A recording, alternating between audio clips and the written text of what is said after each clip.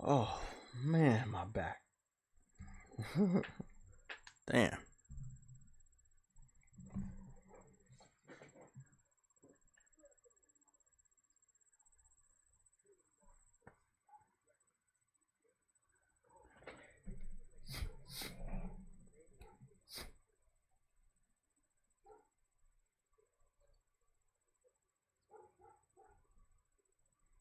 Great. Got dogs out there and shit. What to say?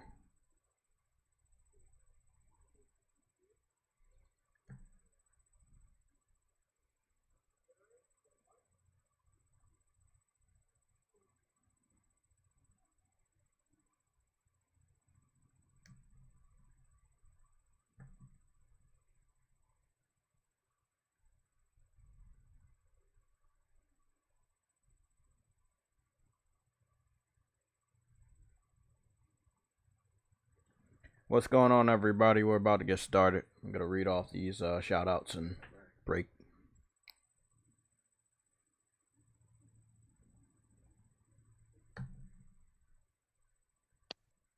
There we go.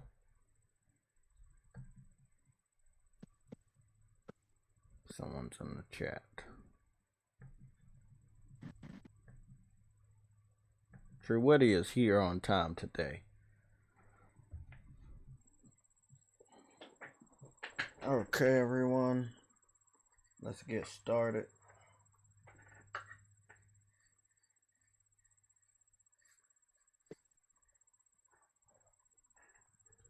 Okay.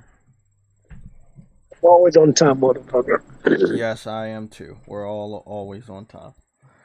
Good evening, everyone. We're gonna get started. We have a good amount of things to cover today. Things were not written down in the topics, so I was using superhuman strength to help out. I never felt anything wrong, but this morning, god damn, my shoulders, my upper shoulders, my upper back's fucking sore. But it's good. It's good. Yesterday was Working out good? No, I had to help out at a church yesterday. Oh. Back to school, giveaway for kids, book bags and clothing, you know, stuff like that. So we're all good. I'm gonna break into the shout outs and we can go break into our topic. Our major topic is the question is Starfield too boring for Game of the Year 2023? And we will discuss that and many other topics.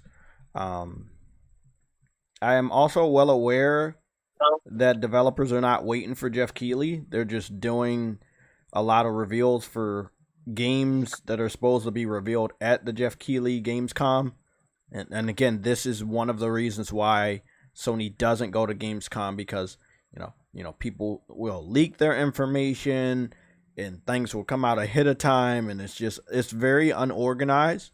Like, I've participated in coverage of multiple Gamescom events, and I have to say this year is the worst one. Yeah, it's the worst one. 1 second, I gotta check something.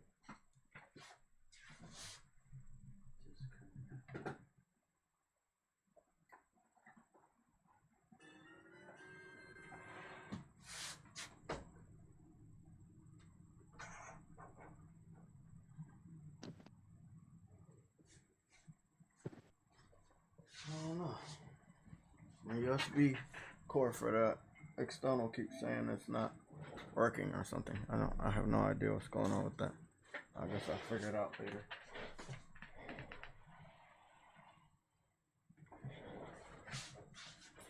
Okay. Let's get back to it.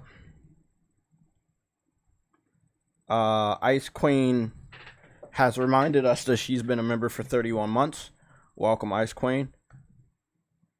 Let's get started with the shout outs. We have 63 members. So here are the 63 members. Kevin Logan, Sergeant 12, Verge Brizzle, DJ D, Shane, Donald Milton, Mike Johnson, Dez, I Man Rich the Swag Lord, Lost, BMO Kelful, Emmett, Caution, Dadley Pierre, The Wreck, DJD, No Name, JRO49, Arnold's first account. Oh, sorry. Arnold's second account.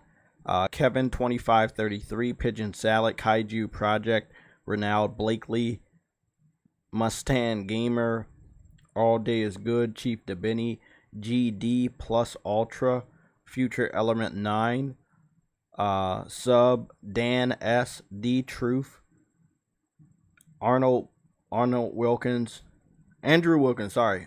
I said Arnold Wilkins. Andrew Wilkins.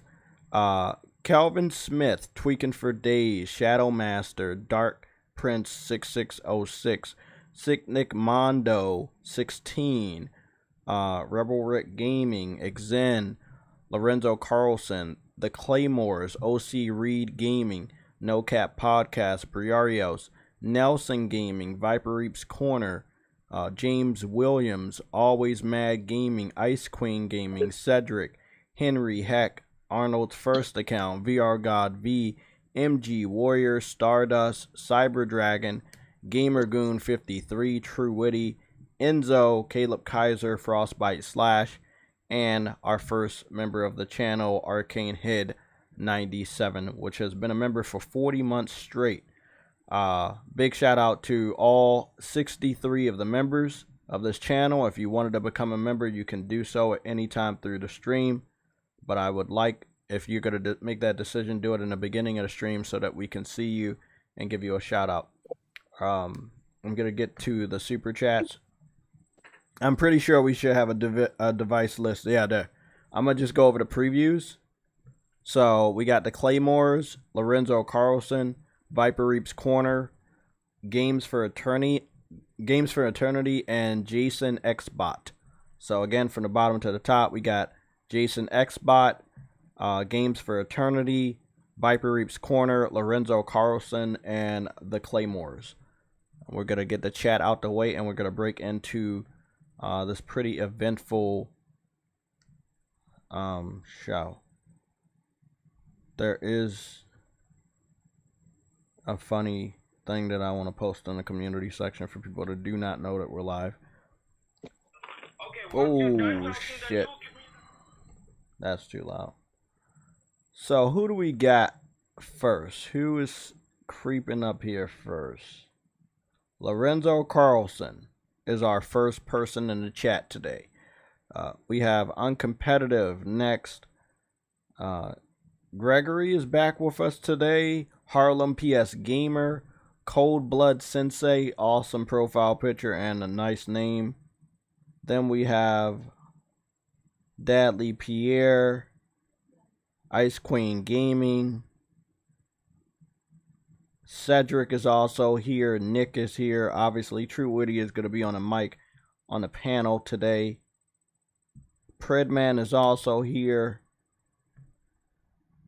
I've been seeing a lot of your crazy stuff on my Twitter feed, man. All the muscle bound females you be liking. I see all that shit. Mary Wilcox is also here in the chat. Let's get started. You guys know the drill. Hit the like button if you haven't done so already. We're going to try to get to 44 likes. We may drop the challenge to 44 like, but we're going to keep aiming for 64. So, you know, if you have not hit the subscribe button, hit the subscribe button so you don't have to worry. And, you know, for us to hit these challenges, you will be able to interact with us and talk to us about all of this stuff. We're not blocking people anymore unless you're just really, really toxic. You know, if you're one of those people that is on your 5th account that is just trying to stir up trouble, and we see that people are going to be going to your channel and checking your birthstone, please don't be upset when you get blocked. You know, you put yourself in that position. But everybody else, we're trying to engage and have good discussions. So, what's going on, True Witty? How has your weekend been? Good. Good. Okay. I've had an eventful weekend. Good weekend though. Good day yesterday. It's just I'm sore today. I was trying my hardest to do the Final Fantasy 16 trials. You know, those little pillars that are across the land that have certain dominance that you need to use in order to do some sort of a time trial. And I That's what. That's don't the know ones if I was I'm gonna thinking of. do that. I might pick that up later this year. I might do that next year, but right now I'm going to continue with the story, and that's it. I'm not going to do those. I will finish the story. If you beat the story, you have to start over to even get to that point back. Yes, that's why I already saved. Yeah, I put that on my 6th Okay. save. So, oh, trust me. Okay. Yeah, like I told you before, I have multiple saves because I already know how these games are played. I've went after multiple platinums, and I know how it is. When you start a new game, they're gonna, hey, you gotta do this again. And I already thought about that. That's why I made so many saves. I was like, hey, well, I'm at this point here. Maybe I might not be able to do this. Let me make an extra save. Maybe I can come back here. I didn't have to do it for any of my other trophies or side quests, but obviously for this specific, actually there are 2 trophies. You have to do all of those time trials in order to get one of the curiosities for your private room, and it's a picture of something. So you have to finish all of those to get that one curiosity in order to wrap up that singular trophy of getting all the curiosities. That's the last one I have to do. And I looked it up and I was like, oh my fucking God. I always thought that, oh, they're not going to make me go do all of these. They're going to make you do all of them. And I think that's a silver or bronze. I'm not really sure. So all the trials are, but I said that though. No. Just doing one trial is a bronze. Let me go see, because it's not a trophy about doing all of the trials. It's a trophy for getting all the curiosities, and the only way to get all the curiosities is to do all the trials. But there's not a singular trophy for doing all the trials. I believe. No, that's finishing the game. Complete a, what's the name? Okay, that's the bronze curiosities. So I got 21 out of 22. So basically, that's a silver, and I believe that should be a gold. So you're getting all the curiosities, but the only way to get all 22 of the curiosities is to finish all the trials. So, and I know that should be a gold, or at least you get a silver here and then you pop the gold for doing all of the trials. But it should not be a silver because it is a pain. It doesn't depend on how powerful you are. You have to do some of these moves.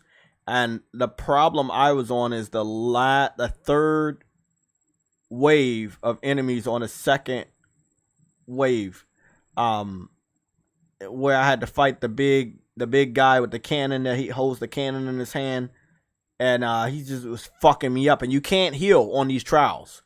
You can't heal yourself. Huh? No, you can't heal. You can't use any potions. So, yeah, if you die, you know, you got to start the whole shit over. It's then you have to hit. I don't think you're gonna be able to do this. It's too much for you. It's too stressful.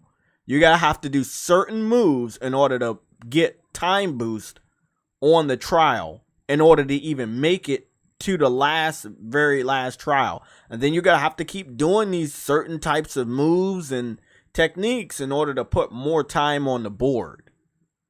You know, somebody on Twitter told me it's best to just do it on your second run, but I'm like, I'll have to beat the whole game again and try this all again at level 100. And I'm not sure if the enemies in these time trials are going to be of a higher level on the second time around, since everything else I would expect to be on a higher level.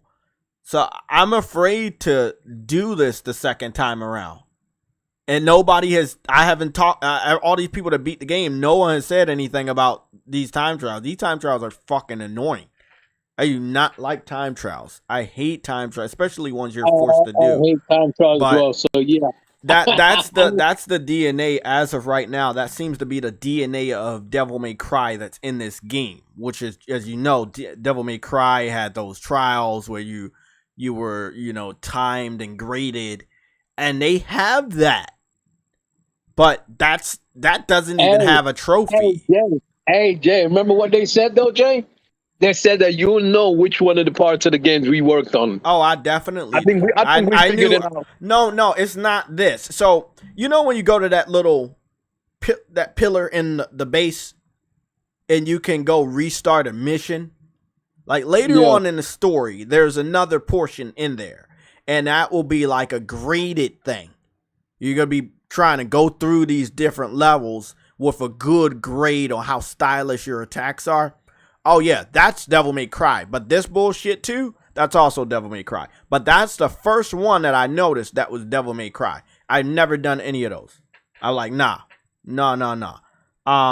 If anybody has any helpful tips, let me know. I feel like I did really good on my last turn. I had went into the second phase, the second fight with 3 minutes on the clock. And I felt like I was doing good. But it was that last dude that was really whooping my ass. And I'm like, I'm 50. The enemies are 38. And one of my major gripes playing this game longer is my level doesn't matter. Exactly. Your levels don't matter. And in a game that was started, you know, the original Final Fantasies, it was all about, you know, yeah, you can manage to do this at a higher level, blah, blah, blah. It's just, you know, like you got to max out at 50 and then you got to play the game again and you can get higher level. I didn't like that. I was like, motherfucker, give me the option to do level 100 the first time around.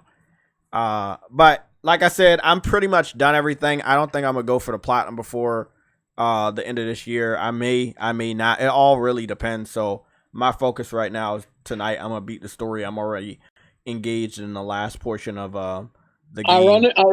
Ironically, I'm actually doing the all the freaking the hunts. Oh, okay, yeah. So I got 78. I got 45 trophies out of 50 before I beat the game, and then I'm gonna get that gold, and then again remember I told you those 2 trophies are connected to the trials, and then there's 1 trophy. Again, that's the play the game on Final Fantasy mode, and then the platinum. So as of right now, because I'm fatigued on Final Fantasy 15. It's not a bad game. It's just that 16. It's just this last portion that's held behind a platinum. Little annoying. I never like these time trials. So I'm gonna go on and beat the game. I've done all the side quests. I've done all the hunts. You know. I feel like I'm in a good spot. I'm 78% done. The trophy progress. I'm just gonna go on and beat the story, put it down for a while, and come back to it at a later date. I don't know when, but I'll come and get the platinum. Normally I don't. You know, Truity can, you know, speak for me on this. Like normally, if I see a platinum within sight, I'm going after it. But this is holding me up because I'm struggling with the Phoenix trials. And I'm like, yeah, I'm struggling with the Phoenix trial. They said the Shiva trials are the easiest. I don't really even mess with Shiva a lot, so I already know that even though they're saying it's the easiest, it's probably be very, very difficult for me. So I can definitely try all of that, this is where it gets really tricky.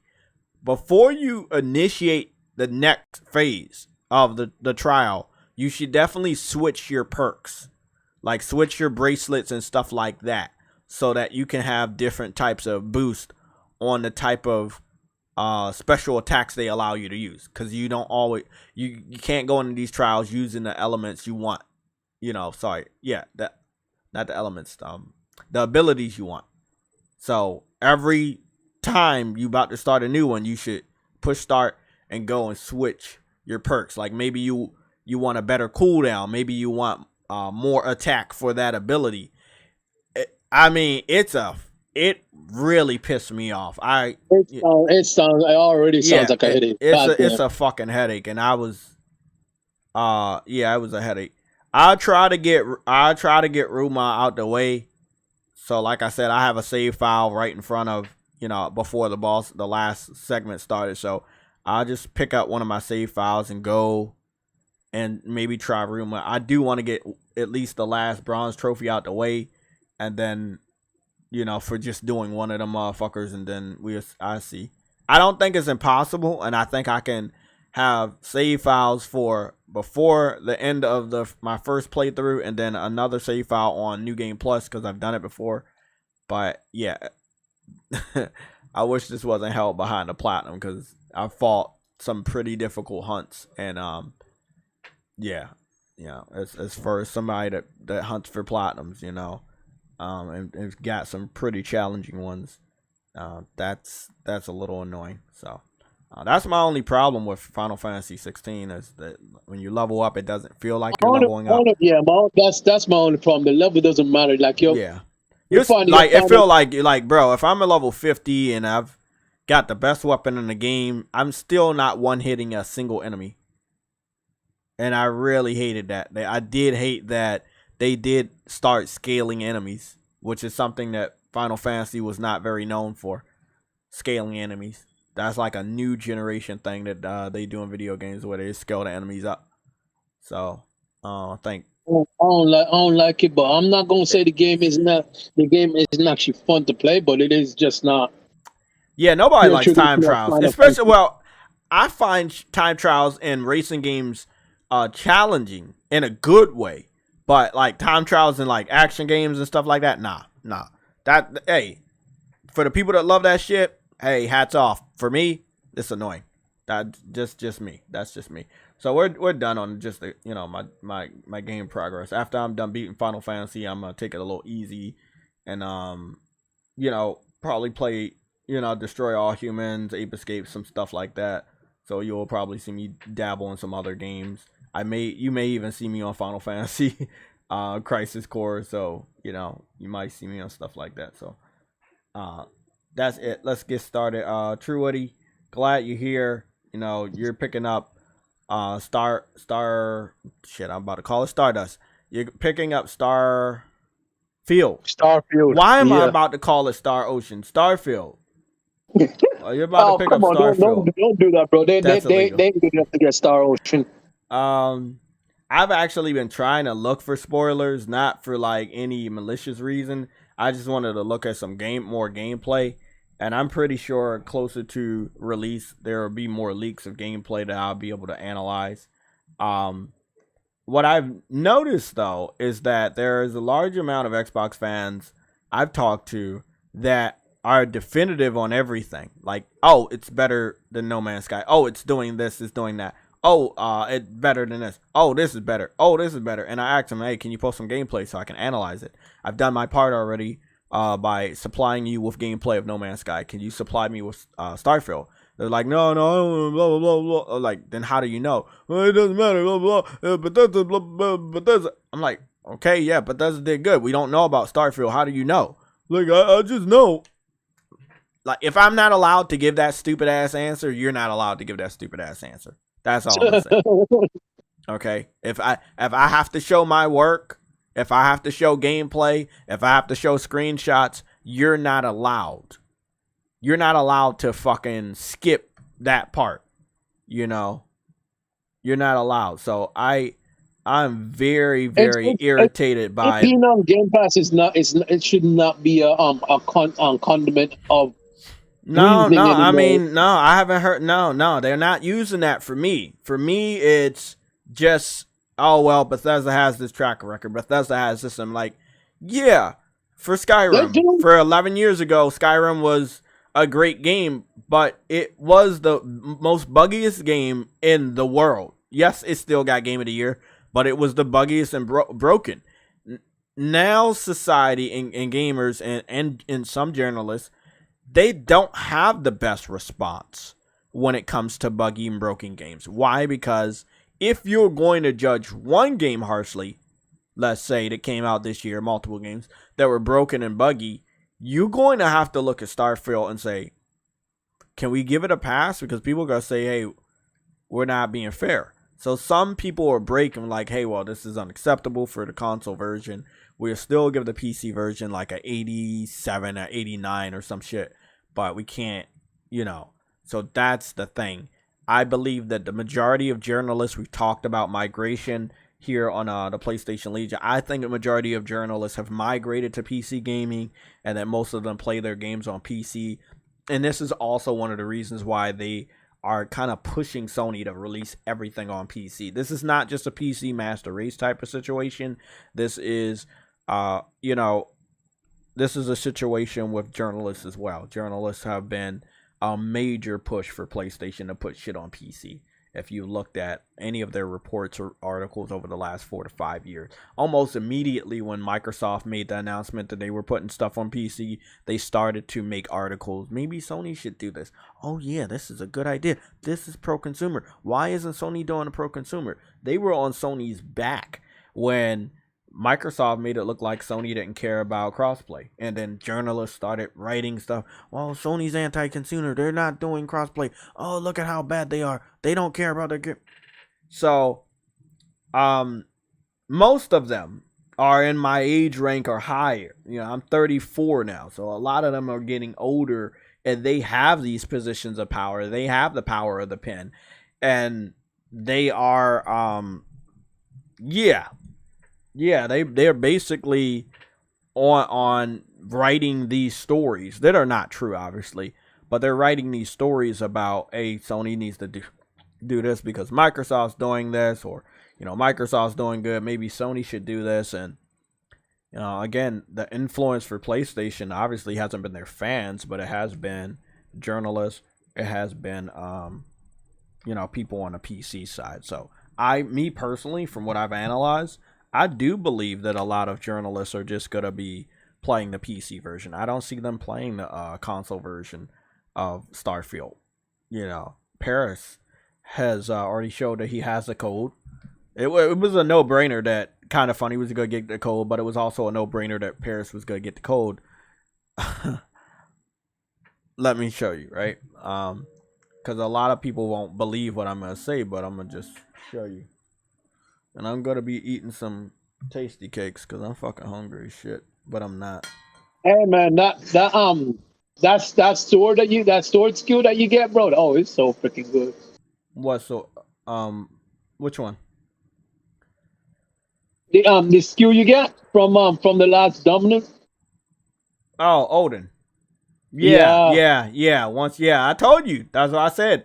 As far as that, when I do the stagger combo, that is now a part of my stagger combo that I've, make sure I have it charged all the way up. Yeah. Once you charge it up to 5, so awesome. So what are we doing? We're going to. Oh, it goes up to 5? Yeah, it goes up to 5. I guess I gotta level it up some more. Yeah, so just keep, equip the sword, coat your sword with that Odin's energy, and keep slashing. Sadly, the normal slashes from that sword are so fucking weak, but once you, unleash that power at level 5, that's a lot of damage. Xbox. Sorry, guys. So I wanted to show you why I already knew that he was gonna get in there, and that's Parris.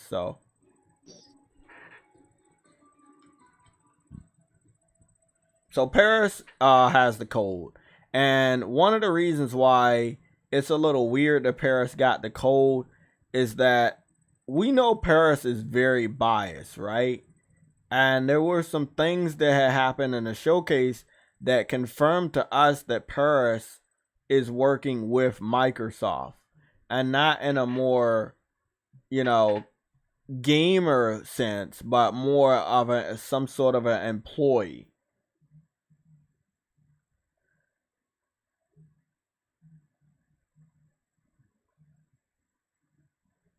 And I know he's black as fuck, and I can say that because I'm black. That nigga's stupid too, God. But this is what I wanted to show you. Not right there, this part right here. So, he's showing off Microsoft Flight Simulator. Now, what's interesting is Parris, right? What's interesting about Parris is that Parris is supposed to be an influencer. Parris is not supposed to look like this, right? Parris is supposed to look like someone that is I don't, he's so dark. Hold on, man. I'm gonna try to see if they get him in some light. I can barely see him on my computer. It looks like there's some faded. He's like he's in some darkness, man. God, he's outside in the middle of the day and he's damn. Hold on, man. I know I'm fucking black, but goodness. Don't worry, guys. I know I blend into the background sometimes, so I'm getting a ring light this week. He is so fucking dark.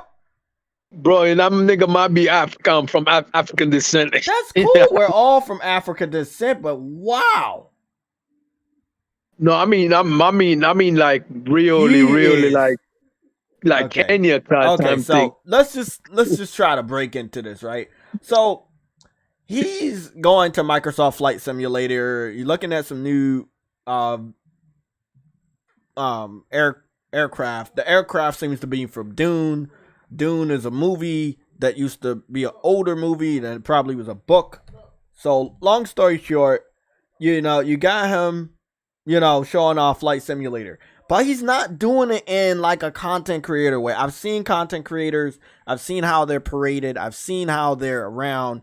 They're kind of like an extension of a company for a specific piece of advertisement for a specific type of item or whatever. The way he's paraded right here is like, nah, this is our dude. This dude works for us. He's gonna come out there and explain it, stand next to you, hype it up, very well spoken. He works for us. If we have somebody, and I just want to ask y'all this: if he works for Microsoft and he's giving a review of Starfield and it's a 10 out of 10, does it count? Bias, but that's what I'm saying. Like, so he's obviously, you're looking at this video right here from the game, from the Xbox Game Showcase of this year, 2 months ago, and the way that he's being able to have this access. Have you seen any other official content creator like this? They haven't even brought Call Eastwood up on stage, and he has a bigger presence inside the Xbox game community than him. But they've never like, hey, we're gonna bring Call out here and shake hands with devs. Not on, like, that's what I'm saying. They're not. And so I'm gonna find it very strange for him to get the code and give it a 10 out of 10 because we know he could do it. Maybe he works for them as a community. But that's what I'm saying. If he works for them and he gets the review and he gives it a perfect score, should that count? I don't think so, but it will, knowing that. You know what I'm saying? Because like, what other community ambassador, what other community influencer on an Xbox level has gotten a fucking specialized coat, came in and was a part of the showcase? This is not the first time. He was a part of the showcase last year. He was on stage, I think, doing Gamescom, sitting in a chair, doing a round table about games and stuff. So he's climbing higher. Now, me personally, because Call Eastwood has a better connection with the gamers on the ground, I thought that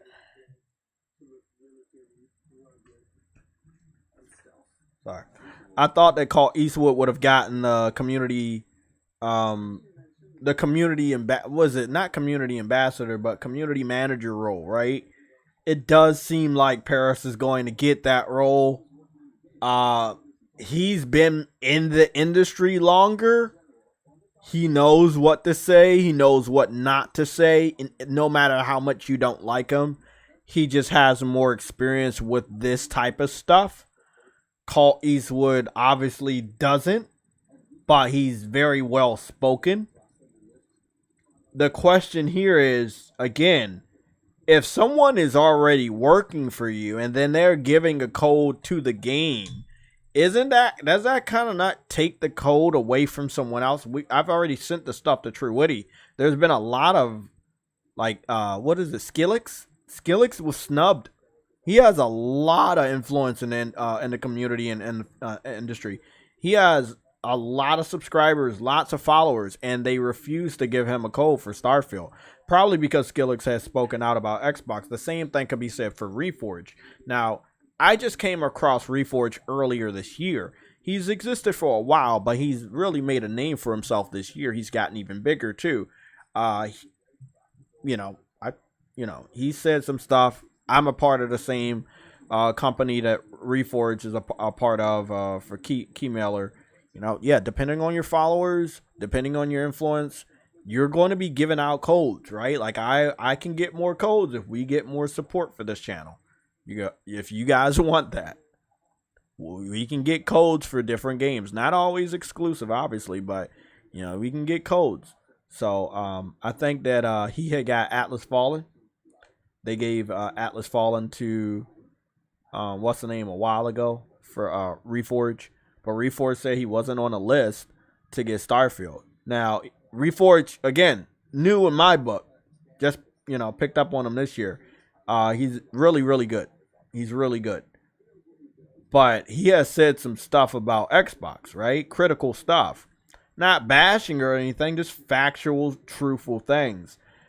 Microsoft, Xbox, they don't want that. They want a yes man, right? Parris is a yes man. Parris is a yes man. It doesn't seem like no matter how bad Xbox is, you're not going to hear Parris critically talk about Xbox, and that's probably because he works for them. You can't look at this scene right here from the Xbox showcase and say, oh no, Parris doesn't work for Microsoft. Really? Give me some Never proof. Seen anyone. Give me some proof. God, yeah, like you about to say, you never seen anybody in that type of position from our community. Sony doesn't do that.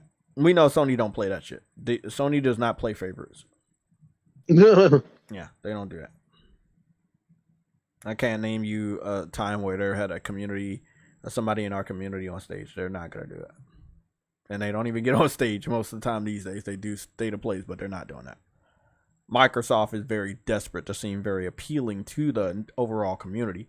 So they kind of give out these little dog treats. Like, hey, come over here, come to the fan fest, do this, do this. We'll be on your podcast. We send somebody out to talk to you on your Twitter spaces. Like they do that community outreach type of situation. But Sony doesn't do that because PlayStation's in a good spot. Nintendo, they don't do that shit either. They're in a good spot. Nobody from PC outside like the independent developers and sometimes third party or second party devs, they're on a lower level. They're like, they'll go and be on your podcast, stuff like that. But on average, active working PlayStation devs are not going to be on your podcast. They have too many secrets and they already sworn with NDAs not to talk to us about anything. So they wouldn't even appear on our podcast because they could confirm or deny something, Today is August 20th. Today is the 9th or the 10th anniversary of Starfield. Not Starfield. HELLDIVER's announcement, which we're going to go talk about what I expect to see from HELLDIVER's at Gamescom or at the end of the month and what that may mean for a release or delay. We will see. So Parris getting a Starfield review, and we all know he's going to give it a perfect score, is probably not the best thing. If I was to probably go out and right now go to Google and go look at Parris's... You know what though, Jay? It's the safest it's the safest thing for Microsoft though. Yes, it is. It's still wrong.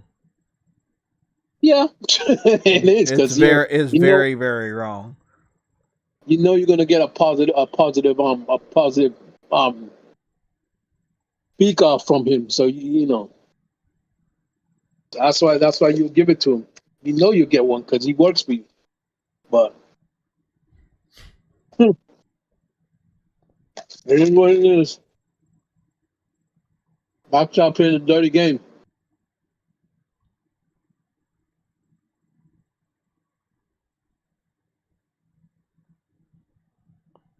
Yeah. Like I said, I know a lot of the people in the Xbox community are very toxic, but if you could pick one to work for Xbox, it probably would be Colt. You know, it would have to be Colt, right? You know, there's some stuff people can dig up from his past, just like any of us. But like I said, I just feel like it's a safe spot. You know, there's some diversity there by picking Parris. So it kind of makes sense. Hey, I got a quick question, bro. Yeah, what's up? I don't have much time, but chimed in to watch the stream. Who is that? Is that Parris? And who else? I don't know any of these other guys. I'm not gonna lie to you. Yeah, it's Parris, the black dude. Yeah. Parris is who's the dude to the left? Is that Phil Spencer? No, actually, these are flight simulator devs that we don't play those games, so I don't know who these. Okay, I'm good, bro. Okay. Well, continue with your show, brother. He's not getting that old, but he's getting old, man. I think if we look at a new picture of him, he'll be melted. Call him Melt Man. Somebody's got to do it. Somebody's got to do it. They have a lot of light on Parris because he was outside and he was very dark, and even though in the middle of the day I could barely see him, so I know and I can see the reflection of that table. They got light beaming on this guy so that we could see him in this warehouse, because if not, he may have disappeared. Goodness. So this dude's given Starfield a 5 out of 5 or a 10 out of 10. He already made it quite possibly clear. I even have the soundbite where he pretty much confirmed. Didn't he say on the kind of funny that it has to get a 10 out of 10? Yes, he already made it. I'm gonna pull that soundbite up because it's important for everybody to be reminded of what he said. Let me go pull that up real quick. The thing is, if a game needs that much help, there is a problem. I think this is it. Starfield is just 1 month away, which is crazy to think about. Yeah. We are right around the corner for some great games here. I really hope that Starfield is a 10 out of 10. Because, not to revisit this, but that's the only acceptable outcome, right? Like 9 out of 10 is not going to be good enough. Why not? 9 out of 10 is good. I was ranting about this on my personal channel. No, I'm saying for this game, yeah. Again, it's one of those too big to fail. Like everything's riding on it. Like the hype is so high. Don't you think that it has to? Don't you think the expectations are set really, really, really high? Like 10 out of 10 high. Now, Parris, I've been yelling for the past couple of months now that Starfield does need to be a game of a generation, because that is what we expect out of these teams. That's what they've made. I'm going to agree with Gary in this sense. On a kind of funny scale, I think it needs to be a 5 out of 5. I do. Depending on which website you go to and how they review games, I think a 9 out of 10 would be acceptable. But I think the way that we review games and the way we scale them, this should be a 5 out of 5. I think if it's 4 out of 5, okay, it's a good game. You want to go play it. But to Gary's point, of all the hype, everything that people have been saying about it, coming off of that direct, obviously us talking to Todd Howard about it, I'm expecting it to be a 5 out of 5. If it was the exact same game coming from a lesser known developer that didn't have the same pedigree, and it hadn't recently just been bought by Microsoft, and it wasn't so tied to, the perceived fortunes of the entire Xbox platform, it would be a different proposition. But it's not. It is all of those things. And so it is going to be held to a higher standard. And to be clear on that, I'm personally expecting there's going to be some bugs. I don't care how much they've QA'd this, which I'm sure has been extensive. The game is just so big that there's going to be some bugs. But as long as they're not game breaking, I'm losing my save progress, I can't continue type of bugs. It's probably going to be acceptable. Yeah, but it's not. Yeah, as long as it's not Cyberpunk. We know it. Wow. It's not going to be that. No. That would be crazy, Gary. That would be crazy. I don't know if there'll ever be another Cyberpunk. Yeah. No, there will. Of course there will be. Because no one ever learns the right lessons. But I do think that Cyberpunk, for all of the horror show that was, if it did any good, it served as a cautionary tale for other developers to like, don't even try to ship something that is that badly broken just to get it out in a particular fiscal quarter or whatever, because it will end up costing you in the long run. My prediction for Starfield, I think 97 is too low. For it to be a definitive game of a generation, it has to be a point or two above the other two games. And the other two games are sitting at a 96. So that's Baldur's Gate and Zelda Tears of the Kingdom. Starfield has to be a 98. It cannot be a point above where people are like, oh, well, if it drops, it'll be back at a 96. It needs to be high enough that if it drops, it'll be a 97. So it needs to be as high as a 98. If I'm being 100% honest, I'm not talking about it will be. I'm talking about what it needs to be. They're talking about a game of a generation, and you know, Zelda did what it did, but I thought Zelda was just Zelda Breath of the Wild 2, because that's really what it is. So I kind of don't give two fucks about Zelda Tears of the Kingdom. It's building on what was already there, but it's not, you know, not a Horizon Zero Dawn versus Horizon Forbidden West type of transformation.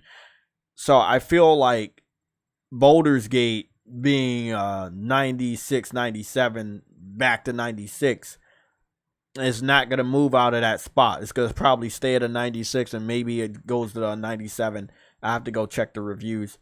But no, Starfield, if it's going to be game of the generation, and you know Baldur's Gate is going to already have those talks of game of the year and maybe game of the generation, it has to have the score that represents that. It's not all about what it does, sadly, right? Speaking of just that, this is an example. Ghost of Tsushima, right? I don't think I have any pictures or anything to put up, but I'll go see if I have any pictures or anything to put up so you guys are reminded how awesome Ghost of Tsushima is. So Ghost of Tsushima was a game that was fucking awesome, right? PlayStation towards the end, they had all this PlayStation, you know, outfits that, you know, you could wear. It was really, really cool. So this is Ghost of Tsushima. Beautiful game on the PS5 director's cut, even better. The color palette was beautiful. I can't say anything bad about this game. They did a phenomenal job.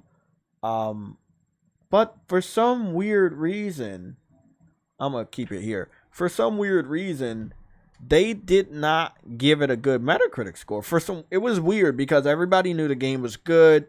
They loved the game. It was, you know, the action was great, the story was good, the music was good, the scenery was good.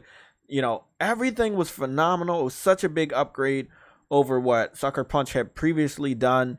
You know, in a way it was on par, but a little bit better with the evolution of their different achievements technically compared to Infamous Second Son. But I think graphically Infamous Second Son is so fucking beautiful. But they did such a good job with what they had learned about physics, about different game mechanics. Combat was really fucking strong here. I liked what they did. However, if you go to Metacritic, and I'm gonna just go put it get this information for you, I think it's sitting like at an 83. Now you know it doesn't deserve an 83. So I'm gonna say Ghost of Tsushima. Yeah, it's at an 83 right now. And the Iki Island is at 84. So out of 122 reviews, because everybody and their mother wanted to review the game. So out of 122 reviews, the game is sitting at an 83. And we had talked about this week, and I wanted to talk to the chat because I know I've been ignoring you guys so that we can dive deep into this first topic. But what are your thoughts on that? How many reviews should Starfield get? Is it all right if the review card, the review codes are being restricted from people so that only like 20 or 30, maybe even 40 reviews go out and they're all high? You think that's a little corrupt? Microsoft is not gonna. The Microsoft is always going to be corrupt. Yeah, no. The fact of the matter is, I have a feeling only 6 to 10 reviews are gonna be given out. Oh yeah, that was a beautiful platinum. That was a beautiful platinum. I mean, it's true. Ghost of Tsushima was a beautiful platinum. Like right here, this right here, this picture I took right here. I can't believe that when I come back and look at this, and this is like 2 years ago, it still visually looks beautiful. So perfect. Like I said, when PlayStation added the different PlayStation Samurai armors, little side quests, I went after each and every last one of those armors. I got every last armor. I think the last one they added was Horizon, and I thought that was pretty cool. But yeah, beautiful platinum. Love that platinum.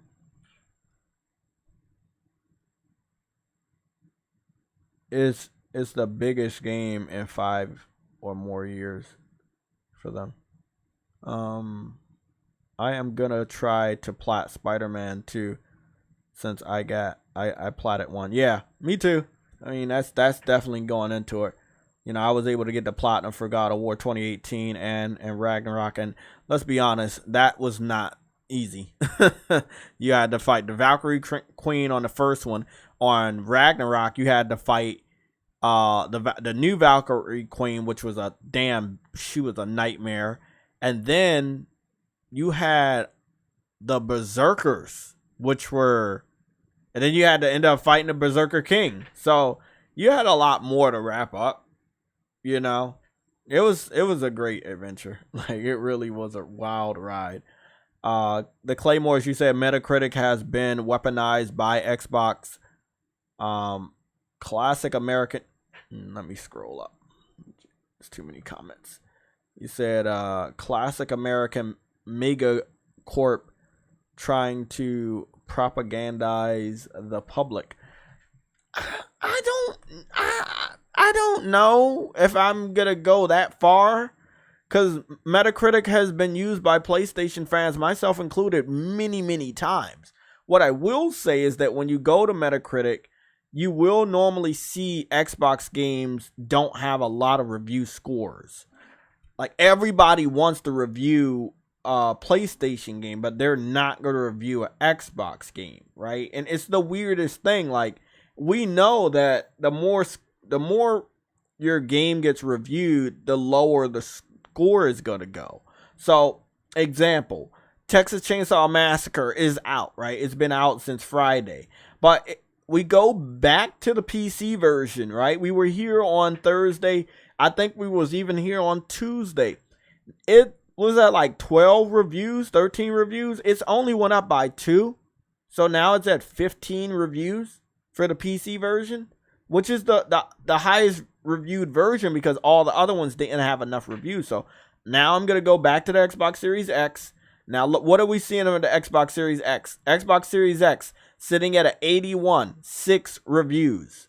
So that's the thing I'm telling y'all to look out for. I am not going to give Starfield a blatant blind W because only 5 to 8 people get a review code and drop reviews. No. I'm not doing that. Starfield's going to get a credited appreciation of how good it is once more than 50 people review it. If on a PlayStation game, 80 to 90, many times over 100 different websites want to give a review score, and then we can come out and say, okay, yeah, that game deserved it. You know, like, you know, Ghost of Tsushima got an 83. It's got over 113 reviewers. Like, okay, it got that score. Me personally, I can't say anything outside of we know it didn't deserve it, right? Now you go over here to the user score. Only 14 people use the user score section. So 14 people reviewed it on the user score, and only 6 people. Even Xbox fans know, hey, we can't go and do a lot of reviews because if we do, it'll bring the score down. So they are playing the game, and this is the game they're playing. Bad games, nobody's gonna touch it. But the scores are going to be high now.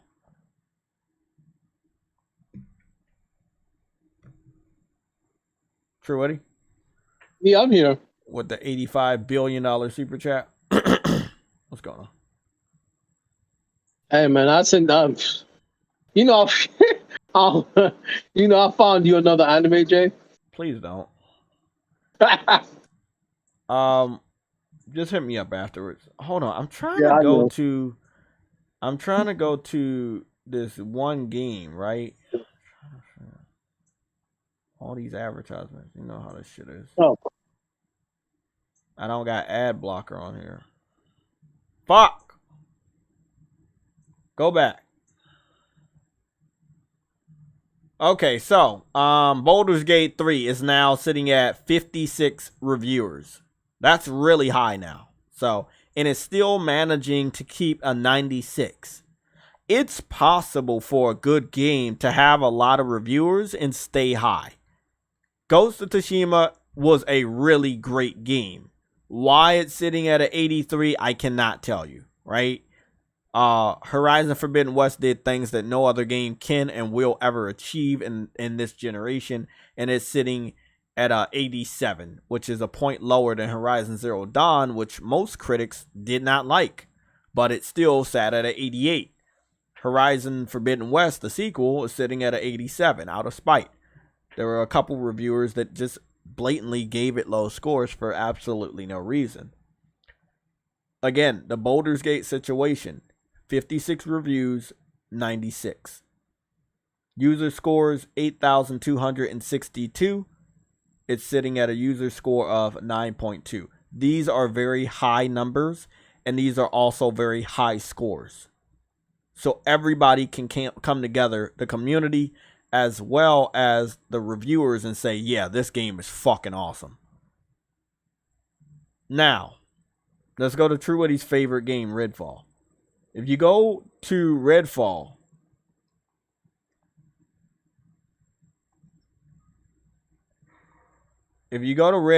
we're going to go to the Xbox Series X version. Even though it's higher, what is going on with Redfall? Well, we all know Redfall is a bad game, right? Truewoodie loved it, but everybody else hated it.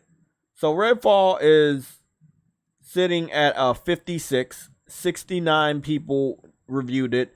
996 people gave it a impression for the user score, and it's sitting at a 3.4. We know the game is bad. Now, I think that if it would have got more reviewers, like 100 people, then it would have been bad. Now, this is a Bethesda game as well, and people were very curious as to if this game was going to be the next big Bethesda game. Obviously, it wasn't. Now, I think the next big Bethesda game is Starfield. I don't know why anybody thought that this was going to be the next big Bethesda game, but they did.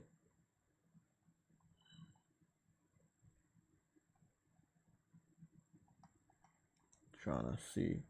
So Deathloop, I'm going to go to Deathloop for the PlayStation 5.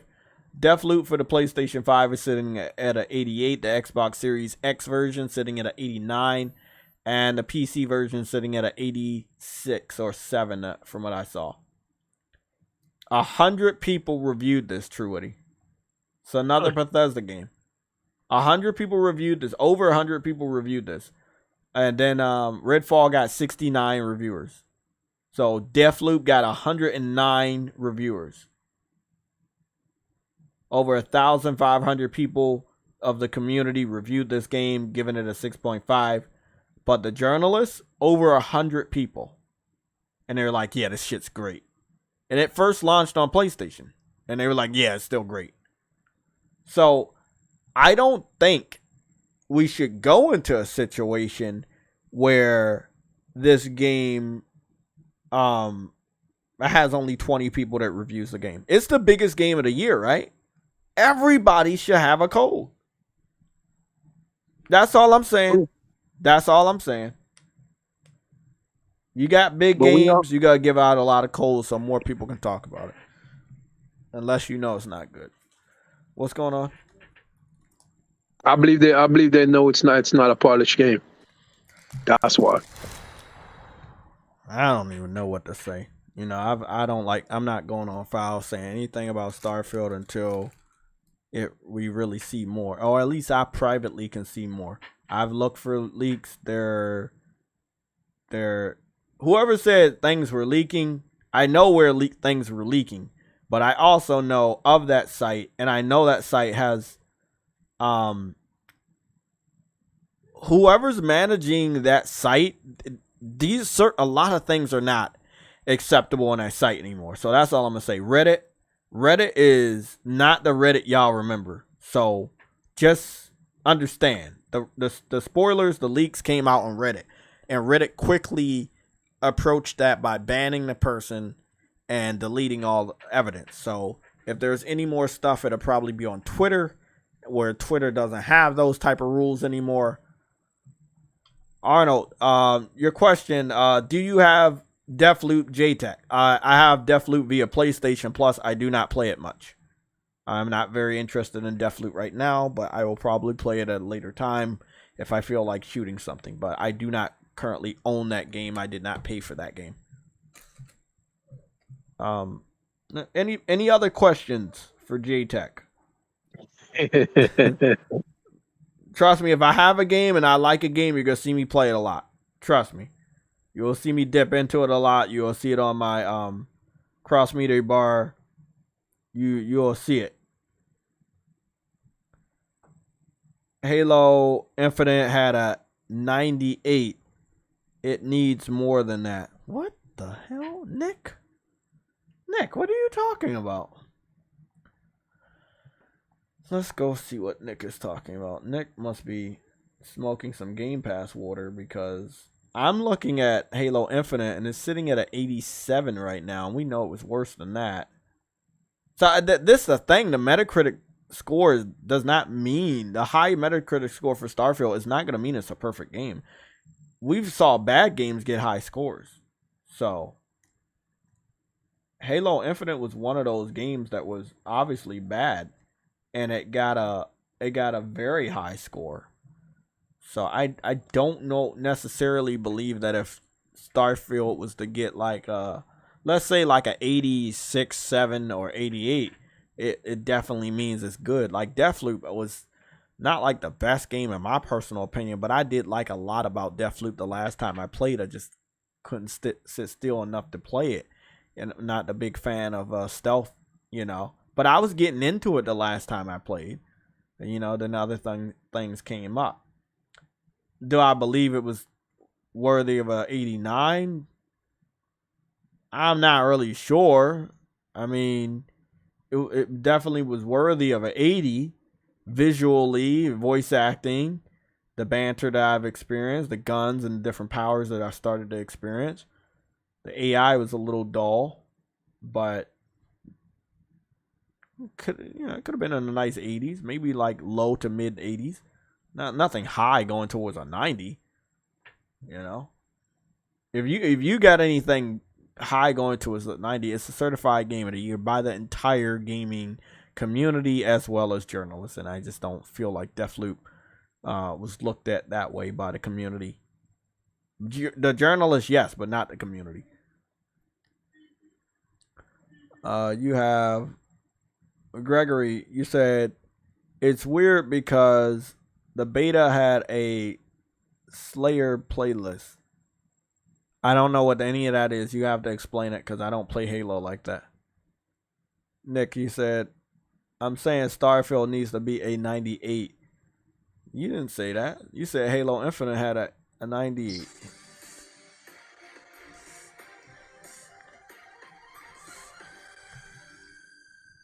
Swanster 2002 has just subscribed to the channel. Thank you for subscribing. We're almost at our first challenge. Our challenge is 44 likes. Our next challenge will be 64 likes. Then the chat will be open at all. So we need one more like until we start to open up the chat.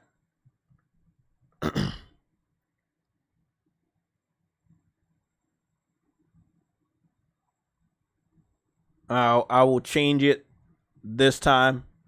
So as far as the Sunday show, we'll just do like hey, if you were subscribed for 17 minutes, you'll be able to chat. So if you have not subscribed, you should probably subscribe now, and then you'll just have a 17-minute wait time. We may change it to 7 minutes, but I'm gonna just do 17 minutes. When we get, let's say when we get to 55, we'll change it to like 7 minutes. I'm gonna change it to 17 minutes.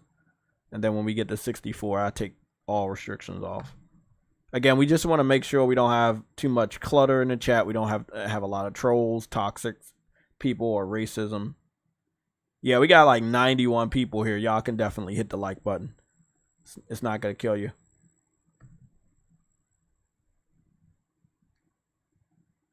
Let me just change this. Starfield is still a while away. It's about, when is that? About 10?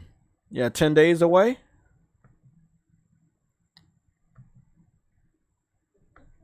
So it's about 10 days away, right? So I would say we can get our predictions this weekend, and then we'll do another prediction next Sunday. So again, I told y'all things are probably gonna change with my work schedule, so I will let you guys know and see what goes down with this interview tomorrow. See what the schedule will be.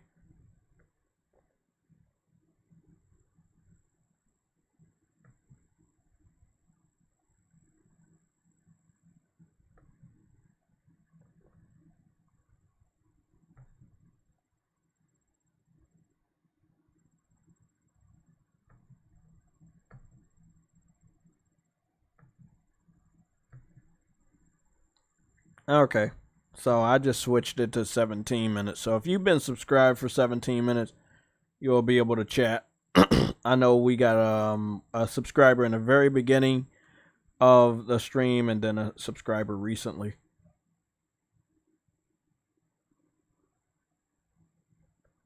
I'm gonna just go one score today. I'm gonna just say 98. The way the Xbox fans are talking about this game, the way the journalists are talking about this game, I feel like there's no way this game doesn't score higher than a Halo Infinite, right? And remember, Halo Infinite was not a perfect game, but the journalists were very biased and they gave it an 87. Remember, Halo Infinite had a higher score than Ghost of Tsushima, even though Ghost of Tsushima was a better game. Ghost of Tsushima also ended up adding co-op, which Halo Infinite never added, even though they said they were. You know.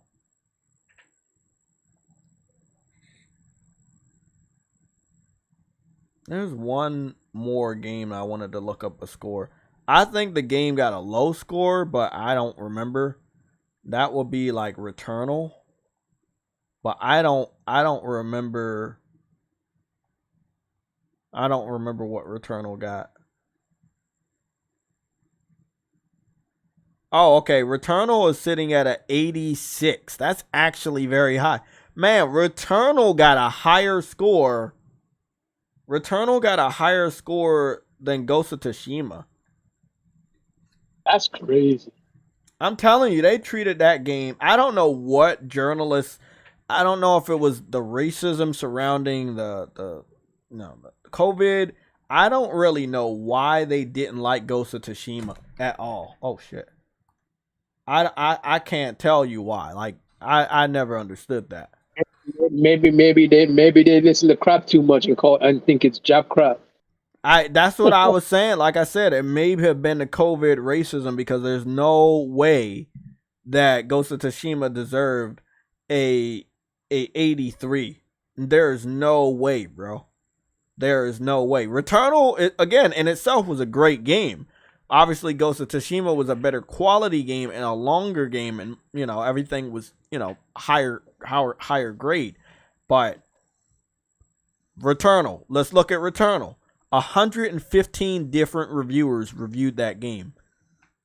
Again, Starfield can get a 90 or a 98, but I would say that more people would need to review it. I don't know why we should even see low amount of people reviewing a game of a generation. If it's a game of a generation, everybody should decide on how great it truly is. Remember, Returnal won a lot of awards too. You know, the studio House Marquee is now an award-winning studio because of this great game, which I also had the pleasure of obtaining the platinum for. Yeah. Just a great game right here. I don't get it. I never understood it. Ghost of Tsushima was an amazing as well. Yes, it was, man. Ghost of Tsushima was great, bro. I think the user score on Ghost of Tsushima is like a 9.3. Like the journalist was just completely on a different side than the community. It does sound like a racism issue, but no definitive explanation has been published by the majority of the journalists that just didn't like Ghost. Star Guardian 88, you said Starfield will not go over a 98, never in its lifetime.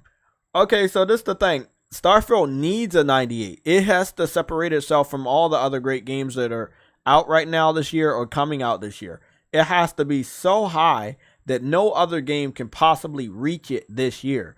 It cannot be in the 80s. Because people like myself and others will say, hey, well, Returnal is higher, or this is higher, or this is higher. You can't have a game of a generation being compared to, you know, other games, you know, that of the same score. Like, you have to be a higher level when it comes to the review scores. And a lot of people have to have the same thought process. You can't have only 20 review scores go out to PC-centric reviewers and they give it like fucking 10 out of 10s and then your score ends up being inflated at a 98. Nah, that's unfair. Let over 100 people review your game. Sony did it. Sony did not know how Returnal was going to do.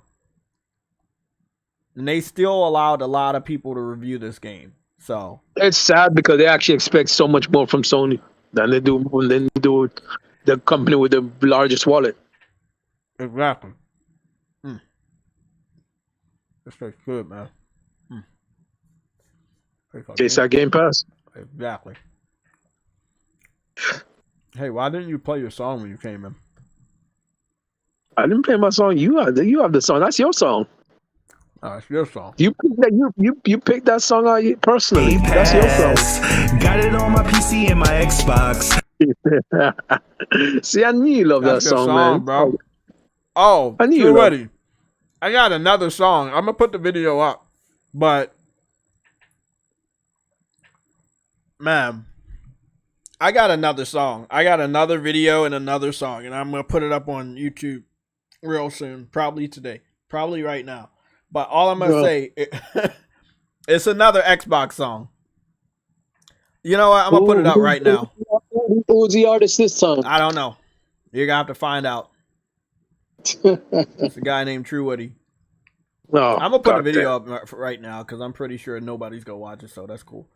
Let me go see. Let me put it up. That's fucking funny. Yeah, Starfield needs a 98. I'm not being sarcastic. There's no joke in my voice. No. It needs a 98. It cannot stand around here in the 80s. It needs a 98. It needs to be higher than Baldur's Gate, so that Baldur's Gate is no longer the topic. And also, I just wanted to say, True Woody, when it comes to the Baldur's Gate situation, I still believe that journalists are gonna have a hard time. Yeah, I think journalists are still gonna have a hard time trying to figure out if they're gonna like Starfield over Baldur's Gate, because you know Baldur's Gate is releasing for PlayStation 5 the same time, and they're gonna get the same review scores. So I am gonna be curious how many people are going to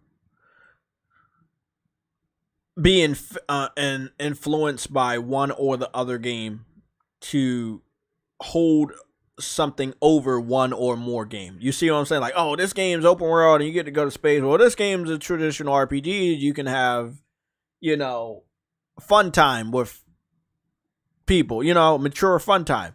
And it's like, it's going to be very interesting. Again, when they come out at the same time, you know?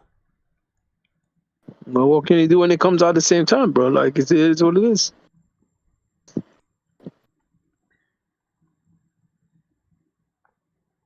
All you can do is hope and all Bethesda can do is hope and pray that people hope and pray.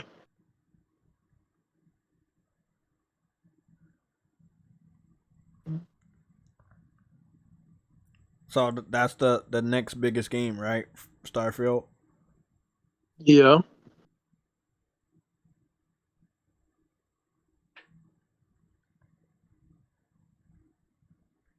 Okay, I'm about to post a video.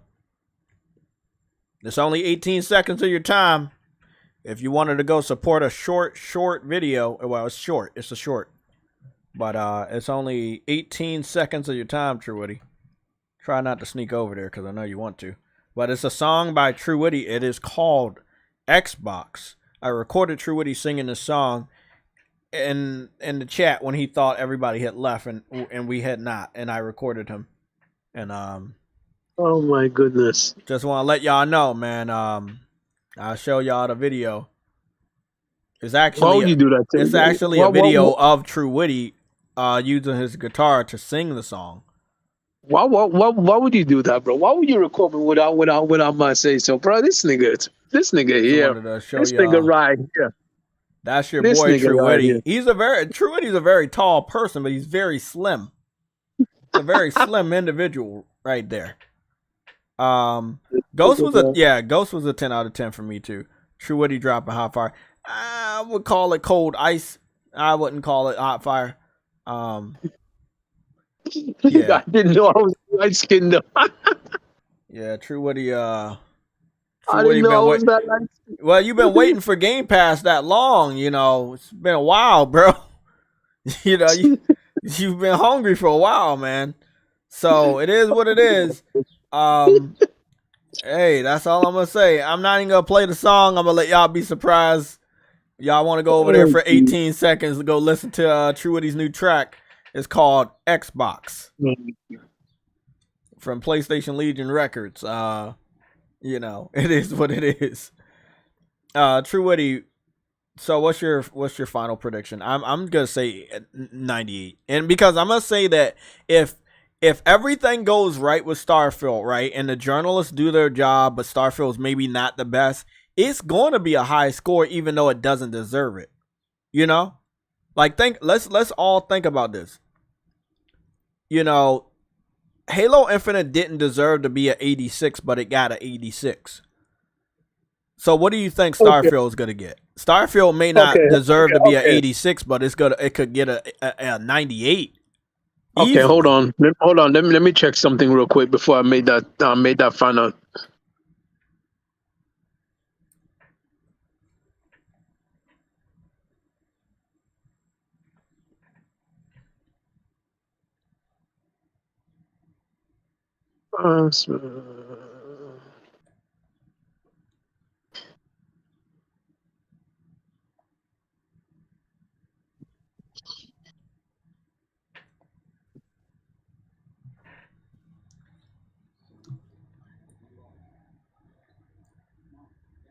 All right.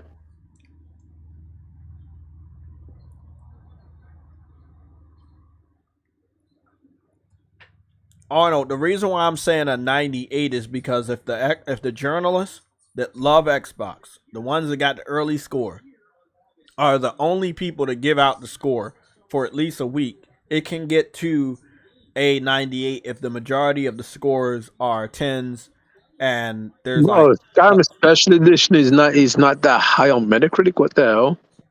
Which explain that again. What you say? Skyrim Special Edition, the one that relaunched, it didn't even get a high score on PC. That's weird. What's the score on PC? 74. You wanna know why? But the consoles are higher. Yeah, I don't get that. Well, PC fans are expecting more. They already helped the developer out by modding the original game. They were expecting to have a full on good remaster or good remake. That game was dog shit. For a 10-year-old fucking game. Just like what we doing right now with Red Dead? No, bro. No, we expect more. You gonna charge that amount? We expect more. Hold on. The Xbox version is also weak. It also has less a less score than a freaking PS4 version too. God damn. Bro, never mind. I'm gonna say something, bro. Never mind. That's These wrong. enemies are damage sponges, and for Black Myth Wukong, I don't know, man. I just feel like the glamour of Black Myth Wukong has kind of like went away, if I'm not mistaken. It did. And I knew it. Remember, I kept saying, this is too good to be true at a certain point. So, I don't know if it's going to be a day one. I'm going to just wait. Now, I don't know if they're playing this on PC or Xbox because it has Xbox buttons. But, again, I'm going to just wait. This game, if it does go to Xbox, because I know they're not the biggest fan of Chinese lore, especially the Monkey King story, which I think is awesome. That's Goku's story. Yeah, they're not gonna touch that. They didn't even play the Dragon Ball games. They don't like those games.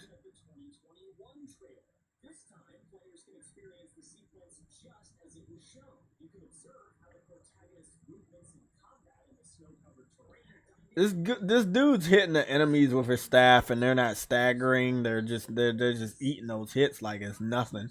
It's like these enemies are just doing hits, and like he's hitting them, but they're not even fidgeting. They're not even flinching. I will say that I love Souls games, right? I do. But I don't think everybody needs to make their game like a Souls game. Bro, that's the thing. Because I already know 5 different games outside of Black Myth that are going to be Souls types, and I just don't think we need that.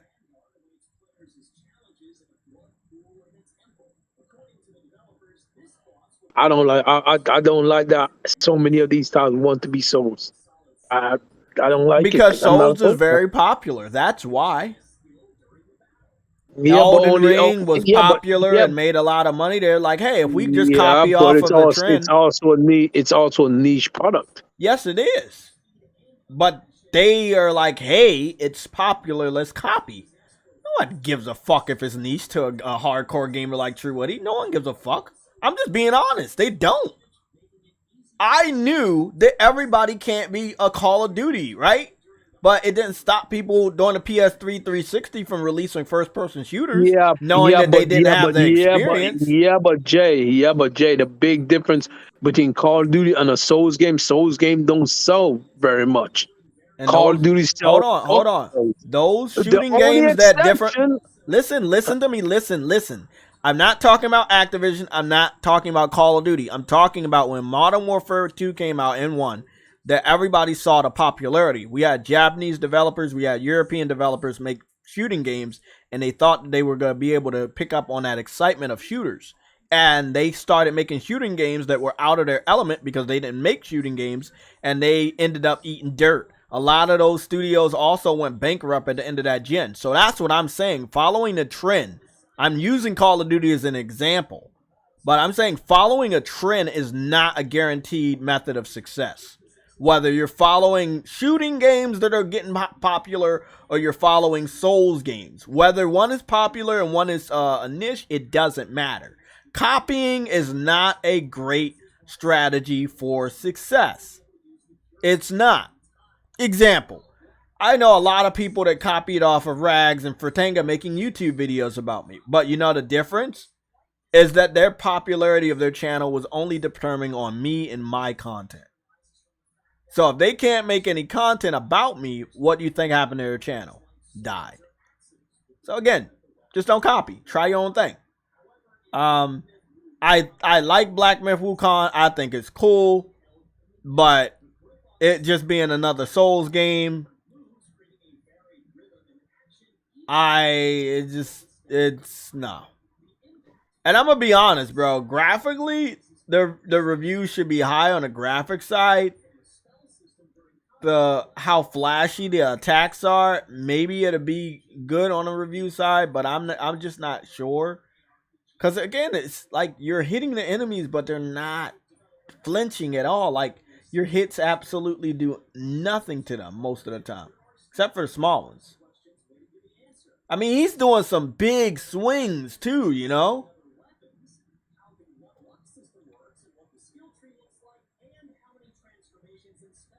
This is, again, beautiful. Love the Unreal Engine.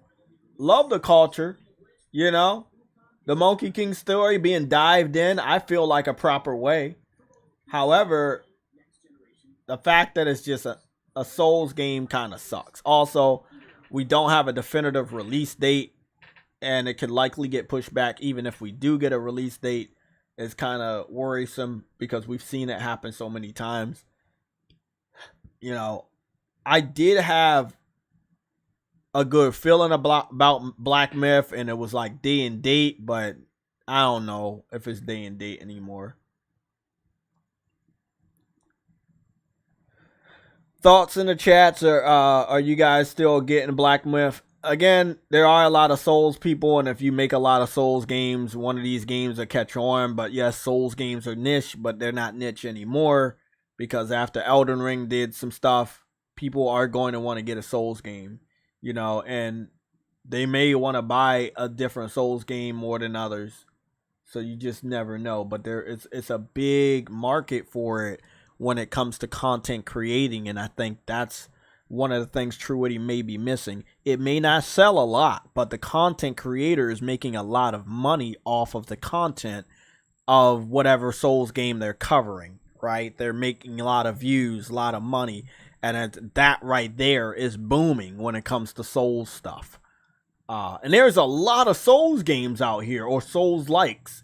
Like, again, it reminds me of the Call of Duty craze on the PS3 and 360. Like, after Call of Duty 4 Modern Warfare came out, everybody was like, oh shit. And then developers started rushing to make shooters. Sony was doing it. They were definitely making a lot of more shooters after Modern Warfare came out and was popular. You know, if most of the time I'm scrolling through right here at Black Myth, you see all this content. I'm just trying to find the video, the very first video. But you can see how many people are talking about it. Right there. That's big. That's not niche. You have the biggest content creators with the biggest view pool talking about Black Myth. That's a big fucking thing. That's a big fucking deal.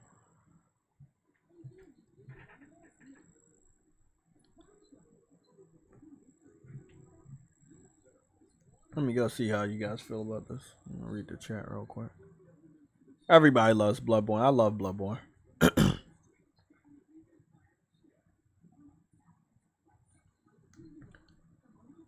Let me see. Black Myth. Liza P. Yeah, we gotta go take a look at Liza P. There was a new trailer. I didn't look at it. I might get Liza P. You know what, Jay? I love what you just said. You said everyone loves Bloodborne, right? Yeah. Everyone loves Bloodborne. Why didn't they sell a lot? Because they didn't buy it. But exactly. I was talking. I think you might have missed that. A lot of content creators are making a lot of money about covering Souls content. Black Myth, but hold on. Listen to me. When I say it's big, it's not necessarily big for the developer. When I say people love Bloodborne, there are more people talking about it. There are more people making content than the people that bought the game. So it may not be big for the developer, but it's big for the community of Souls people. And it's possible to do both. For your game to fail, but also be, a cult classic. You know what that means, like a cult success. Like a small group of people are very passionate about that. And yeah, it's niche, but people make that. Like I noticed one guy that's on my Twitter feed. He makes like Souls content on how to find this and where to do this and how to do, and a lot of people do that content too, but the thing is, it's a big thing. I obviously feel like Black Myth was severely toned down and the gameplay element that we were looking at right here compared to what we were just looking at. And no one can tell me any different. Visually, pretty similar. I don't see much of a difference. But as far as the gameplay style, yeah, it's... You can definitely see some differences. My only hope is that if you like Souls games, you buy all of these types of games and not just buy Miyazaki games or From Software games. Because these are some really interesting takes on the Souls genre. Omar said Black Myth is day one. The Claymore says Liza P is a legit good Souls-like. First time I've been jealous of a Game Pass title. Yeah, sadly, they're not even going to play that shit. Mary Wilcox says the Souls genre is... What game is he talking about? He says the Liza P game. Oh. Mary Wilcox says that the Souls genre is oversaturated. But talking to the mic so Truity does not have to ask me. He says, Lorenzo says, blame Elden Ring. No, I don't blame Elden Ring. I blame Dark Souls. I also blame the PC community. The Dark Souls, I think it was Dark Souls 2, and the PC community like started to hype up Souls games. But as we know, PC fans will say stuff and then do something opposite. Like they wanted PC ports of PlayStation games, but they refused to buy them. That's what Truity is likely talking about. Like most of the people are talking about Bloodborne or don't even own a PlayStation. And even if it was on their platform of choice, they would just pirate a game. Or mod it. Or not play it properly. But we do have a lot of PC-centric content creators that actually as much as on the PC they talk about the game, a lot of them are putting on God mode. Yeah, that too. When you put on God mode, you're not playing the Souls game the way it's supposed to be played. Exactly. But when I'm talking about the content creators, I'm talking about the ones that are sitting in front of cameras. They make sure they have their viewers. They make sure they have everything they need to let people know they're really doing these challenges. Like playing through a Bloodborne completely naked. Playing a game with only one weapon without it being leveled up. Stuff like that. Playing through a Souls game in a certain amount of time period. So there are a lot of people like that, and there are a lot of people that watch people like that type of content. So, again, I cannot deny, because I know. You can, because you don't. But it is big. Souls games are big in the gaming community, especially the content gaming community. It may not sell like it outside of Elden Ring, but it is huge. And Elden Ring may have made Souls even bigger. We don't know yet. We're going to analyze that based off of 2 or 3 Souls games this year. You know, Souls-like games or games with Souls elements. And that would be Remnant 2 and Lords of the Fallen. Especially Lords of the Fallen. I don't know what's going on with Remnant 2. We'll see. The Claymore says Bloodborne is still a Souls-like. Wait a what? What the fuck? I lost what he just said because there's so many people.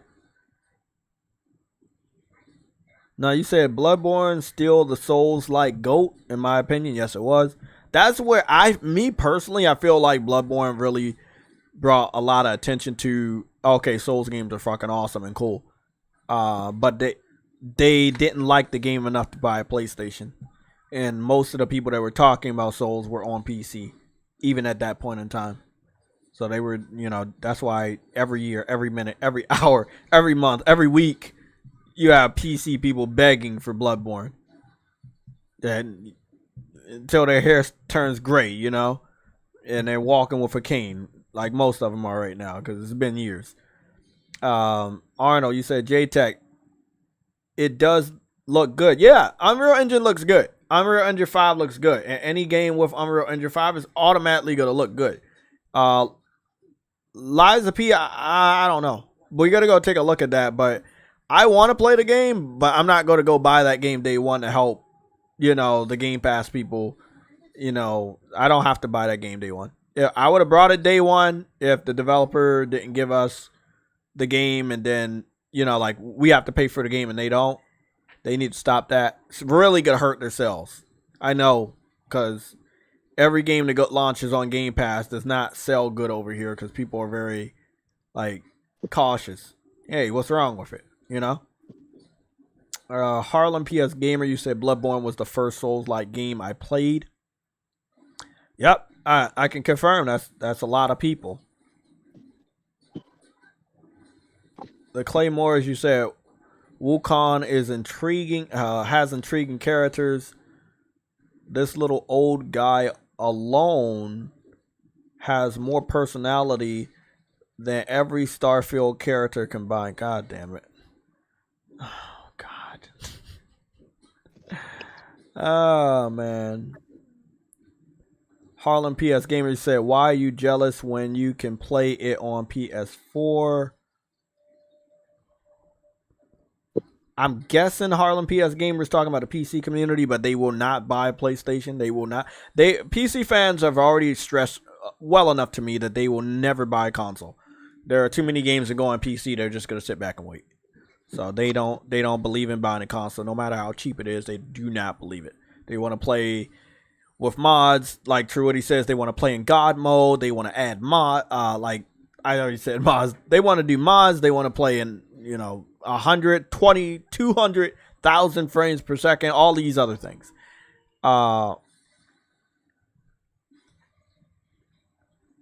We don't know. I don't talk about the what ifs. We're so close to the game. Like we're going to find out in 10 days.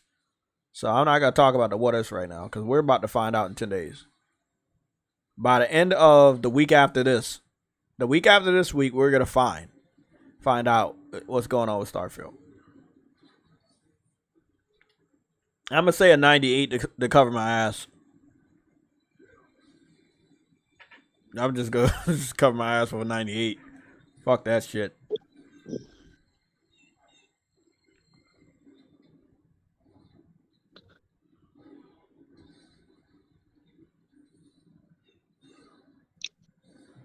Oh, okay. Is Liza P?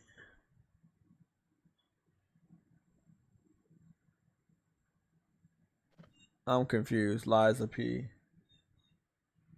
Is Liza P a PS4 game? I thought that was next gen only. Well, I guess not then.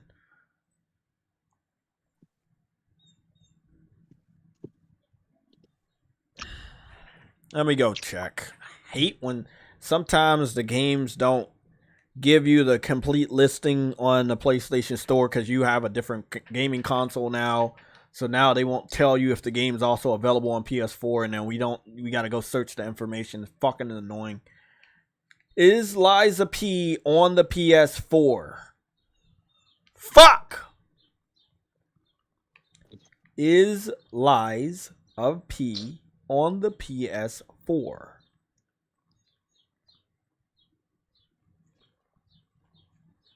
Gonna go search this real quick. Yes, it's a PS4, PS5, Xbox One, Xbox Series X and S, and PC game. Yeah, it's running on Unreal Engine 4, and that's probably why.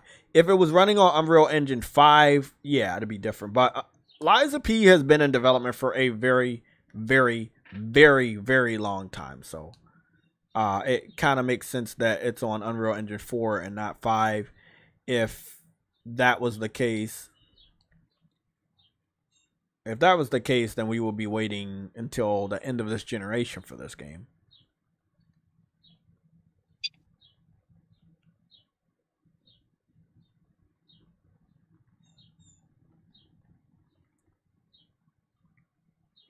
I'm just going to go search for the Liza P announcement. That's a console version. I'm not looking for that one. That was 2021. Again, a lot of these 2021 announced games should be coming out this year or next. And if they're not, there's a problem.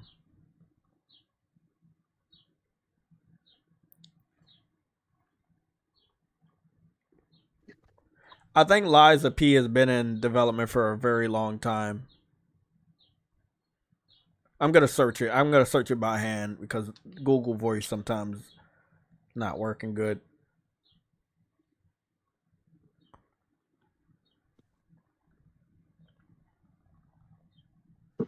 There we go. Lies of P has been in development for about 3 years. I don't believe that, because I believe Lies of P has been in development much longer than 3 years, but okay. I think a good wave of Souls games, however, they're being made based off of the popularity of Bloodborne, not Elden Ring. I feel like if anything was being made based off of Elden Ring, it would have been made or started development this year, since Elden Ring came out last year.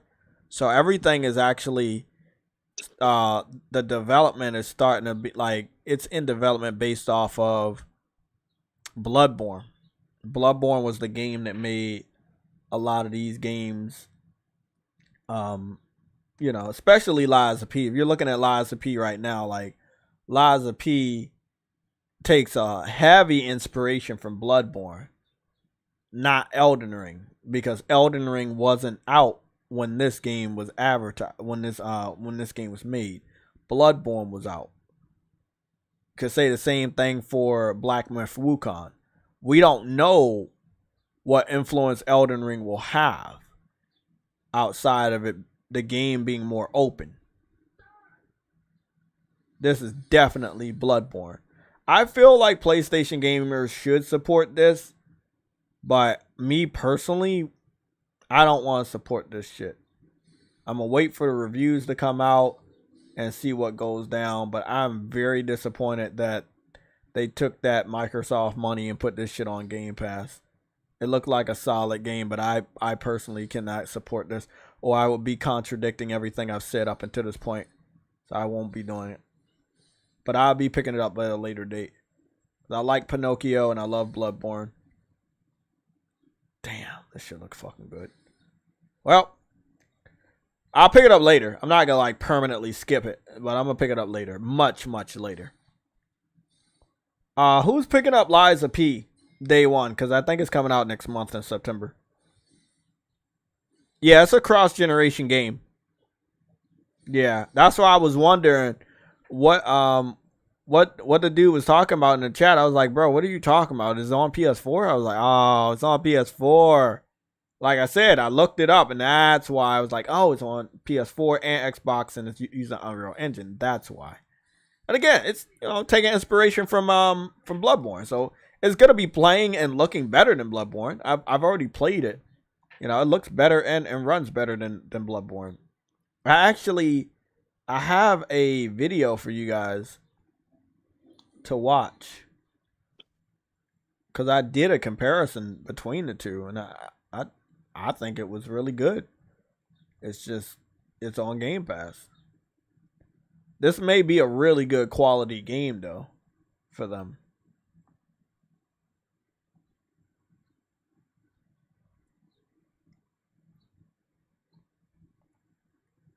Yeah, this may be a good quality game.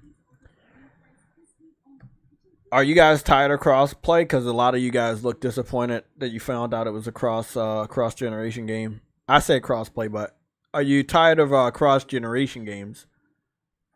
Yeah, the demo is available now, so if you guys want to play, I don't think. Sadly, I don't think cross generation is going to end this generation. No, a lot of devs don't want to go all out. Even when we get the pro consoles, they're still not going to go all out, and that's a problem. See, they may, you know, I agree with you, you know, that devs want to keep going cross-gen. And that's because PlayStation 4 is still alive and Switch is still alive, right? But when they get these pro consoles, and it seems like the pro consoles are the you know, the power they saying they need, there's no reason to be creating your game on the PS4 once you get the pro consoles.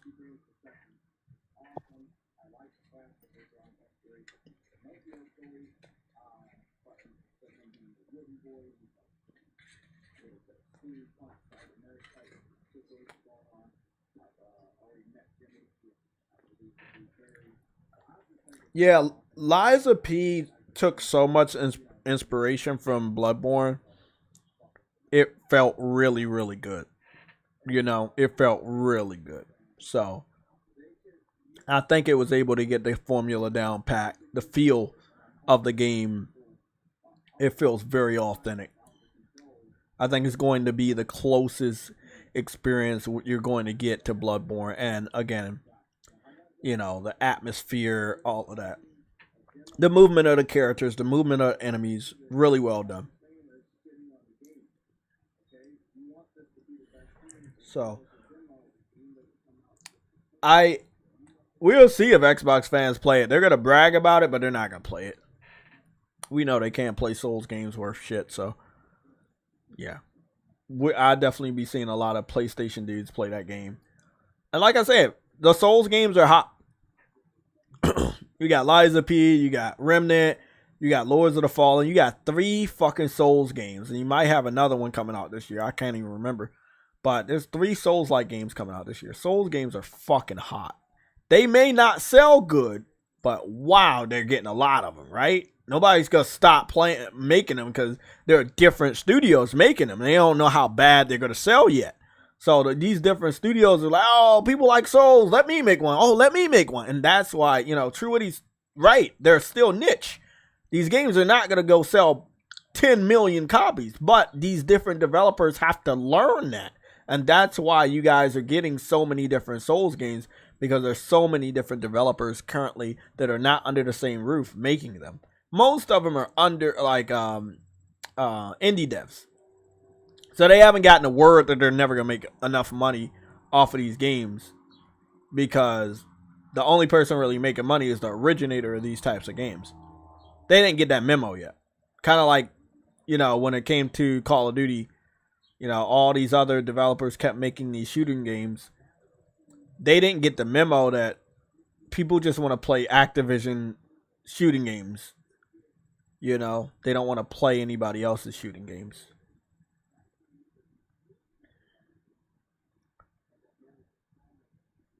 This looks really fucking good. I like all the different weapons. I mean, everything is really good. Everything is really good. I think if you like Souls games, I think I can recommend this one.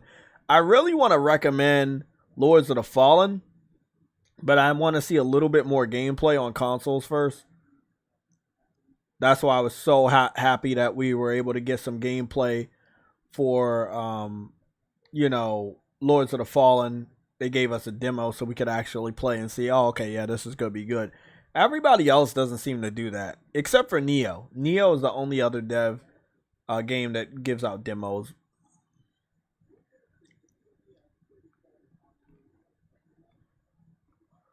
Classic Xbox gameplay experience. Download game, install game, look at title screen, start new game, quit after 15 minutes. Yeah, I mean, based off of what we're getting right now, when we see their stats, yeah, that's exactly what they do. They're hopping out of one game and going to another one.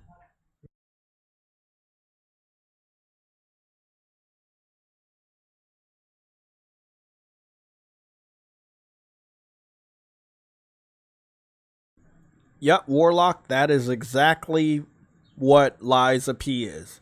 I like Bloodborne. I also like the story of Pinocchio, so I'm on board. I just can't bring myself to pick the game up day one because of my statement about Game Pass. And I would look like a complete hypocrite to pick up games day one that are going to Game Pass. That defeats the whole purpose of what I believe. So the game would drop in price. Maybe it even goes to PlayStation Plus by the time I want to pick it up. So, you know, it is what it is. First, Lords of the Fallen was really bad, but the sequel is made by a brand new developer. So maybe it'll be good. I don't know if that statement's true.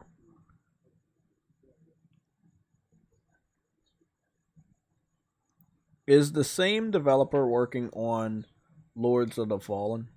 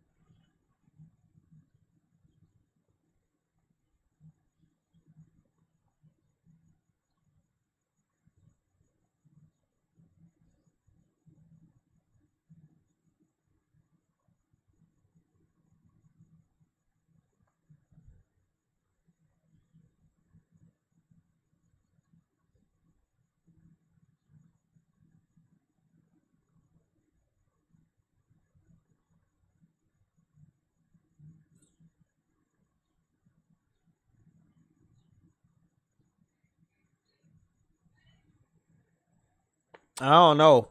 Where do you hear that it's an entirely different team?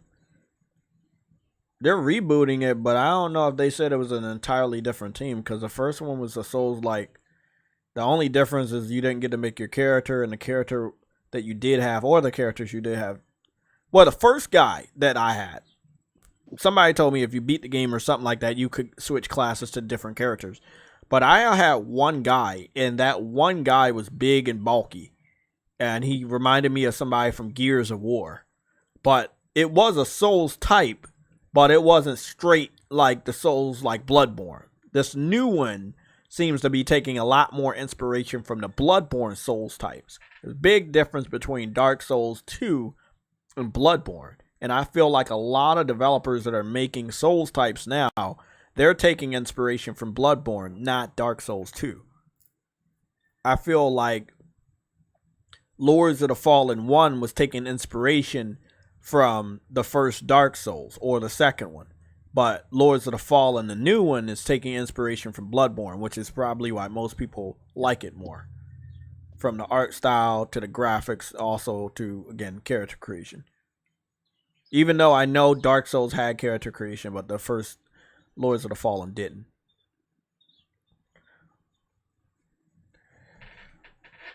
Who knows? I want Blue Point to work on everything, but I know that's impossible. But whatever they're working on, I'm pretty sure they're going to do a great job. I'm not going to try to sit up here and go insane thinking about what they could work on, because I know Sony is very, very secretive, and, you know, most of the time our guesses are wrong, so I'm just going to wait.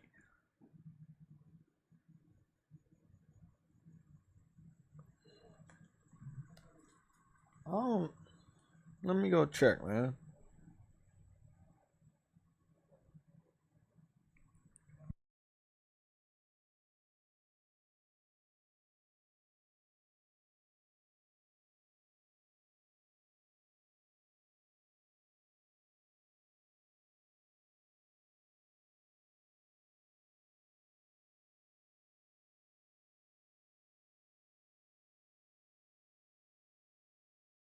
Same developer, bro. Hexworks worked on the 2014 version of the game, and they also worked on the new one. And Defiant Studios also was attached to the first one, and they're also attached to the new one. They just changed the art style. Yeah, it's the same people, bro. That's why I'll be asking y'all questions. If I go along with what y'all say, I'm going to be just as wrong as you. So I have to do the research you're not going to do. It's no hard feelings. It's just I'm not going to be wrong because you're wrong. That's why I asked, hey, where do you hear this from? Yeah, same people. Who said that? Let me go see who said that.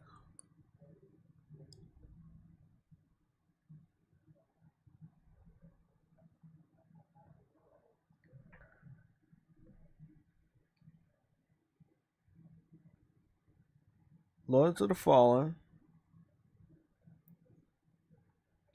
Who made Lords of the Fallen 2013?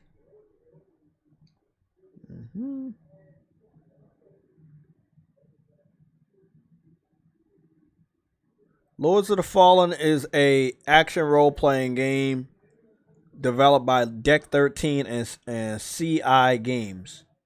And that was 2014. Okay, and then CI Games then founded Hexwork in 2020. And then those are the same people working on Lords of the Fallen 2023. It's the same people.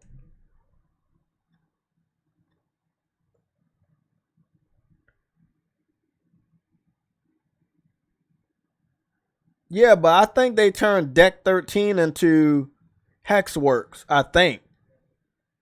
Because again, I'm looking at both of them right here from Wikipedia, and the same name, the same people are doing it. That's what I'm saying. Like, it's still by the same people. That's why it still has the same name.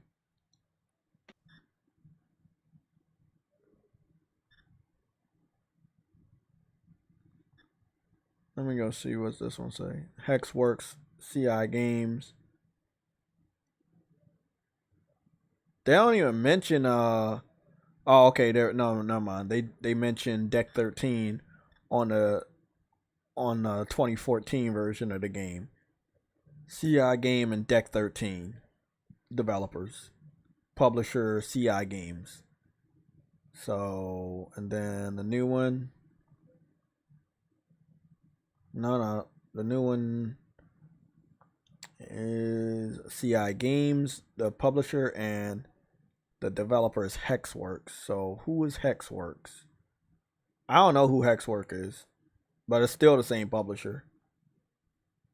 Okay, so this game was using the Unreal Engine 5, the new one, and the original game was using what engine?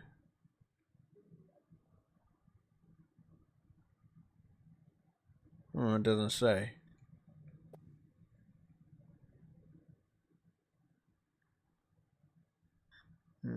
I'll just do my own research.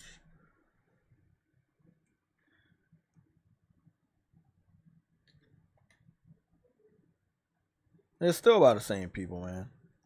Y'all gotta do y'all research sometimes. I mean, I don't mind doing it for you, but it's always good to do your own research, and you'll never be wrong.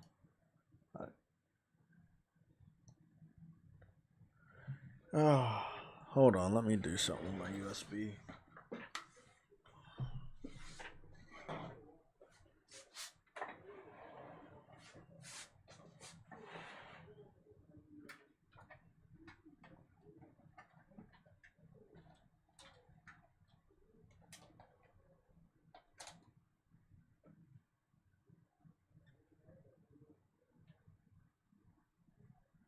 I travel the country in the motorway.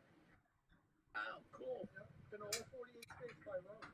Good for you. Yeah, awesome. Good for you. Yeah. All right.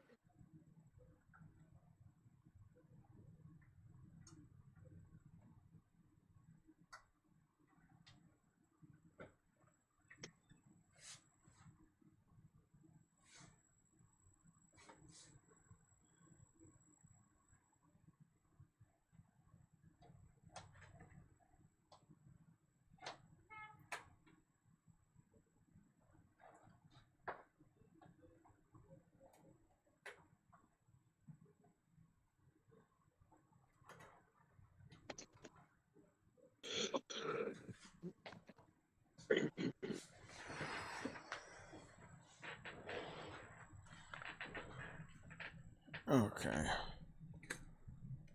Lords of the Fallen wiki page. Quote, confirmed Deck 13 Interactive, the lead developer of the first game, would not be involved. Okay, so again, different devs, same publisher. It's still that's why the name is there. It's still the same publisher.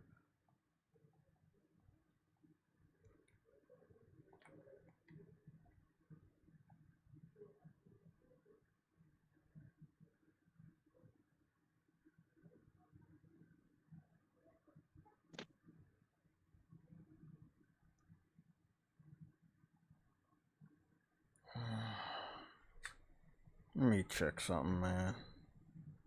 External's not working.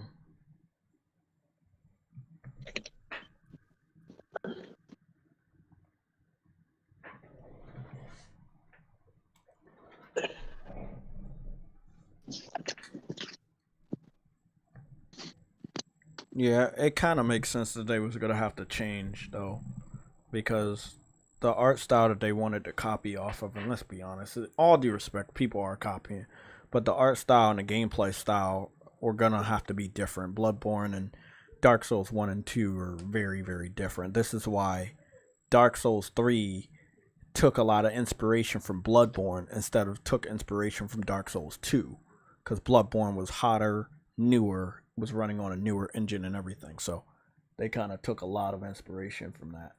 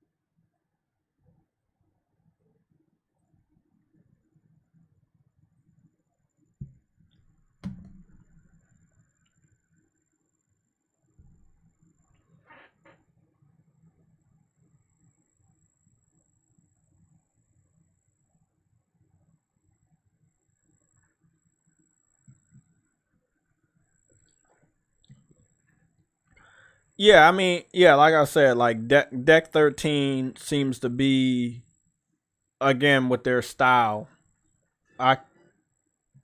Claymore is gifted 5 memberships to JTech. Thank you, Claymore. So let's see who got back in there.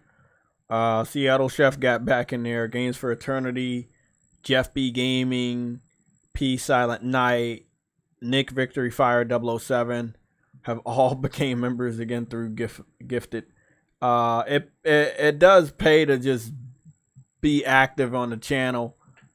That's only because like they automatically give the memberships that are gifted to people that are super active. So again, thank you, the Claymores. Yeah, I wasn't the biggest fan of what is it, Deck 13. I tried to really like Lords of the Fallen one, and I think when it first came out or something like that, I was on it a lot. But yeah, it's weird, man.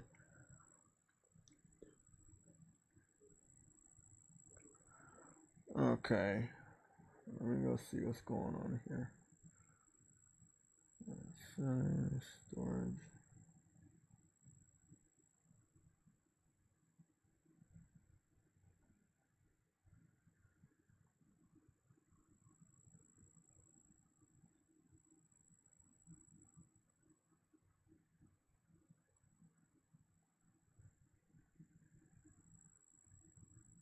Mm-hmm.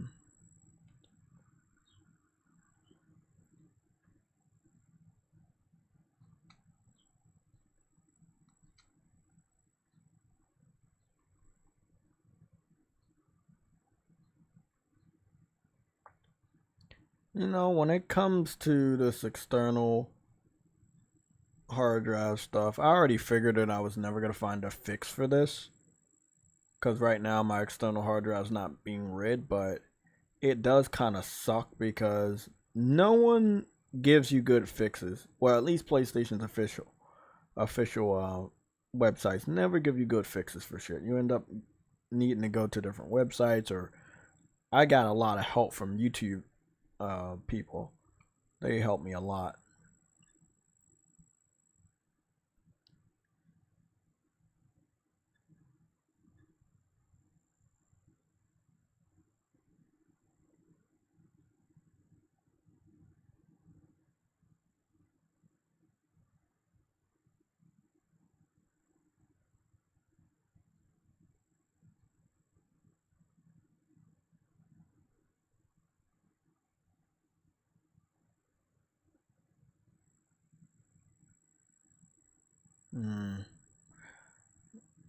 Okay, the external hard disk with the PS5 itself is broken and requires servicing.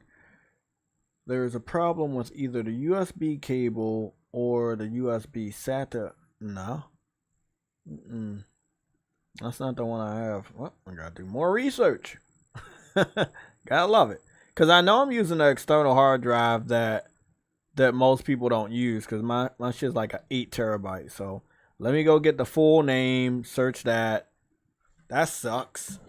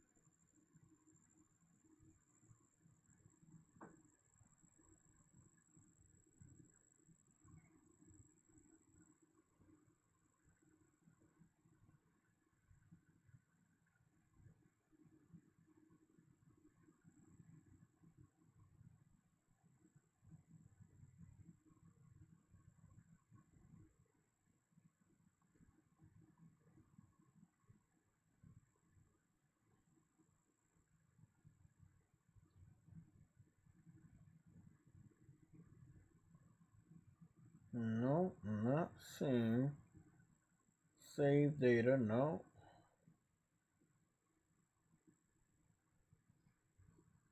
Network. Everything's good. Accessibility. What am I looking for? System?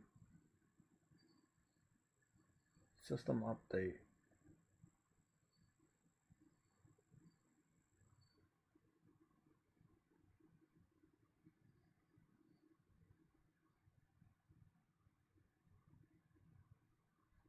Yeah, give me the console information. Okay. It said it's up to date. It's using on 5.0. I don't know. I might have to buy me a new USB because that shit's not working at all. One second, I'm gonna try one more time. I'm gonna put up my cam cover. I cannot believe that though. That's a little wild.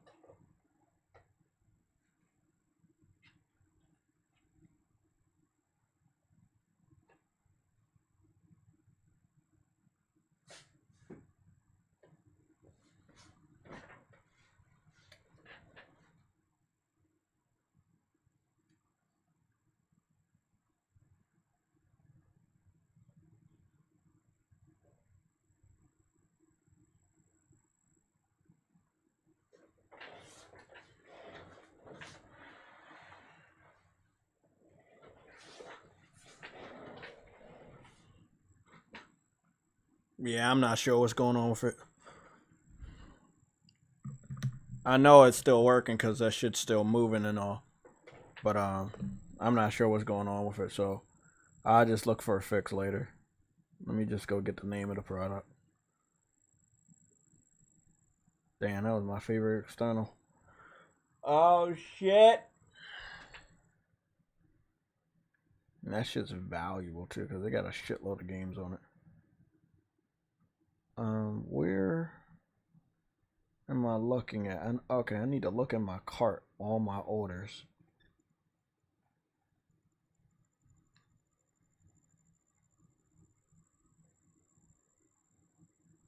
External hard drive. Okay, they said the USB storage device wasn't removed properly.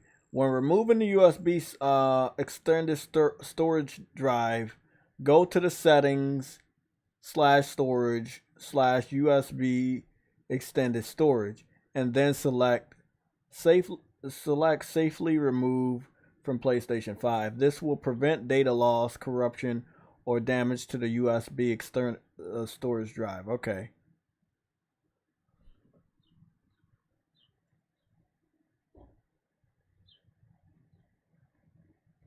Something went wrong with the USB drive you connected. To use this USB external drive, you need to repair it. Okay, see, I didn't see that before, which I normally see. Okay. Yeah, fix that shit, man. I'll put that shit in a different plug. Fix that motherfucking shit. It's my fucking baby right here. That's my baby. I need my baby to work. I mean, I got everything on the US, like my PS5 games on USB and on my PS5, so I'm good. But like, let that shit fucking fix, man. Like, goodness. Where is?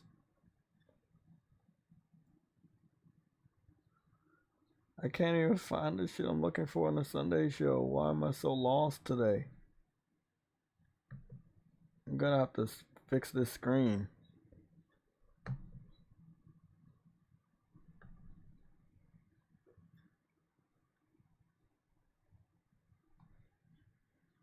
I can't do nothing without my external, man. Like my external has just a collection of games that are not on another level. I hope that this works.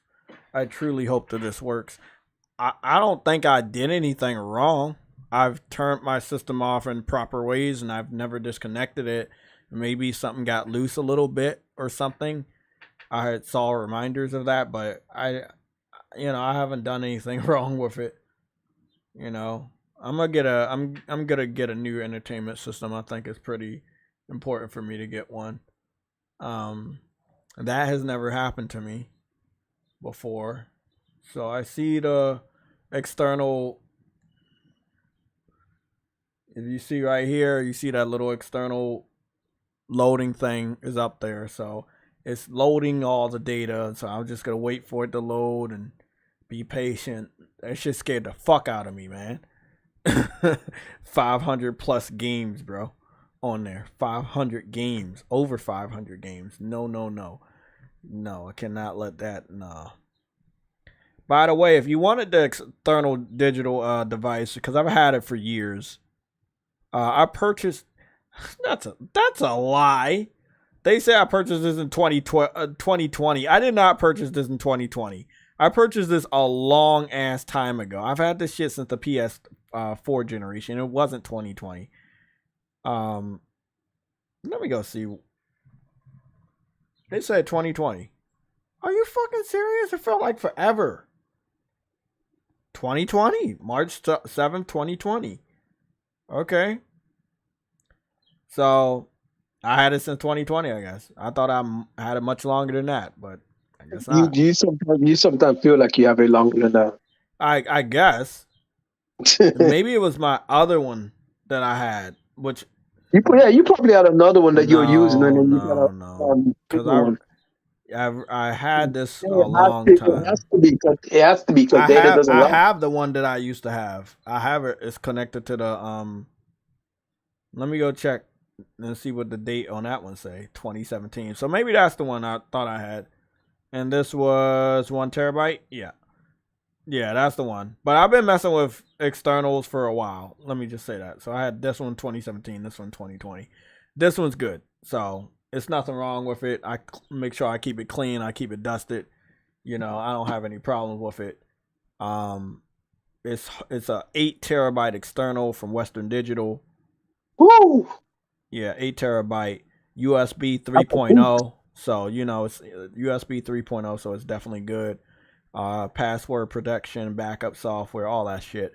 So if you want to use it for your computer, you can use it for your computer or laptop. If you want to use it for your PS5, you know, or your PS4, you can use it for there. So I think what I did is I got it in 2020, hooked it up to the PS4, and just started downloading everything on there. And that's when I just kept playing it off of there. Yeah, it's a lot of bytes because I had a lot of data. Okay, let's go see if it works. It stopped loading. Let's see if it works.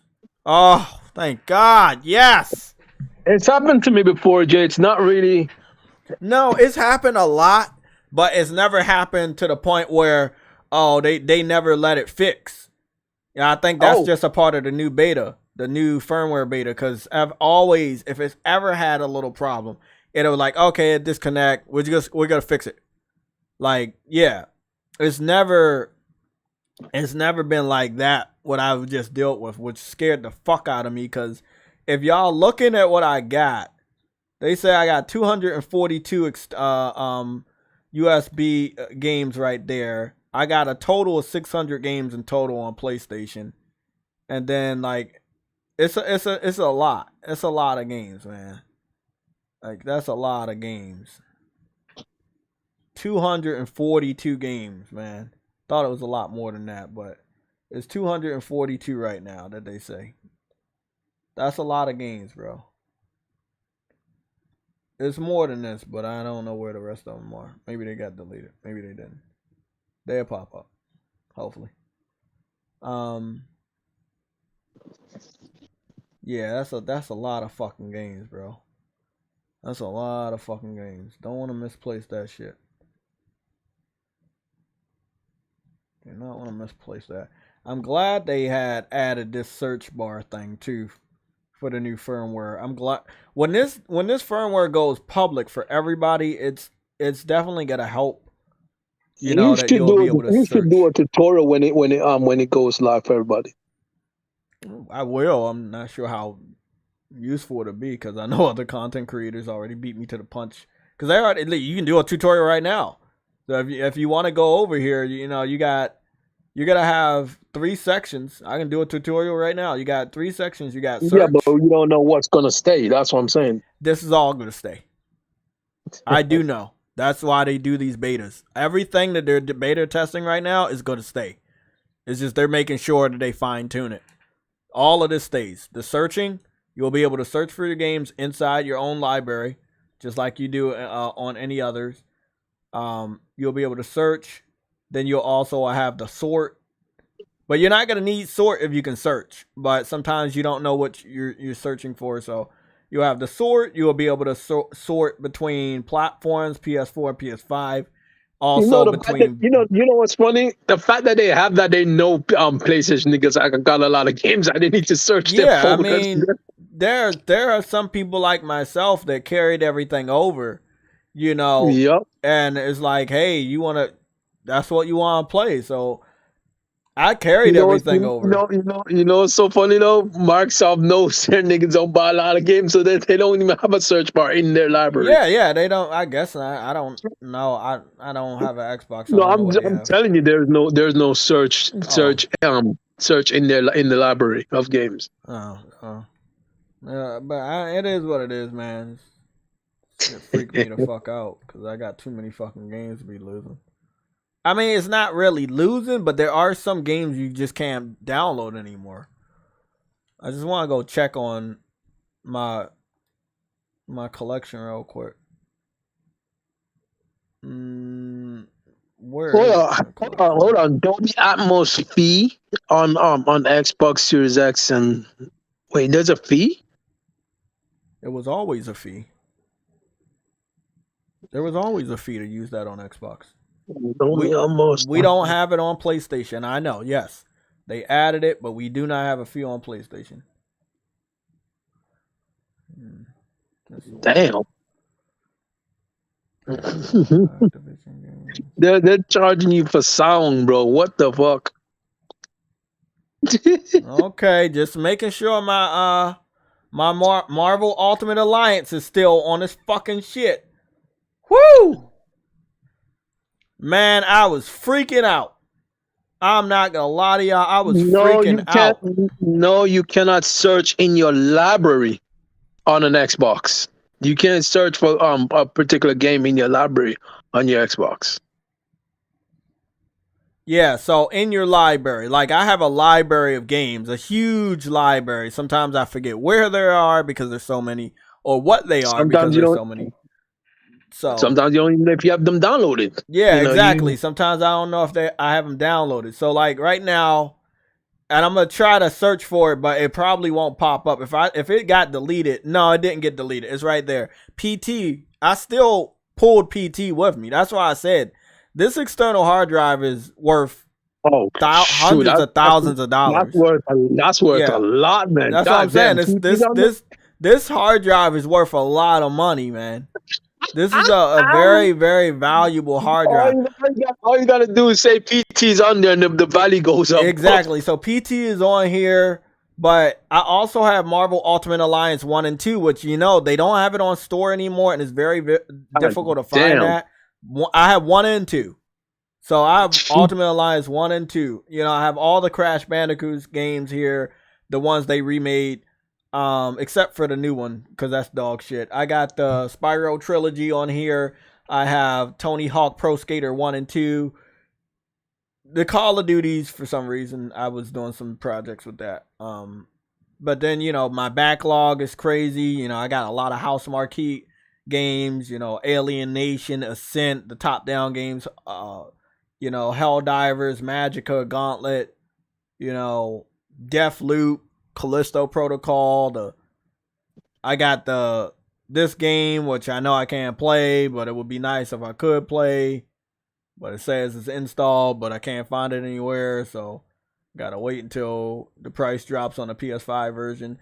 The PS5, oh man. You know what's funny? Let's go to our other topics, man, before I start freaking out.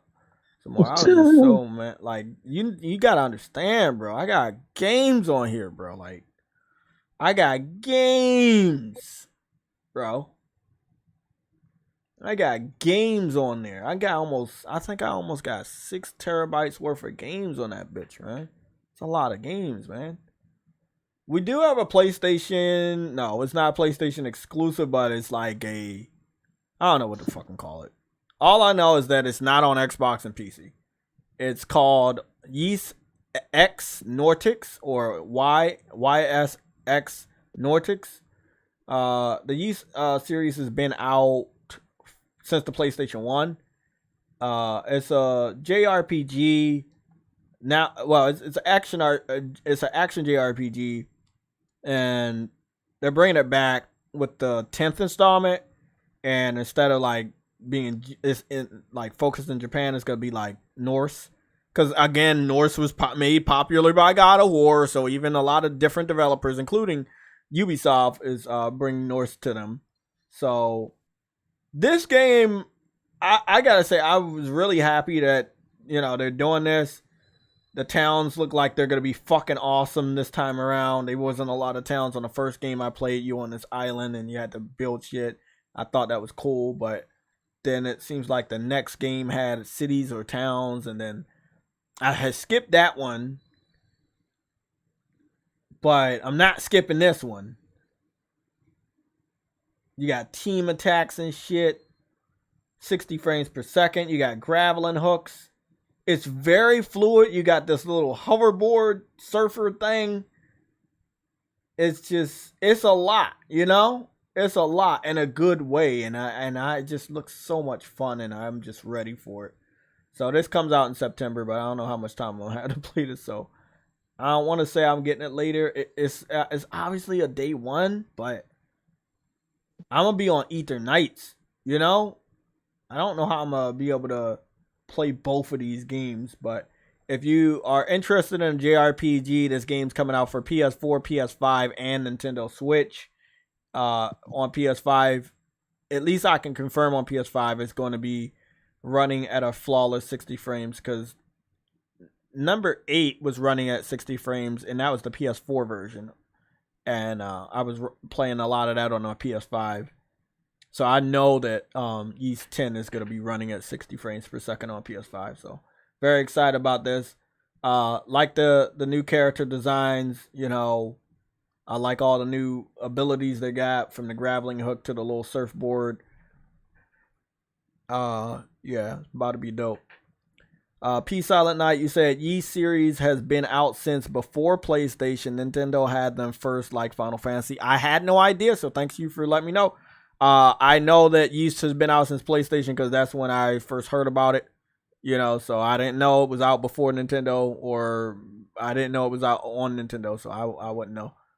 So, sorry. I can only give you the knowledge of what I know at that point. So, thank you for letting me know, though. So,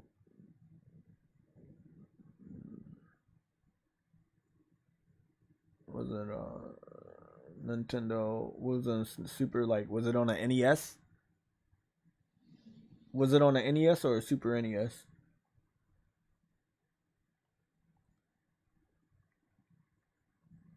Oh, it was on the NES? Okay. Yeah, it makes sense it was on the NES. Oh, Ys. Okay, Ys 3 went to the Super NES, and then Yeast, the first game, was on the NES. Let's go take a look at that. So at least I understand why it's going on Switch and not skipping the Switch.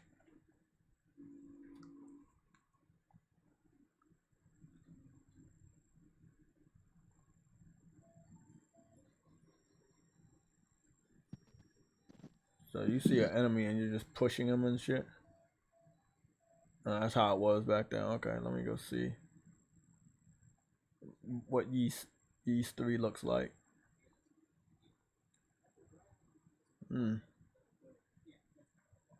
Yeah. When I was messing around with Yeast, it was like on PlayStation Portable. So there was a Yeast on PSP that I messed around with. That was my first introduction to Yeast. So yeah, here it is right here. There were a lot of Legends of Hero. Don't get me started on that. But so this is Yeast 87. This is Yeast 2019. This is the one I was talking about. Yep, Exceed. This motherfucker was challenging like a fucker. This game was challenging as fuck. But I was very interested with the art style, the graphics. It's like a sprites, but you know. And I did like the cutscenes were like anime and stuff.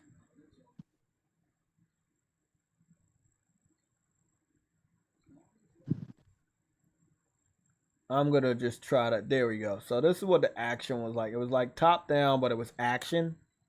You know, it's like you see the enemy, you fight the enemy, but you can jump, you can like attack them, and it was like you're in full control of the action.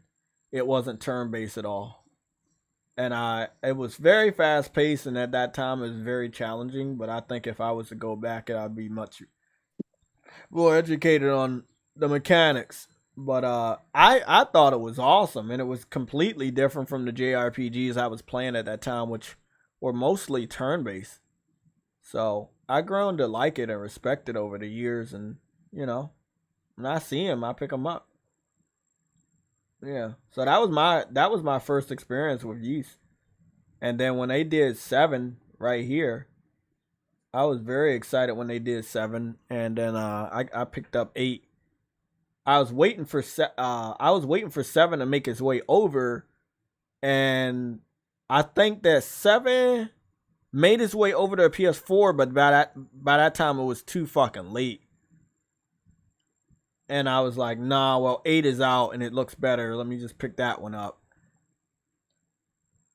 So what do we got? We got Yeast Origin, the first Yeast, for $19. We got the 7th one. I think this is the 7th one right here. Yeast Memories of Cecilia. I think this is the 7th one.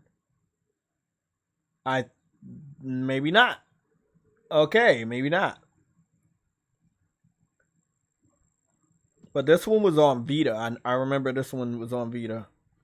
Then it came over to PlayStation. But I still love the animations. I still love the artwork. I love that it was like, you know, freeform. You know, it felt more open because of the different camera angle and stuff. The team attacks and limit breaks were really well done. I liked it, man. I liked everything about it. I think they did a really good job. They've been making Yeast games really good over the years. I think they've been doing a great job. So, I didn't know it got to start with Nintendo, but it's cool. You know. This motherfucker right here. See, this is the like original Yeast format game. But I didn't pick this one up. But very interesting. Again, very interesting. Yeast Origin, Memories of Cecilia. This is when they started changing the font. You kind of knew they were like, oh, okay, these are all in line.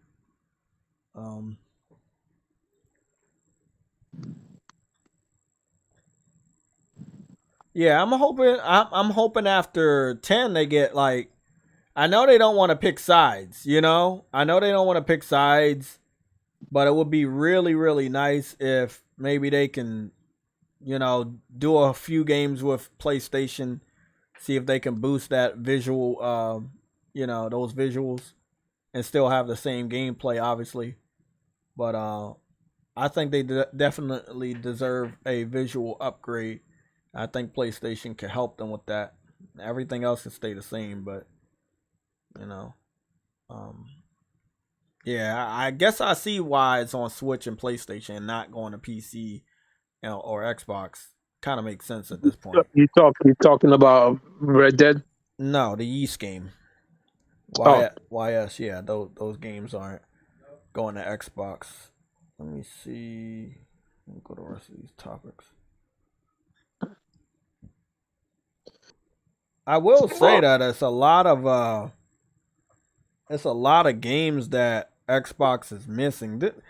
People been floating around this urban open world Japanese game I kept seeing on my timeline, and I'm trying to tell people like I'm excited, but I can't be too excited because we don't have a release date, and I don't know how long we're gonna sit up here waiting.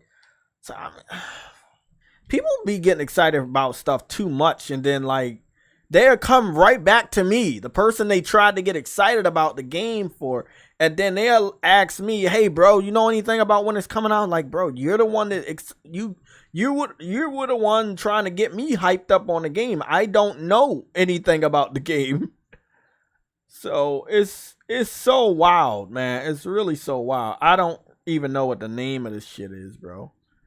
Fuck. Urban PS5 game. I don't even fucking know what it is. I know it had Urban in it, and it was like PS5 and then PC. Ugh. Anybody in the chat? There it is. Project Mugen. Because I'm like, what the fuck? And it's still in project phase, and people were like on Twitter, like, "Hey, Jay, do you see about?" I was like, it's like I don't know what to do, bro. It's just, you know, I'm like, I don't know what to do about this. Like, how do I get excited about something that we may not actually be able to play for the next 8 years? Like, we gotta wait, man. Do we got any like hardcore gameplay for this, or is it just content creators talking about it? Because as of right now, it's just seems to be like a few content creators talking about it. And I only saw like a small snippet of gameplay. I'm really disappointed. So I'm going to go click this content creator and see what's going on.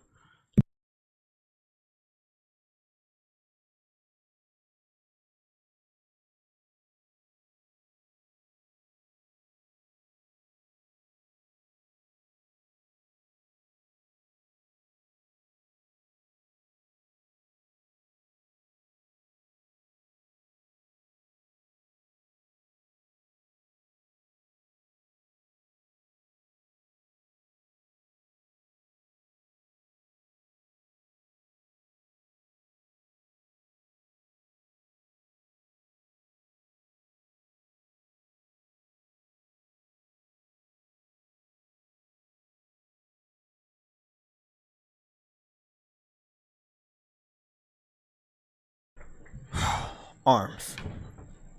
Lots of arms. True, do you know anything about this Project Mugen? Mugen was the name of a game where you kind of like PC people modded different people into like a Street Fighter format game, and you could pretty much be anybody. But it seems to be some sort of I don't know. It's not enough gameplay for it, and it's so new.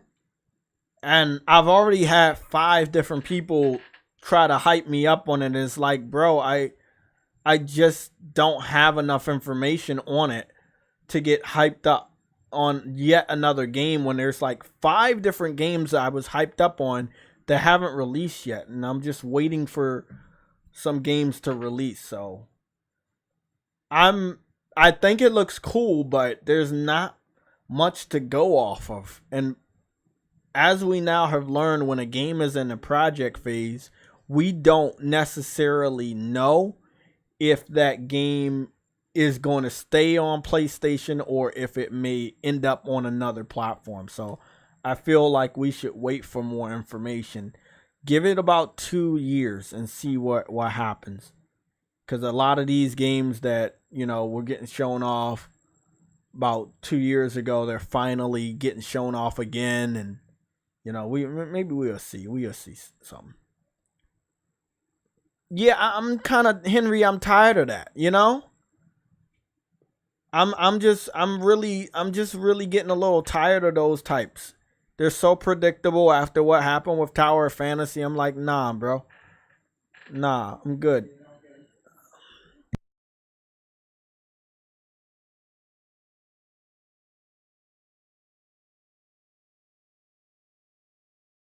So it's supposed to be a gacha game, but it'll be taking place in a city environment this time.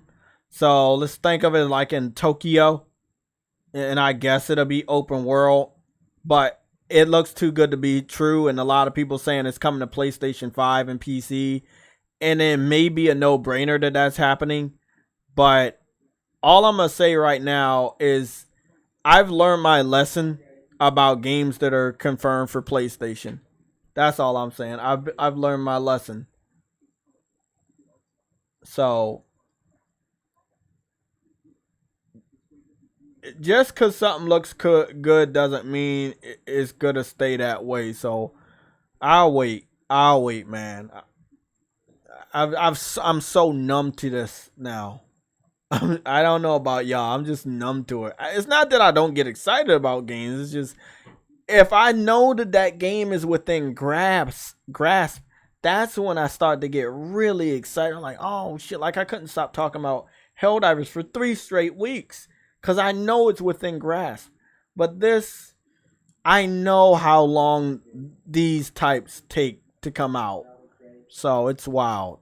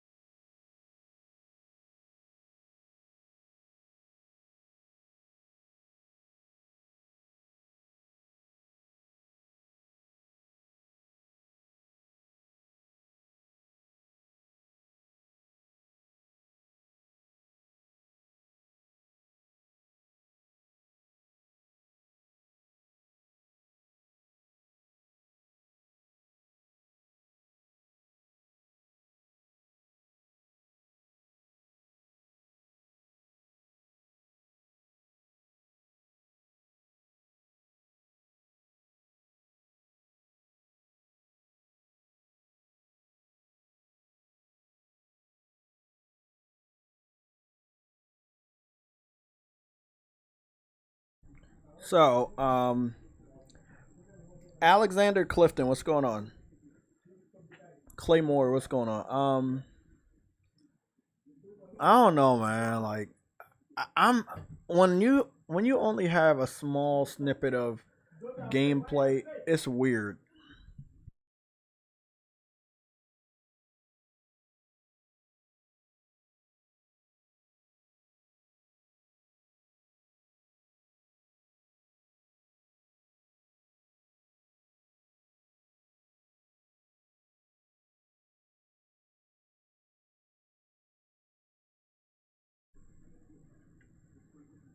Yeah, I'm just beyond it. I just don't think I can do these type of games no more.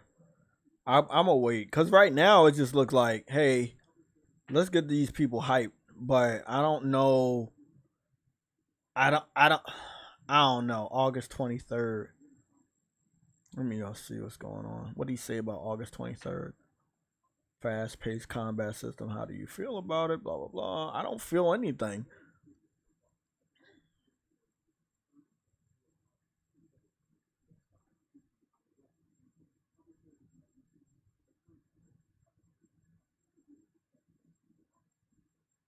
Okay, so a full reveal of the game is going to be on August 23rd. So maybe on August 23rd, I can give, or after August 23rd.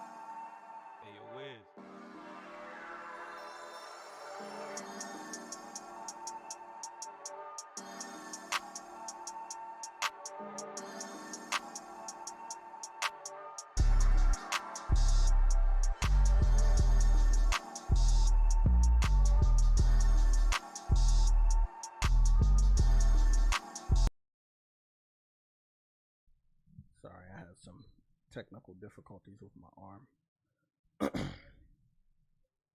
Sorry, I'm sorry. I'm doing some hunting. I figured that. So yeah, Truity, this game that people are hyping out, this Mugen Project Mugen is being shown off on the 23rd of this week, which will be the day right at. I don't know what's going on. All I know is that there's a lot of shit about to break. You know, like you got the Project Mugen, you got the Gamescom. You had told me this week that PlayStation posted a shitload of Gamescom trailers, and I'm like, why are we getting Gamescom trailers? Like, so if we go to, if you know, sadly, if you were a person that paid for the Jeff Keighley tickets, you would just be seeing shit that you're already seeing, right? Well, sadly, yes. You wouldn't be seeing anything new. You would just be seeing shit that you haven't seen. Well, let's hope that he still has more secrets that have not been shown off already. That's all you can really do. Jeff Keighley like hyping up shit. He's showing Call of Duty in his trailer. He's showing Starfield in his trailer. You saw that hype trailer you showed today? If you know, you know. I'm going there for maybe a PlayStation announcement of some sort. You know what I'm saying? Like nothing major, but you know, I'm satisfied with one or two PlayStation announcements. All this other shit, I don't care about. Bro, within today and yesterday, bro, I just done three rows of freaking hunts, bro. That's I know you doing it a different way, but that's why I did mine differently. Like when they gave it to me, I did it, then I went back to the story. So, cause it was gonna be a point in time where they give up. If you didn't do any of your hunts, you would go back at that board and you'll have a lot of hunts. And I just didn't want that. Because it was like that with a couple of the additions of side quests. It was just so many on screen. And I was like, nah, I don't want that. Nope. Lies P looks good, bro. I hope it is good. I hope they don't review it too harshly. I hope it doesn't have any bugs or glitches. For some reason, it tells me this is going to be the dragon you're talking about. The what? It's a. I think this is the dragon you're talking about. It's a red dragon. Right. It doesn't show the picture. It just says Ruin Awakening, awakened. Well, I have a feeling that's a dragon. Maybe, yeah. Have you fought any dragon that looks red? No. Okay. No. It's over there. All I can tell you is over. You know that clearing area, in that the Royal City. You know when you start on the bridge, and then you go right, and there's a little secret passageway in the forest. You know what I'm talking about? Yeah. He's all the way back there, past that door that was always closed. That's now open. And you keep going straight, and then there's going to be a big, wide open area. That big, wide open area is that big-ass dragon fight. Jeez. Yeah. I can't lie. I've lost about 20 times on him before I finally beat him. And I should have been maxed out when I did that, but I was like, you're here. I'm here. Let's get it over with. So at the end of the day, it doesn't matter because I just died against the three brothers. No, I died there too. Yeah, I mean, because once they do that charge attack that rapidly hits you multiple times, you're almost dead anyway. What's your level? 47. Yeah, you should probably try to max out. Just put the 2 experience boosters on, and put in the third slot, put the ability booster on. So you will get a lot of ability points, and you will get a lot of experience points fighting these monsters. I think all you gotta do is either go to that, you know, the new area all the way to the west. No, to the east. You know that new area? Yeah, that you go and fight all those enemies, and you have all those boosters on, you'll walk away maxed out easily. Make sure you bring all the potions and stuff like that. Let's see what's going on. Icarus, New Frontiers, official gameplay trailer. Icarus, New Frontiers, official launch trailer. Okay, what's Icarus? Is Icarus like Kid Icarus, like the Nintendo game, or? Icarus is like the you know the one the you know the story where the one flew too high to the sun. Yeah, Game Pass. Yeah. Goddamn, Jay, that's cold, bro. Why Game Pass did fly too close to the sun. Okay, so Icarus seems to be a third-person, open world, kind of want to be a AAA game, but he has a bow and arrow. Doesn't seem to have wings. Why would you pick on someone that can't fight back, bro? I don't care. He doesn't seem to have wings. It's like a dude on an alien planet. They need to come up with better names for these games, bro. Low-key. It kind of looked like he got Destiny type of armor.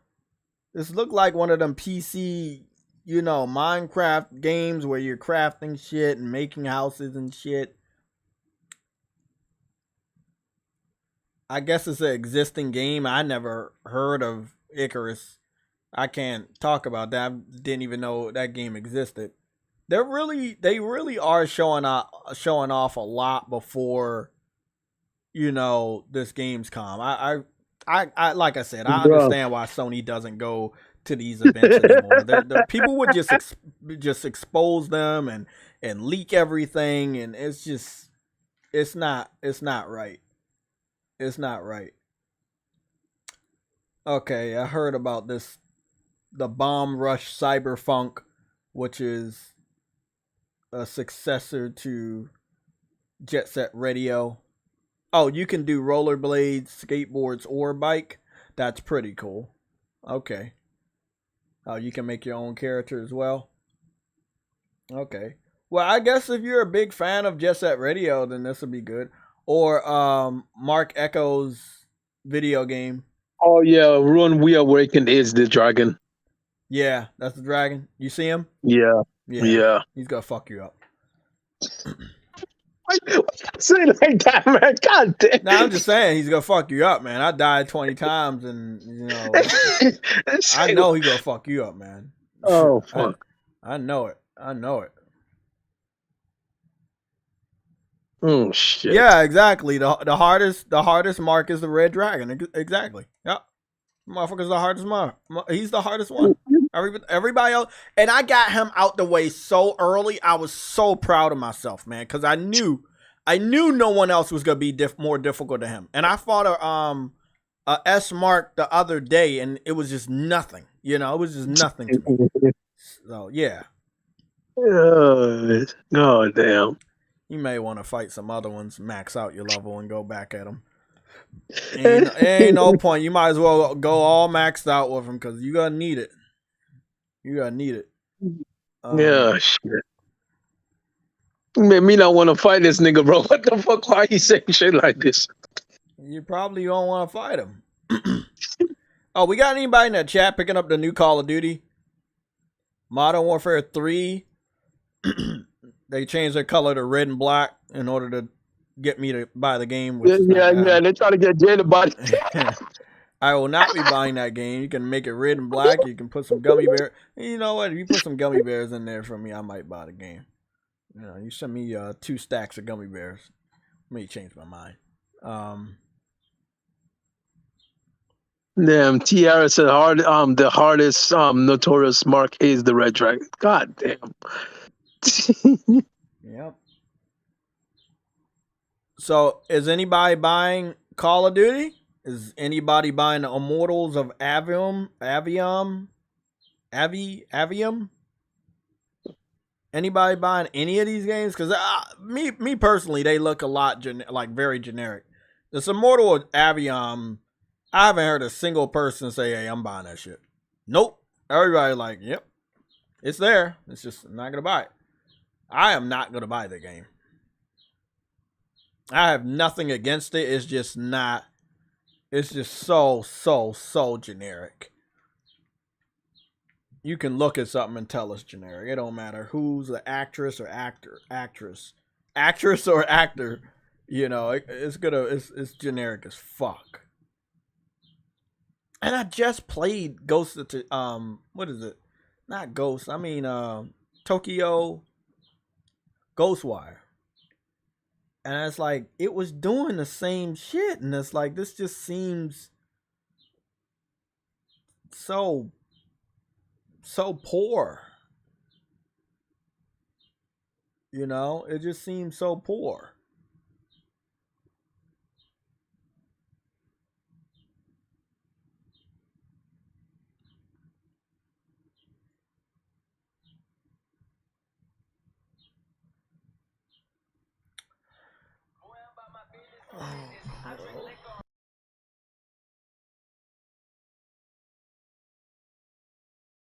Okay, alarm clock going off. So that's August 22nd. Oh wow, that's poor. That comes out August 22nd. That's the same day as Gamescom. I just don't feel like anybody's gonna remember this game. You know, I haven't heard a single person talk about it. Anybody in the chat picking this game up? I just want to go down the list. Jay, you getting Baldur's Gate 3? No, I'm not getting Baldur's Gate 3 day one. I do not have enough time. Going, you know, doing some more work stuff. I just don't feel like I'm going to have time to go into a game like that and not ignore other games that I want to play. You know, that's a game that's going to just, like, that's a game you stick with for a very long time. And leaving out of Final Fantasy, and I'm planning on beating the story tonight. I don't want to jump into another, I'm playing that shit relentlessly and ignoring everything else. Nah. Do I want to pick it up? Yes, I do. I do want to pick it up. I do want the game. I just don't think it's the best idea to pick up a game I'm not going to be able to spend a lot of time with. I hate doing that. And I have to start breaking out of doing that. You know. Yeah, it's a day one. It's definitely a day one. I do want the game. But I feel that if I buy that game, I won't play it as much as I want to for $70. I don't want to spend $70 on a game just to make you guys say, oh, damn, Jay brought the game. No, I don't know. I'm beyond that, you know. So I'm going to get it at a later time when I have more time to play the game.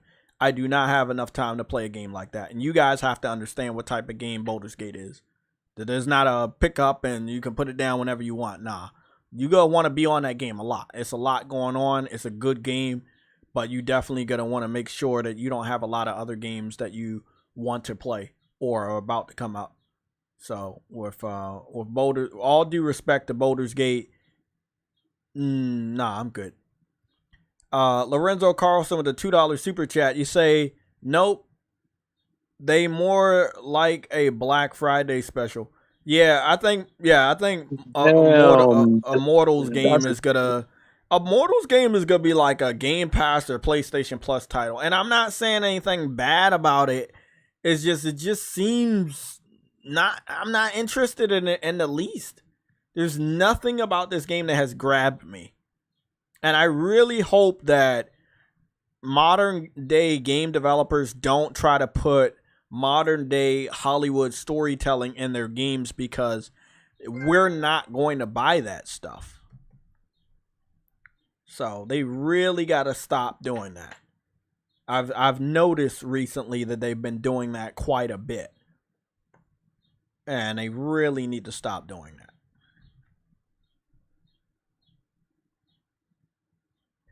The Claymores, you said, no, I already brought Armored Core 6, Baldur's Gate 3, and Spider-Man 2. That's the rest of my... Yeah, exactly. You know, let me go check and see what my pre-orders look like, because I think I'm going to be adding Mortal Kombat in there this week. So, and I know if I'm getting Mortal Kombat, I'm not going to have any time. I'm not going to even want to play Baldur's Gate. No offense to Baldur's Gate at all, but it's like, I'm good. I got Final Fantasy 16 wrapping up on that. Eternights, which is coming out on the 21st. 31 days away at this point. So yeah. No, Eternights is not the 21st. It's the 12th. It comes out September 12th. Okay, September 12th. So Eternights comes out September 12th. I thought it was the 21st. I guess I'm wrong on that. Comes out September 12th. And then Why does it say 31 days if it comes out the 12th? I could have swore it got pushed back to the 21st, and that kind of makes sense. What the fuck is that?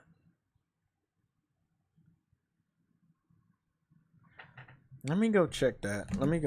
Something's not right there. It comes out.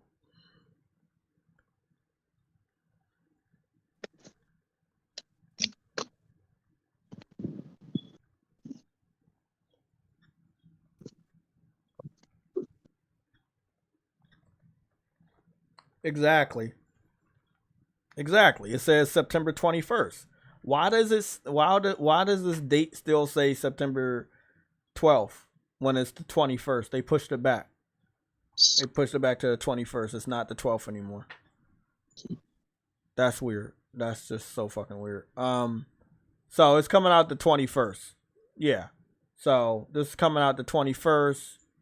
Mortal Kombat is coming out, I don't know when, but I don't got that pre-order. So I got Ether Knights on the 21st. And then Spider-Man on the 20th. The 20th of October. And obviously I have many other games I need to finish up on. So I'm perfectly fine not playing Baldur's Gate. So I can clear up on some of these games. If Baldur's Gate could be like a December game, I can rock with that. Yeah. I definitely want to pick that up at a later date, but I don't want to pick it up just for appearances and not play the game, you know, because I do have a lot of other games I do want to kind of get out. There's a couple of games I'm in the middle of, and there's some like Ape Escape. I could sit down and probably beat that in about 2 days, you know, stuff like that. Destroy All Humans 1 and 2. I do want to get through 1, and I definitely want to play 2. So, you know, I'm still rocking with HELLDIVERS.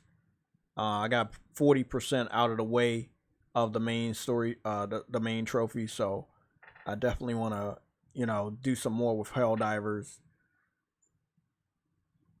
And then obviously I got a whole bunch of games that are not even on the front page. Like, oh, well, these two right here. Crisis Core, need to finish that up.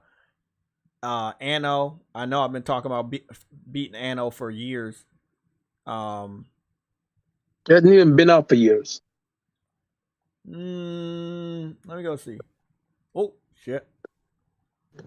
I feel like I've had it for years. More than 1 year. Hold on. That's the wrong one. That's the wrong button. I'm pretty sure I had Anno last year. Yup. Came out the beginning of last year, so it does feel like 2 years. God damn. Yeah. That's why I said years. So yeah, I got that. You know, I'm good on those. Already good on this. This is a game I paid for, and this is why I say I don't want to do what I did with this game. Lost Epic I paid for and never played. I paid for Lost this game. Epic? Yeah, it's a action RPG, side scrolling, very nice art style, similar to the people that do Dragon's Crown. I forgot what their name was. So I got games that I need to get back on and finish. Sea of Stars is also coming out. I might dabble in that and see what that's all about. You know, there's some games. So I just want to kind of dust up, get some of these games out the way. Maybe I can delete some. Cat Quest 2 I do want to get back to, but maybe not this year. You know, Chained Echoes may try back on that one too. So I do want Baldur's Gate 3, but I know what comes with a game like Baldur's Gate 3. You're gonna ignore everything else, and I know that. And I'm mature enough to say, hey, bro, I'm not gonna have enough time with work and other stuff that I'm covering with the YouTube stuff. I'm just not gonna have enough time to focus only on that game. Cause that game's a hardcore classic, almost a no life game right now on PC platform. People are no life in that game. That game sucks you in a good way, and I just can't. I can't right now. I can't, bro. I can't. Jay, you think Project Awakening is coming out next year? Honestly, I don't know. So I'm not going to give you an answer because I don't work for the company. I don't work for PlayStation, and I have no idea. That game may be canceled. I just don't know. I just don't know. I don't know. Your second comment, your third comment, I don't know. You said or revealed at Gamescom. I don't know. I would like it to come out next year. I would like it to get revealed at Gamescom. I would like it to get revealed at Tokyo Game Show. I just don't know. You know, with absolutely no type of chatter on that game whatsoever, it's hard to kind of form any type of a pattern when there's only been one point that we got, and that's the announcement with the gameplay trailer. I really can't make any patterns. You know, it's a new IP. We've only saw it one time. It's just I can't. I wish, but I can't. I can't, bro. I mean, I would lie to you if that's what you want. If you want me to sit here and just like, yeah, that's just coming out. But nah, I don't want to do that, bro. I don't want to be that person. I just right now, it's not enough on Project Awakening for us to form any type of a good look at what's going on. There's one person that made some content about Project Awakening 2 months ago. His question is, where is Project Awakening? I guarantee you, if I watch the short, he's just going to be asking questions and asking the viewer questions for them to engage, and then that's it. And there's no knowledge here. If there was anything here, I would let you guys know, but there is nothing here. I wish it was something here. There's nothing here with Project Awakening. Again, Project Awakening was shown off 4 years ago now on PlayStation's Japanese channel, as well as, I believe, on the main PlayStation channel. It's been 4 years and absolutely nothing. So it would be nice for them to talk about this game or show this game off, but because it's not a PlayStation IP, this is one of the reasons why we don't have any information. You know, this is Psy Games, the people that are making Grand Blue Fantasy, which, again, they've also took a long time. And we're going to go take a look at Grand Blue Fantasy and kind of like form some patterns. These niggas need to speed up. They do, but they can't because it's their first time. They haven't been in the major portion of the gaming industry as long as people like EA, Activision, and they have a good, solid rhythm of how this works and how to release games in a timely fashion. They just... they don't, and they want to make sure everything's perfect, it looks good, and this is why they're taking longer. And now let's hope that none of these are going to be, free to play gacha games. 1 second, let me go look at this video.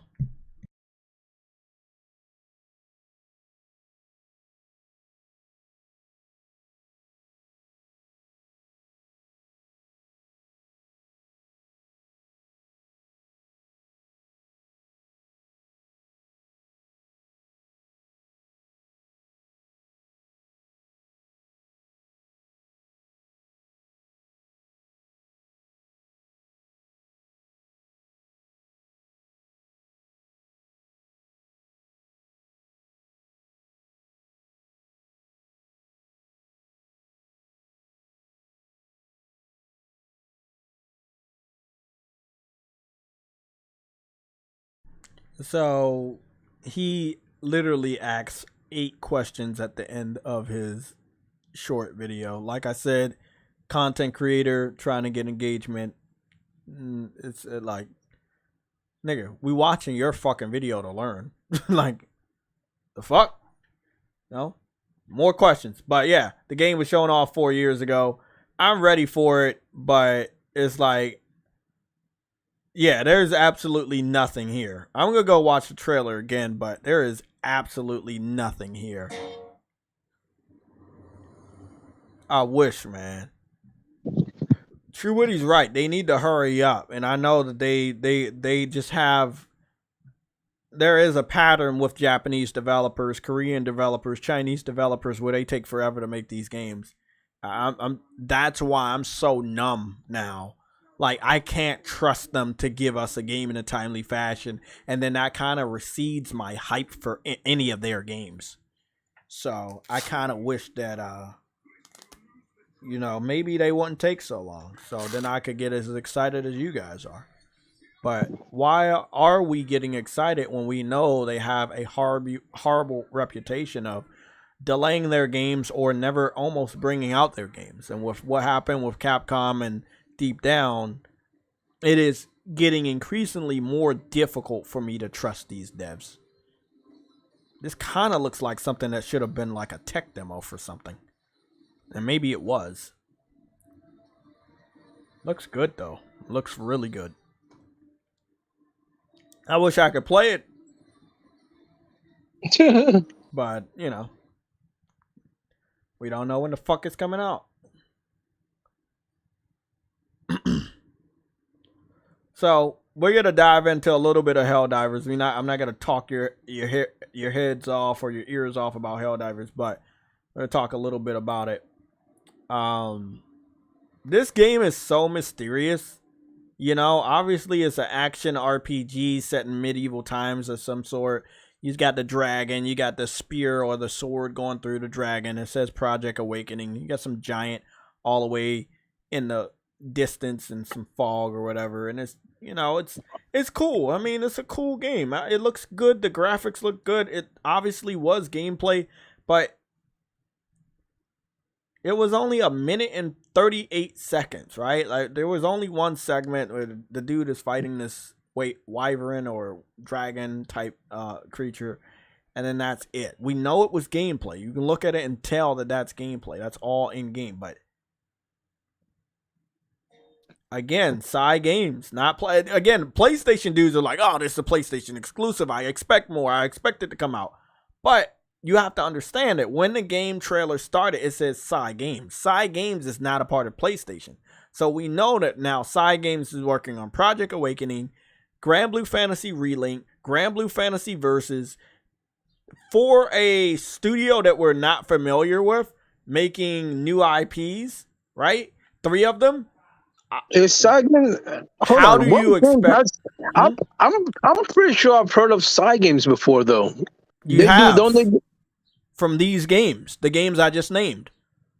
You sure those are the only games? They did a Grand Blue Fantasy cell phone game is very popular in Japan, and that's why they started making Grand Blue Fantasy console games. Okay. They partnered up with Platinum Games to do Grand Blue Fantasy Relink, but then Platinum Games left development, and it made it difficult for them to get the game out, and they kept delaying it for 3 years. This is the same Games that makes Grand Blue Fantasy. They are right here for Project Awakening. I don't know if they've made any other games that we played in the United States for consoles. But as far as them being on any of our radars, this is all they've done. I wish they've done more, but, you know. Oh, no, it's not that. I thought they were doing Doki Doki V. No, that's the other studio. The people who do Doki Doki V are the studio that does Black Desert. They're taking a long time too. Crimson Desert is going to come out. Yeah, but Crimson Desert is going to be at Jeff Keighley's event. They said it. Let's hope so. Let's hope we get some. Oh, they've been doing the Grand Blue games for Sony. Oh no, actually not Sony. Sorry, never mind. Fate. Games.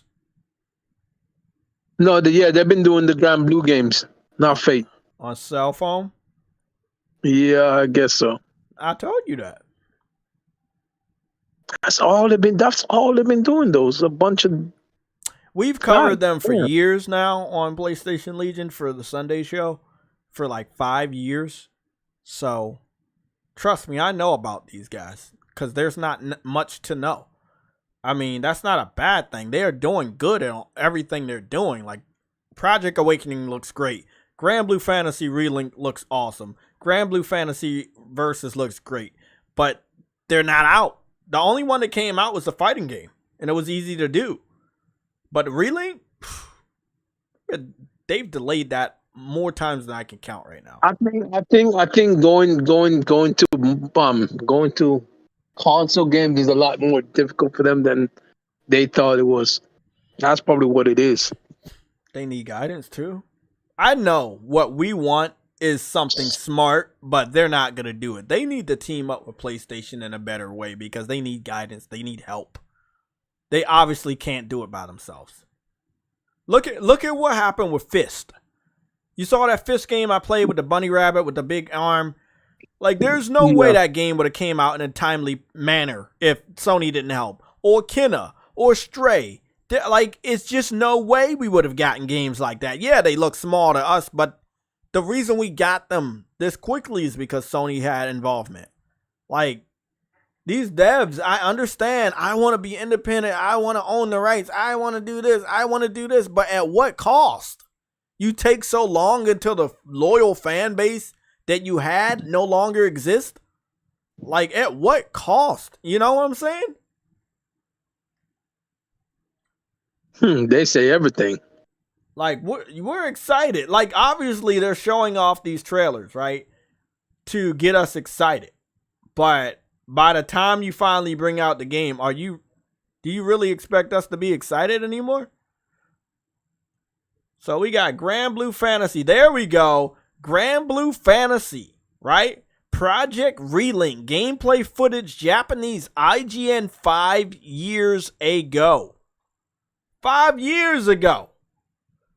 We've been covering this on this channel for 5 years. Trust me, I remember because we were using Google Plus podcast, little webcam shit when we were covering this. Bro, been waiting way too long, man. Way too long. We've talked about delays, but we're going to talk about them again because there's a major issue here, right? Like, we want these games. We like these games. We want to play these games. We want to buy these games, but they're not here for us to do that. Do you think we have a delay problem inside of the gaming industry? I would say yes, from experience, and not just Japanese titles. We have a delay problem inside of European and American gaming industry as well. Because, again, look at, what is that game called? Hellblade 2. But then you can also look at whatever Xbox is doing with their fucking games. What is Xbox doing with their games? They keep delaying them. There's a lot of games that Xbox is delaying. Valve. Essentially, we read about this week that they had plans to keep it multiplayer, and they took that out. And obviously, it changed the overall design of the game. We had talked about what was interesting. People had acknowledged that the game got a visual downgrade, but the developers had issued a developer diary. Months after us seeing the game get downgraded? And I'm like, oh, yeah, well, it looks that way because we took out the multiplayer. And I was like, no, not really, bro. You could took out the multiplayer and kept the game looking the way it was. But no, you changed the game. And probably don't have the budget to make the game look like it was when you first showed it. Which was, look, I'm going to be honest. What they first showed was cinematics. The game was never going to look like that. Yeah. Valve was never gonna look like that, bro. That was all cinematics. So all they're telling us is that, hey, they should have just said we showed cinematics. This was not a representation of what the final product was gonna look like, which is a warning that most developers, or a disclaimer that most developers put below the video of their gameplay. And I just wish Microsoft would be more honest and transparent about what they show us, which they don't.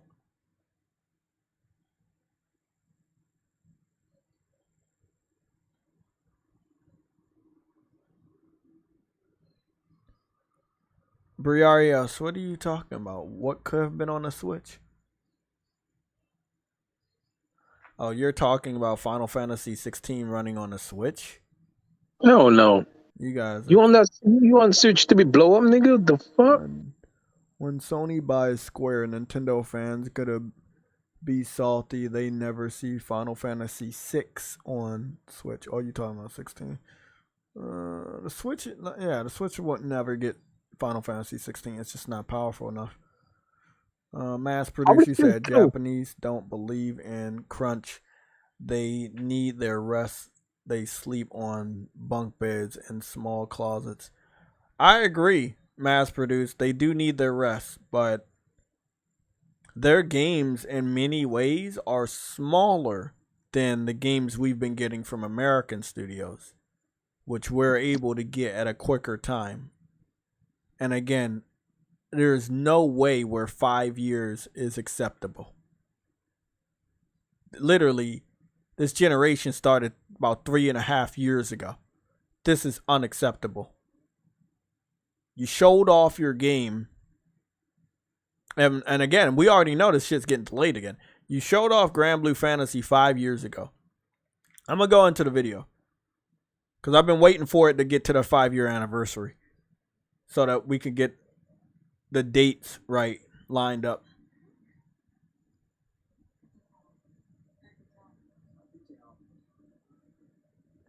I can tell when Game Pass is approaching.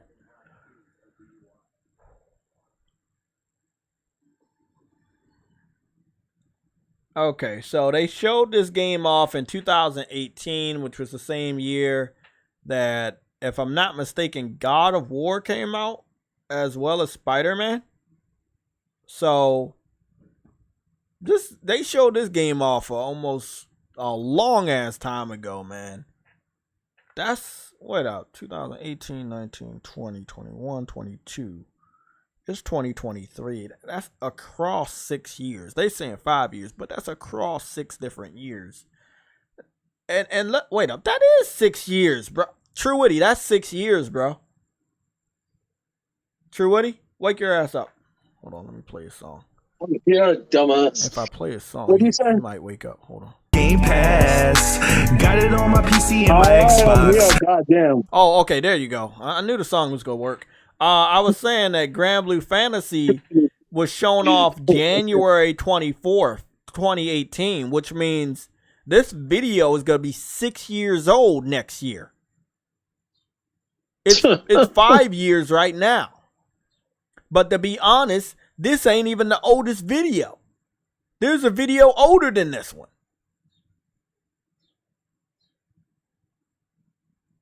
Bro. Can't be surprised anymore. I can't either, man. It's just been taking a long time, man. You know, that's all I'm gonna say. It's just like, this game looks so cool and I just want it, you know. All these people made all this weird content for it, and I'm like, y'all making content for what? The game ain't even playable yet. Now, I did hear some sort of confirmation that it may be playable at Gamescom, but we'll see. I know that they're going to be showing off something September 16th, so possibly around the time of the showcase. Sorry, not the PlayStation showcase, but possibly around the time of PlayStation Plus. I'm fucking up. PlayStation State of Play, and maybe the Tokyo Game Show. Let me go and see what that looks like. The 16th would be a Saturday. It is the week of the 10th. The 14th could be a State of Play. Also, the previous week on the 7th could be a State of Play or a showcase. It's up to Sony what they want to do, but they probably got to go for a State of Play. What's going on right now? We got 2 months left. Sorry, fuck, I'm fucking up. We got 2 weeks left of August, this week and next week. This week is pretty packed. We got the opening night at Gamescom on the 22nd. Gamescom starts on the 23rd. There is some sort of red alert and fire logo emoji on the 24th. I don't know what that could be. Then on the 25th, there's a delay notification on my calendar. And then for the 28th, 29th, 30th, and 31st, absolutely nothing is happening. There's nothing on my calendar as far as video game information is happening. And then on September 1st, which is a Friday, which is also the first day of Starfield, PAX West is happening. Okay. Then Metal Gear Solid Anniversary is on September 3rd. Labor Day is on September 4th. Starfield comes out the 6th. Baldur's Gate comes out the 6th. And then I have also a notification on the 6th of something else may be happening. And then there's some question marks on the 7th. So that's pretty much it. Tokyo Game Show is taking place on the 21st of September. Outbreak Day, the anniversary of the Outbreak Day for The Last of Us, is happening this year on the 26th, which is a Tuesday. So maybe they show more than just some fucking marketing and some fan art. Because if they show fucking t-shirts and fan art again and no gameplay for... What's that? And they don't show any gameplay for Factions 2. I'm going to be really pissed off. I don't think we should have to wait until next year to see some new gameplay for Factions 2. They can show us some teaser or something. I'm just...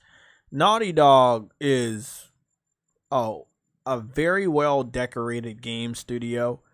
And for them to be delaying our first look at what Factions 2 is, I am very disappointed in them. Like, I am very disappointed. Like, they're too big to be doing this delay shit. I can understand everybody else, but not Naughty Dog. Like, Naughty Dog is last person I expect to be delaying everything. No. Yeah, Naughty Dog can do better.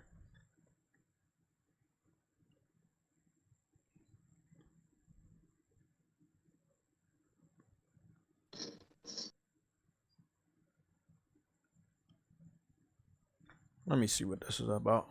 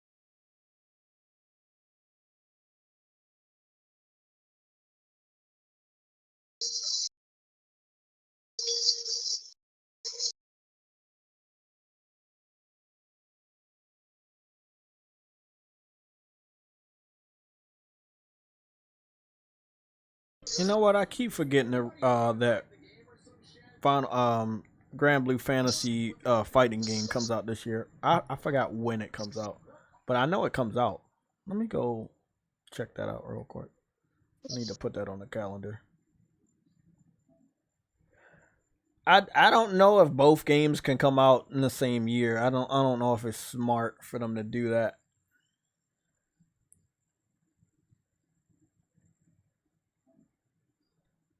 Oh yeah, they gave. Oh, that's right. They did give us the original Grand Blue Fantasy game, fighting game. Yeah, they gave us the original one. Rising, they want $50 for that one. I think if they're adding all the original fighters and all the DLC fighters from the first one, they're updating the visuals. They have rollback netcode, crossplay between PS4, PC, and PS5. I think it's justified as well. They have a new lobby system, so I think it's justified. $74 if you want all the content. They didn't give a good list of the content at all of what you're getting, so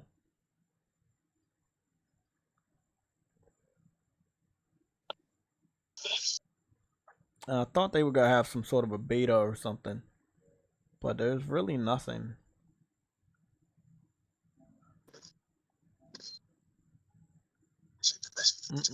There doesn't seem to be anything. So I don't know, man. I mean, oh, they're bringing this out in November? November 30th? That's a Thursday. Goodness. How you gonna bring this out in November and then bring out the RPG in December? You gotta be fucking kidding me, man. There ain't no way you doing that.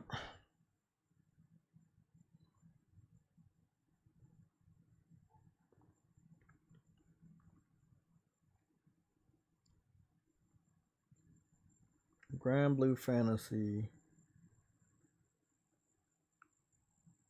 versus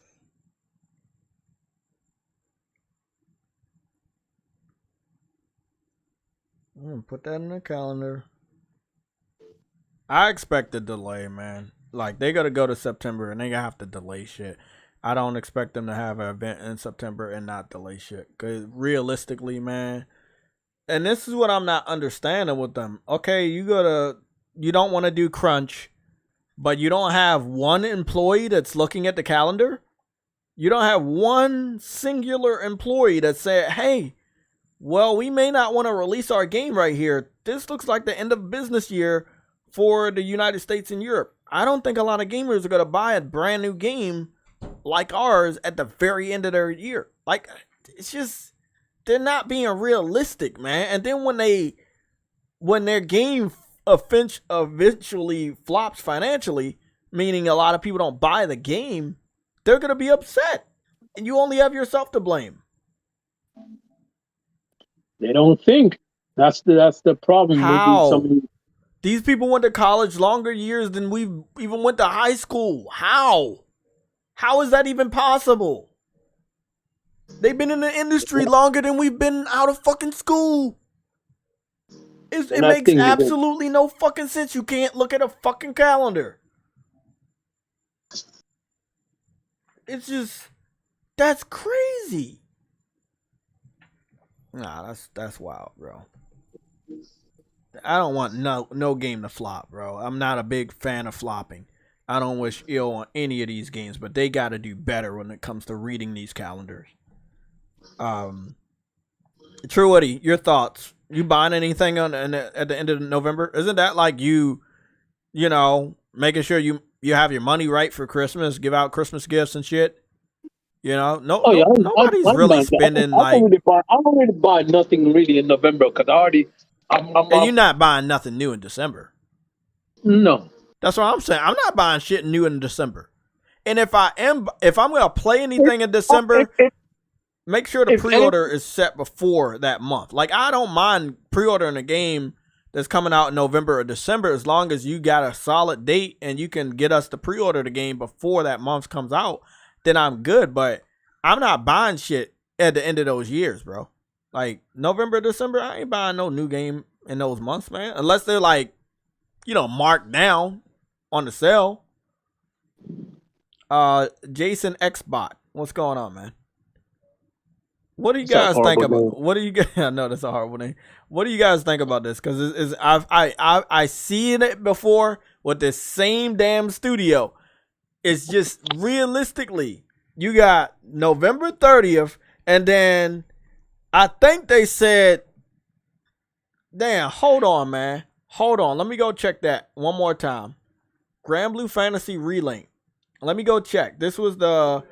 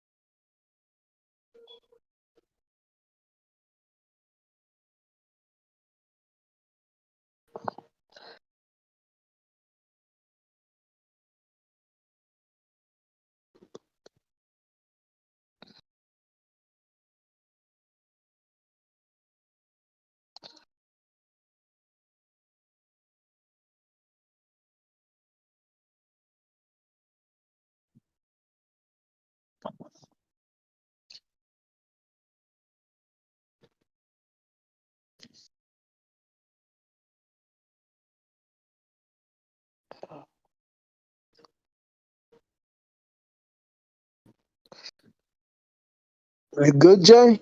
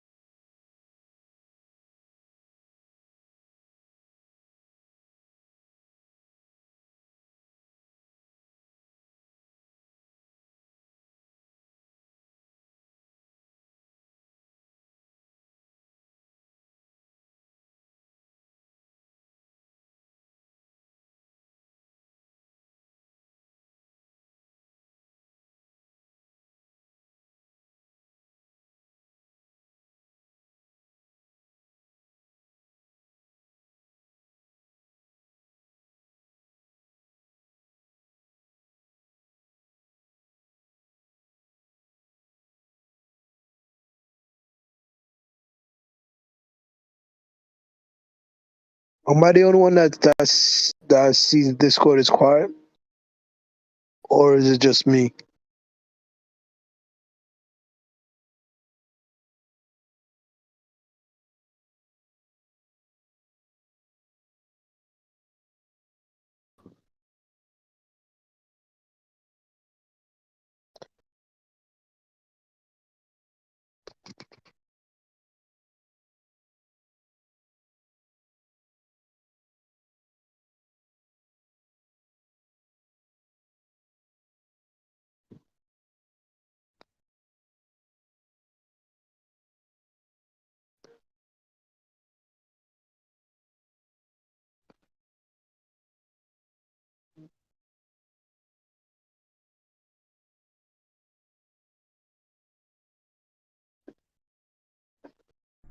Sorry, I had to leave.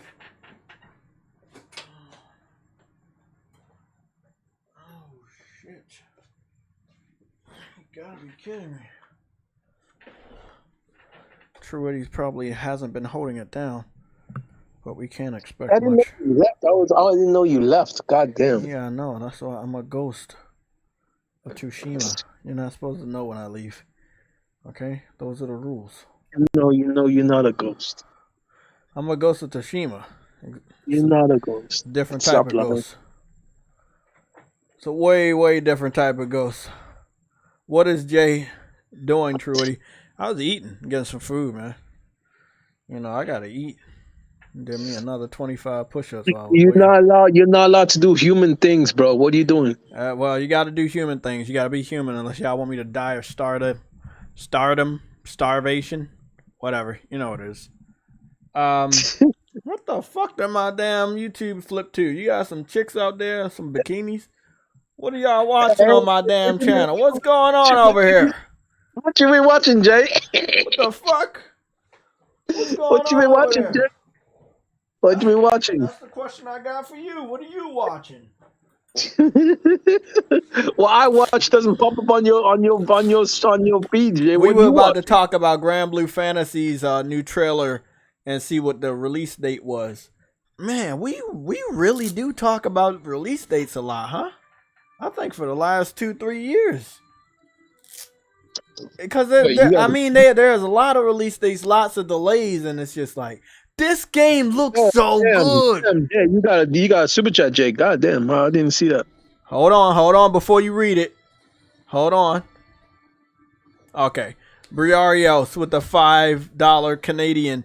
You said Grand Blue coming, Project Awakening coming, Bloodborne 2 coming, and next near Nintendo drones will be down bad. Thank you for the super chat, but I'm not okay. Project Awakening, we don't know when. Grand Blue, they say this year, we'll see. Bloodborne 2, no confirmation. Near, I don't know anything about it. So, I don't know. Yeah, thanks for the super chat, but I can't agree with everything you just said, man. Like, that's and to be honest, Nintendo won't be down bad because nigga, they got Mario this year. They got Mario. Like, they got 2 Marios. They got Mario RPG, which you know they got to get fucking 10s out of 10s on that just for the fuck of it. Bro. And then you got the Mario Wonder, and then Zelda came out this year. They good. They don't care about shit.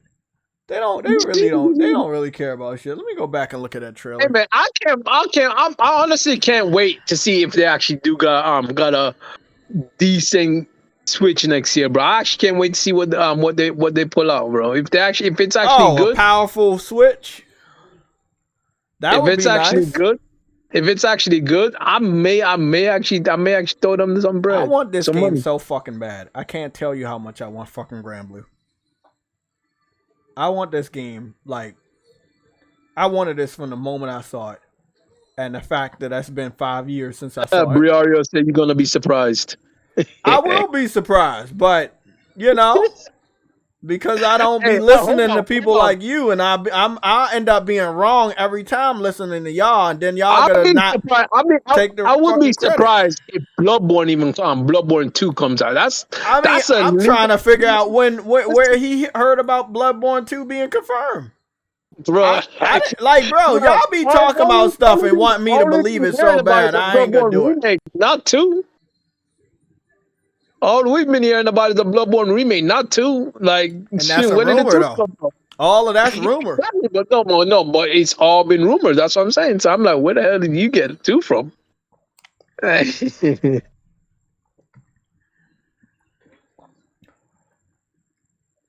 Hey man, you need to give me your source so I don't think you're crazy. Because right now you saying wild shit. Maybe I can have some context of where you get your information, so I know why you say wild shit to me. Because you're saying wild stuff, and I know you're not. Mario RPG, god damn. Everything's gonna be better than Mario RPG, but it's the nostalgia that people been waiting for that game for so long, and that's right there is why Mario RPG is gonna sell better than Granblue. Bro, yeah, but brothers, that was a rumor, though, brothers. We don't know for sure. We don't even know what Bluepoint's working on. Briaros, where are you getting your news from so I can go and look at this person? Because you're getting your news from somebody. So break down where you getting your news from, because I know they ain't coming from you. So who are you listening to so I can go listen to them and see if it's true?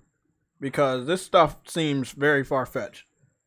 I think he just looking at the rumors that floating around and running with it, but they're rumors though. Oh, you said the source is you? Yeah. We're gonna move on with the stream, everybody. So Granblue Fantasy Relink said it's coming out 2023 winter. Yeah, that shit's getting delayed. Yo, this thing said the source is me. God damn, that's hilarious. When does winter start in the United States?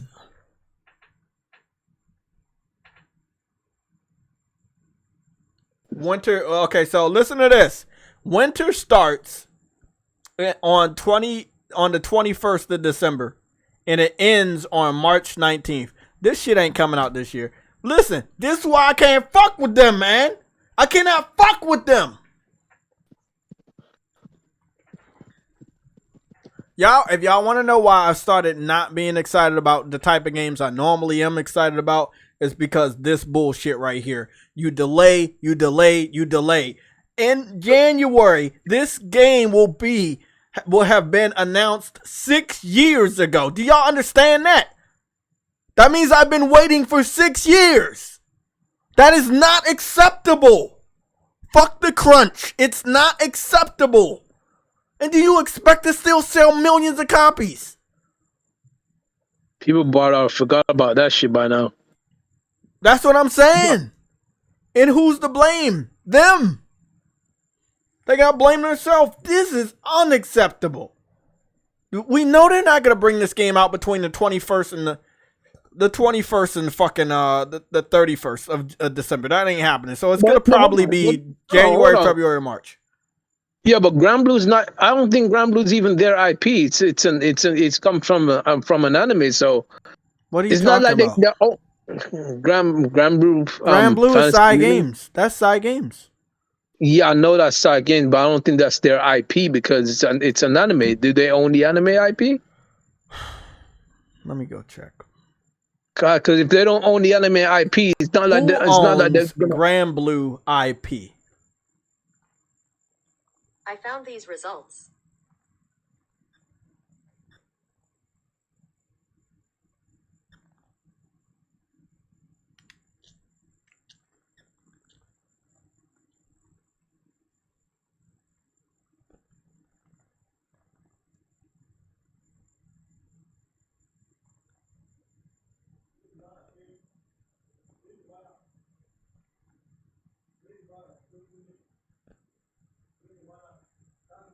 Okay.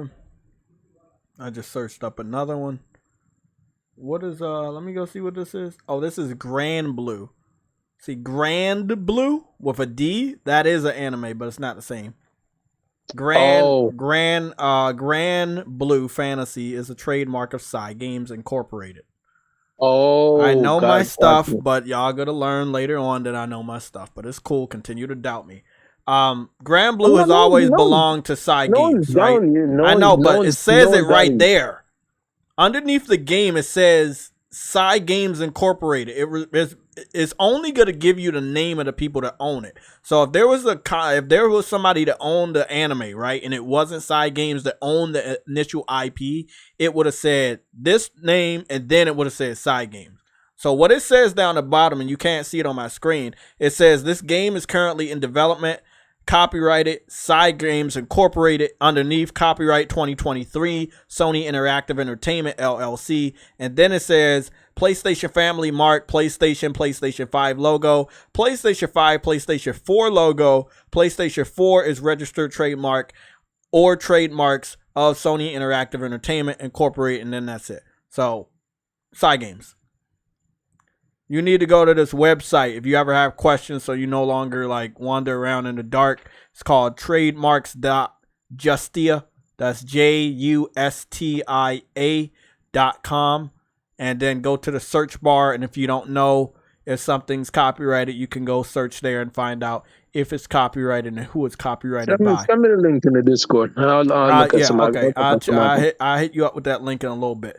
But yeah, this is always important to know your stuff, and this is like I said, I've covered this for 6 years. It's Cygames. You know, I trust me, I know. Like, we were covering this before we were even doing this format. We've covered this for a very long time, and I'm very excited about this game, but it's hard to keep that excitement when every fucking year it gets delayed. You know, and it's so predictable, man. So in other words, this is a new IP, and they're acting as if it's not a new IP. It's an old IP. They've been making a lot of money off of this cell phone game with the same name. Oh, it was a cell phone game. Yeah, it was a cell phone game, and now they made a fighting game and an action RPG, which is Grand Blue Fantasy Relink, off of the IP for the cell phone game. The fighting game did all right. Now they're doing a new version of that fighting game, and I think it's gonna do good. The RPG, however, continues to get delayed, and they're not really giving good explanations on why every year you talk about it and then every year you delay it. Like, you have to bring the game out sometime. This kind of reminds me of the pandemic when, remember, the movie studios kept delaying the movies? Like, oh, maybe the pandemic gets better and they can open up the theaters and let's just delay it. Let's delay it. And then they ended up just bringing it out and then it flopped. Because people wasn't going. Like, the Scooby-Doo movie I went to go see was really good, but it flopped because of the pandemic. But they blamed it on the movie being a bad movie, but it wasn't a bad movie. It's just nobody paid for the movie. So, this is so sad. I mean, it's not surprising because I saw this earlier, but because we're getting... So, this is August, right? So, towards the middle to the end of September, we'll be in fall, right? And then December 21st is when winter starts. So we're about to be in fall, and we don't have a concrete release date of Grand Blue Fantasy Relink. And by the time we get it on September 16th, they may end up saying it's coming out like January, February, or even March of next year. And it's just gonna break my fucking soul for this game. You know? It's just, I don't know how much I can fucking take, you know? It's like, you know, this game's gonna be hot fire, but they never bring it out, man. And interest people lose interest. It's not my job to make sure people still excited about a game that this developer has delayed, like I said, more times than I care to count. 6 years now. They showed this game off 6 years ago and it's still not out. It's unacceptable, man.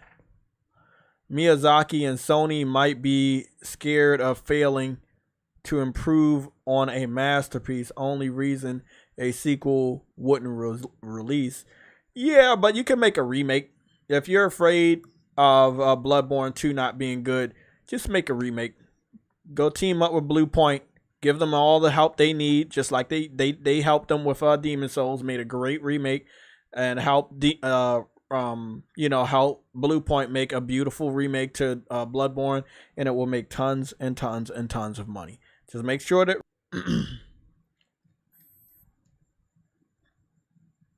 Autumn 316, and I could also see the guy who made Bloodborne. Okay. I'm so fucking sad. I'm just so fucking tired of waiting. Truly, I don't know if you have a game like this, like a white whale of a game where you just kept waiting or is still waiting for it to just come out. But this is that game for me. It's like whatever at this point. It's just whatever. I'm so tired. So tired of waiting, man. Bro, they need to stop. They need to do something, bro. I get it. They want to own their IP, but that's not the way. Because at the end of the day, you might go through all this pain and struggles, and then at the end of the day, everyone forgot about your IP, and when you launch it, you don't end up selling anything. Like, that's not a good thing. Exactly. They'll be like, "Oh shoot, that game came out. I didn't even know." And then guess what? You lost a lot of money off of it. Because everyone's already on to the next new thing. Yeah, Claymore, you're right. Sony owns the IP to Bloodborne, so From Software can't do anything. So yeah, but I don't think they want to do. I think if they want to do Bloodborne, they should come to PlayStation, but they don't. And the reason why I know they don't, because they keep doing everything else besides Bloodborne. So they have not settled down and stopped doing what they're doing to want to make a Bloodborne. I don't think Sony needs them to do Bloodborne. But well, I mean, this is the thing. Like you said earlier in the stream, Bloodborne didn't sell very well. So it's not like the first priority for Sony. Unless they can bring up an idea of why Bloodborne would sell well.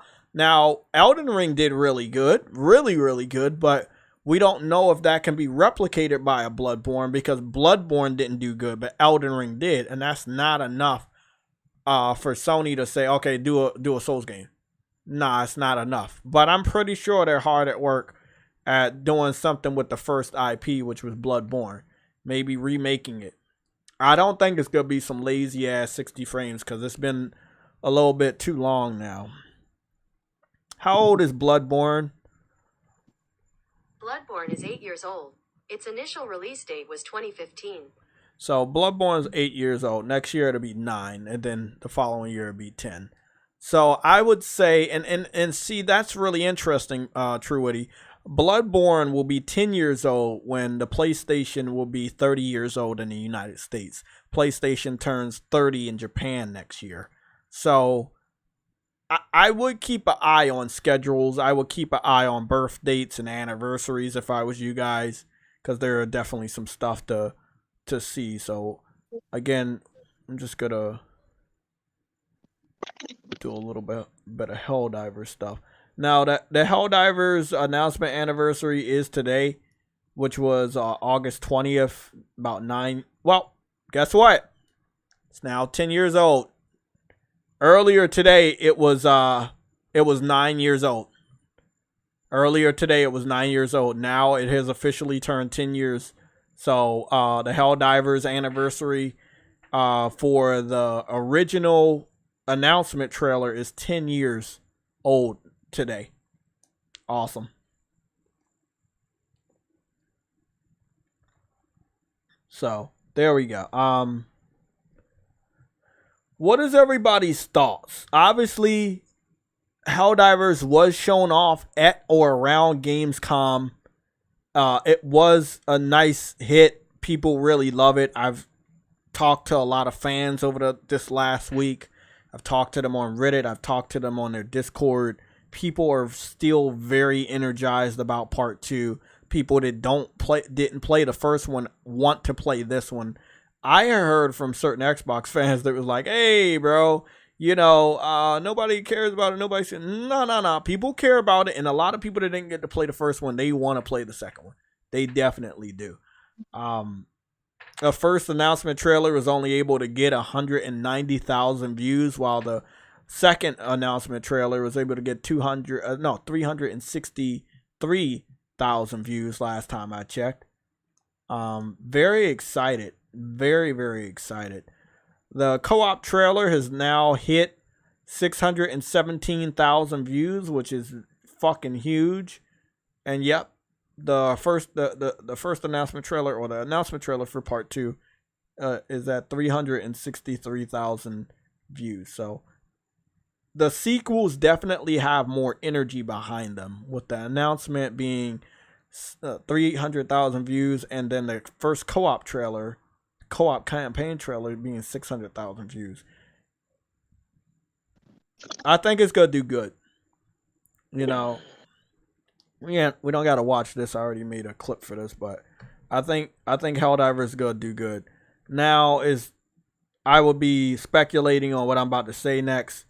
So I think that HELLDIVERs should have a good chance of being shown off at Jeff Keighley's event. I don't see why Sony wouldn't send them a clip, possibly an announcement of the release date, maybe a stealth drop of the beta or a demo, something like that. Network test, anything like that could definitely get more people energized about it. It's a solid game. You don't have a lot of shooters. This is one shooter. People are ready for it. People have been waiting for this for so long. So hopefully we can get a release date. I believe that if we don't get anything by the 25th of August, it's safe to say that they may want to think about delaying the game, since September is going to be cram-packed with great games itself. It's not the best idea. Let me just look at September again. No, it's not the best idea to go into September and say, oh yeah, we're going to go into September. We got Starfield, we got Baldur's Gate 3 launching on PlayStation, and we're going to try to squeeze into some state of play that you'll pay attention to while playing the 2 hottest games of the fucking year. I hope Sony doesn't do stupid shit. One of the reasons why HELLDIVER's announcement trailer didn't get the views that the co-op campaign trailer got is specifically because of how people were so disappointed in the showcase. No one wanted to go back and look. And they were so disappointed that they had forgotten about HELLDIVERs. That's why when they showed HELLDIVERs the second time, it got a lot more views. Normally, the first showing of a game gets more views than the second showing. But this time, the second showing of the game got more views than the first showing. Which, again, very rare. Very, very, very rare. The launch trailer of HELLDIVERs, I'm looking at it, got 646,000 views 8 years ago. So those are some really big views. There's only one video of HELLDIVERs 2 that literally is on the back of reaching that, and that would be the co-op combat trailer that I talked about, which is almost gonna be on that level. So again, a lot of energy, a lot of views. It's definitely a lot of interest. I saw the wrap-up party for the developers that were making HELLDIVERs, how excited they were. I just want to show you guys a little bit of this, because I had watched some of their videos and I was like, they were just so fucking excited. They don't look like they would say, oh, I want to delay it. They don't look like that. They looked like relieved and satisfied and like, hey, bro, we can finally talk about this game, and, you know, we're ready to show it off. And it's just, I don't know, man. It's just like, they looked fun. Arrowhead looks like a fun studio. They announced the damn game. They up there drinking and eating coffee cakes and shit like that. They just look so they look so happy, bro. You know? Non-American devs, and I'm very excited that they're like non-American devs. You know what I'm saying? Like, because they don't got any of the American politics in their game, and I'm very excited about that. I love that about these some developers, bro. They don't have that American politics, that BS.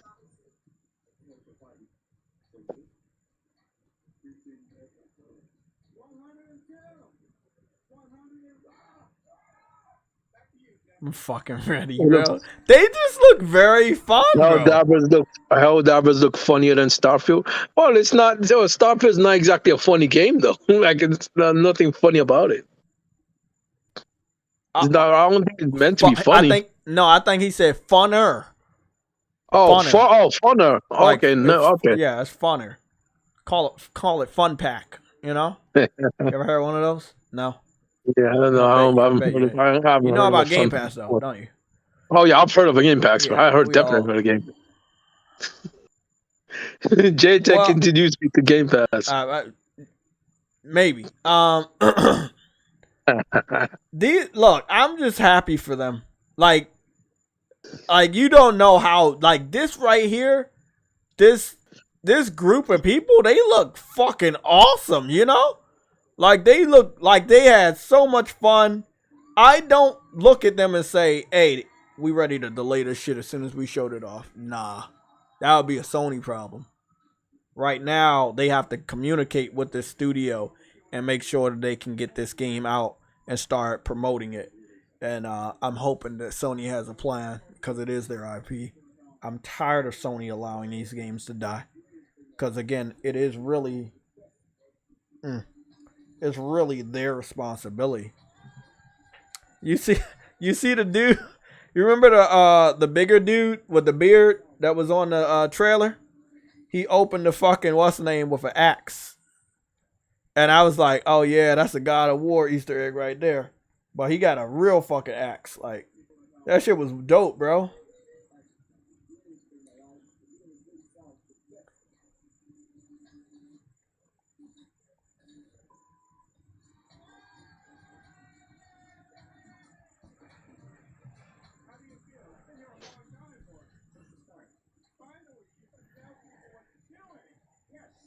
I mean, they did reveal the game. I'm not very familiar with any of the developers. They are still very quiet and secretive after the first gameplay trailer. I believe that on the third gameplay trailer, or the third boost of news that we get, I think that'll be when we start to see, like, oh, okay, it's about to come out now. But I do feel like the game is ready, and they wouldn't say 2023 if it wasn't ready. You know, there's no way that they will be like this. They look like this shit's ready, bro. So I'm very excited for them, man. I can't wait to play this fucking game. True Witty. Yo, I'm surprised we didn't see Bethesda celebrating when their game got even shown off, let alone went gold. There was no celebration at all. Hey man, as I said, bro, I didn't see nobody partying or drinking. Let's go take a look at this again. Like, this is the Microsoft era. I keep telling you that. So this is not Bethesda. It's the Microsoft era. Do you think that they do you think that they care? Like, do you think that they have fun with Starfield? Microsoft? Probably not. No, I'm talking about Bethesda devs that worked on Starfield. Of course they have fun with it. That's their baby, bro. Babies are not always fun. Hey, Jay, that's not very nice. It's true. Goobity gook. No, it's very true.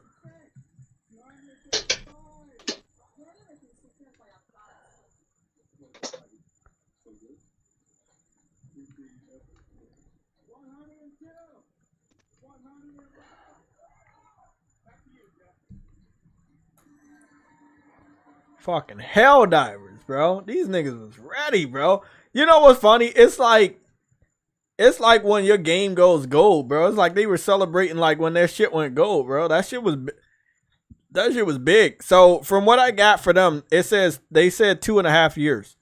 So this from the the interview that the guy was doing around the studio said 2.5 years. So that's pretty big, bro. That's a pretty good amount of studio devs. I'ma just try to count a couple, but I don't know if I'm gonna be able to count all. So let me see. We got 1, 2, 3, 4, 5, 6, 7, 8, 9, 10, 11, 12. Oh shit. 13, 14, 15, 16, 17, 18, 19, 20, 21, 22, 23, 24, 25, 26, 27, 28, 29, 30, 31, 32, 32, 3, 34, 35, 36, 37, 38, 39, 40, 41, 42, 43, 44, 45, 46. So I'm counting 46. They said that it's a development of 100 people, but I'm not sure if everybody fit in this frame. So it's about 46 if I counted correctly. Maybe that 47th right there by the flag. So I'm guessing, yeah, there's about 100 people. It's definitely not 35 people anymore. It's about 46, 47 in this image right here. But it looked like a nice studio, nice building, still very fresh, I fucks with it, man. They cool people. Right for the purchase. You said what? I said right for the purchase. Oh, definitely. Definitely a small enough studio to work on it. I mean, you got to pick them up. They're doing HELLDIVERS 2. HELLDIVERS 2 looks great. They can definitely help build them up. You know what I'm saying? HELLDIVERS can definitely, the last one that people are playing, you can... Shit, my girlfriend's talking to me. Hold on.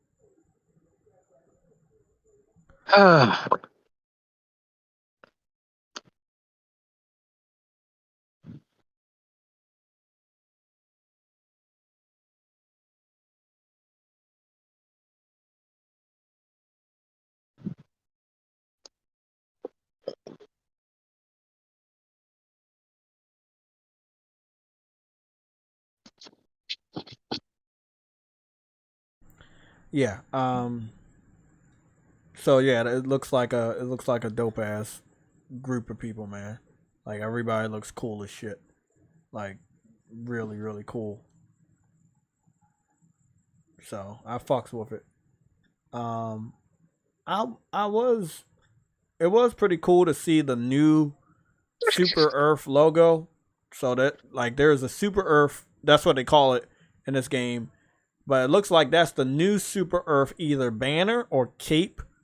I know they had a cape for this game that they gave out to certain fans or something that I had saw on Reddit, and it was pretty fucking cool. So I'm not sure, if they have like a collector's edition of this game and they have capes in it, that would be cool. But I can't wait, man. I can't wait to see more. Yeah, I didn't see any type of party going on for Bethesda. I know a lot of devs, they come out and they're like, "Hey, bro." Oh, you couldn't even get into the Q&A easily, bro. You had to go on a Discord and you had to do all sorts of stuff, bro. Bro, it's crazy.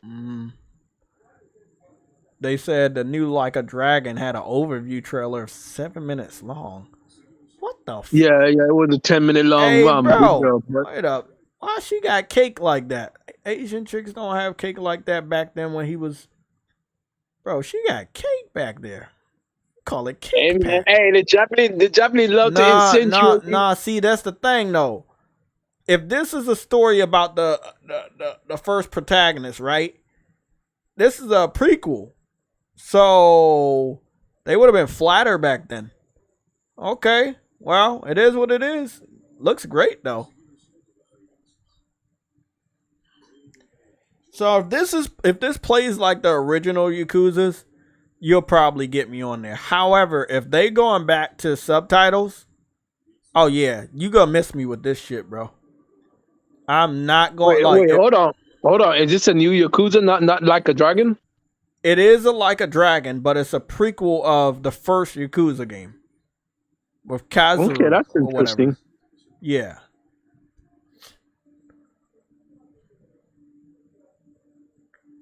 But I hope that it's like the original Yakuzas and not turn-based like all the other ones.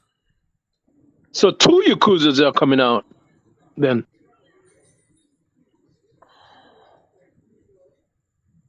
I guess so, something like that. Yeah, like a Dragon, the one where he's on showed up on the American beach. Oh, yeah, that one, yeah.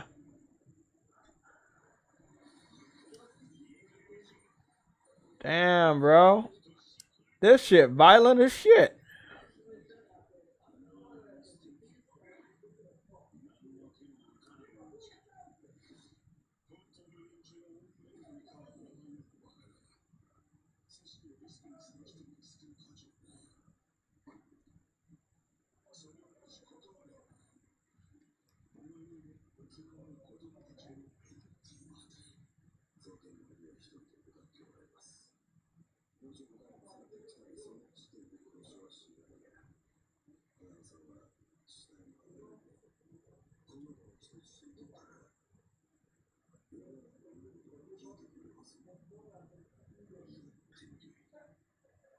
So, is this a prequel of his story, or is this a continuation? I'm so confused now.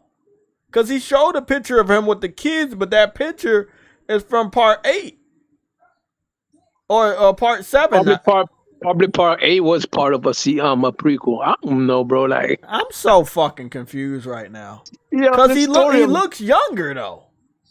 That's what I'm saying. This one looks younger. The story goes back and forth, bro. Like yeah, he's definitely younger in this game, bro. Because the story goes back and forth, Jay. So I'm not surprised. I'm not surprised. It's cool. It's still flashy and cool, bro.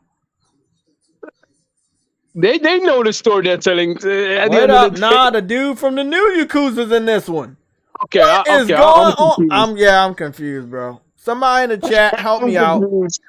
You said I thought that Yakuza 0 was a prequel.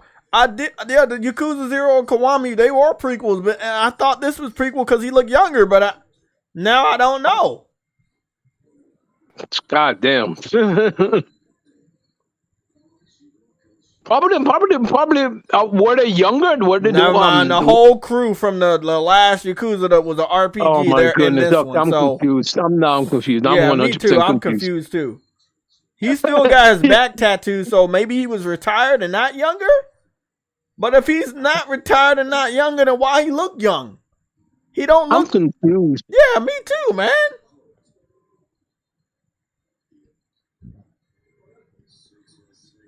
Yeah, I'm definitely like drawing up blanks, bro. These niggas, bro.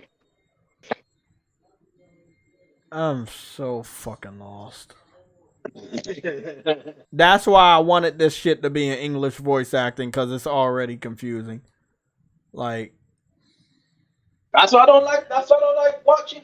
That's why I don't like playing some of these games, bro, because it's like, bro, you're in a different language. I gotta try and keep up with the subtitles. Okay, there we go. We got. Wait up. Whoa, what bullshit is he doing now? He got superpowers? Okay, I'm fucking done, bro. What is going on now, bro? What is this? But it do look like you got the Yakuza style fighting games, but they did more with it. So I'm actually excited about this. Okay. Man, these fucking finishers are gonna be crazy. See, you know what I am gonna do though? Get my ass. He got a grappling hook, bro. He got a grappling hook. I don't even know. Like, he has a spiritual grappling hook. I don't even know what that is all about. But it's good. This is making me want to go play Judgment again. So that doesn't. Some of the stuff don't even make no sense. But you know what's funny though, Jay? I didn't even. You can do battle royales with your gang and other gangs. You could go. Your gang can go up against another gang. Oh, that's dope.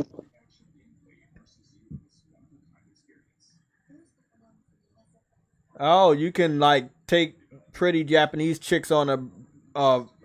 Oh, so the Japanese chicks you take on a date are like live action videos that they have recorded with real Japanese models. Oh, interesting.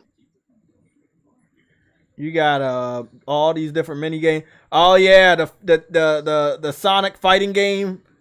They got all of these mini games coming back. Oh, okay. They better put this in English. God damn. They not. They not.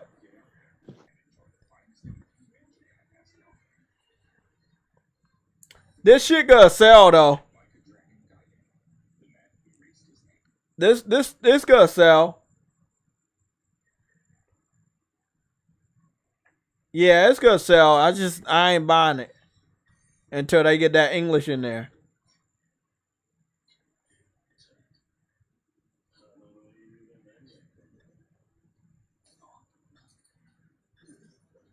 You know what? You know what's confusing?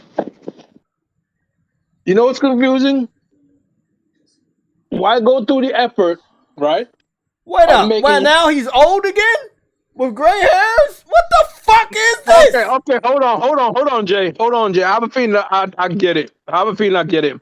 You know how Final Fantasy 16 did? They're going back in time. Okay, so no. If you get the man who has no name, you get to play the special demo version of the new Yakuza game. And it seemed like they both in either California or Florida. Because they by the seaside. And he's there with him. But he's older. Kazuya is older. Because he got his hair down and it's gray. Okay, I'm done. I know, right? So the new Yakuza is him when he's older. The one that's... The man who has no name, I'm guessing, is right after the events of 7. Okay. Yeah, I know. I'm fucking confused too. I can't. I mean, wow. Hold on, so they got rid of turn-based and just stuck and went back to normal.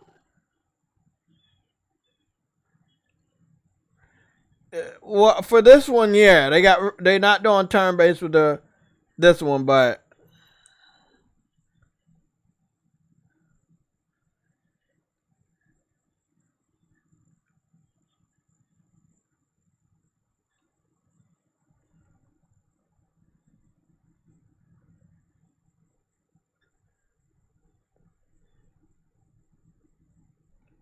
Oh, sucker, man. People love texting me when I'm busy, but they don't know that I'm busy, even though I told them I'm busy.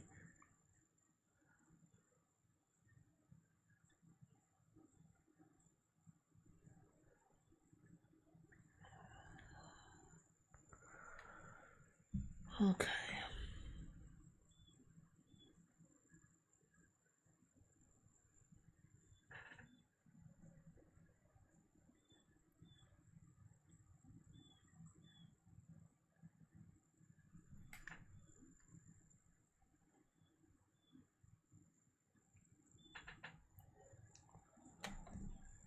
Time to make dinner. I was gaming the last hour. What I missed? Oh, what's going on, Nelson? You gotta let me know your schedule, because my schedule about to change, man. Especially if I get this job, man. So my shit about to be different. But I'm gonna see if I can keep one of our. I'm gonna try to see if I can keep the Sunday show the same.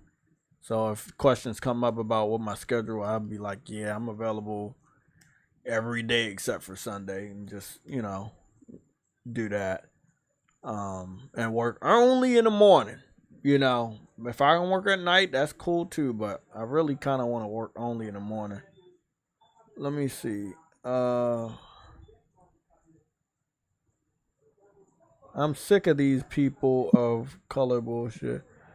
Date, what is this? Cooper Clips date thing was pretty good. Oh yeah, the dating thing.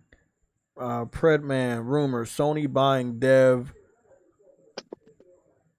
Upply on Gamescom at Tuesday. Who is Upply? Predman, can you say that statement again? You said rumor Sony buying dev Upply on Gamescom at Tuesday. I don't know who. Look, I'm just gonna continue. Let me go back up and read the rest of these comments, bro. Like I just maybe he misspelled something. Andrew, well, he always misspells, and then I'm left trying to figure out what he was trying to say. So you need to redo your comment, bro, so we can better understand what you're talking about. There's no point in saying your stuff and then we don't know. Andrew Wilkins, fact is, it's impossible for Starfield to be a good game. Every Xbox fan hype ends up being trash. Every game Xbox fan hyped up ends up being trash. Not wrong there. You're not. I wish you were wrong, but you're not wrong there. The original English voice actor not returning. They getting Yang Yi to voice him because he Asian, while original English voice actor wasn't Asian. Ah, okay. Okay. So what? Yang Yi gotta do the voice for casual? Kazu? Fucking pronounce. Young Yi, who's Young Yi? Young Yi is a, I believe, Asian content creator that also. Young Ye? Yeah, him. He's gonna do the voice for Kiryu.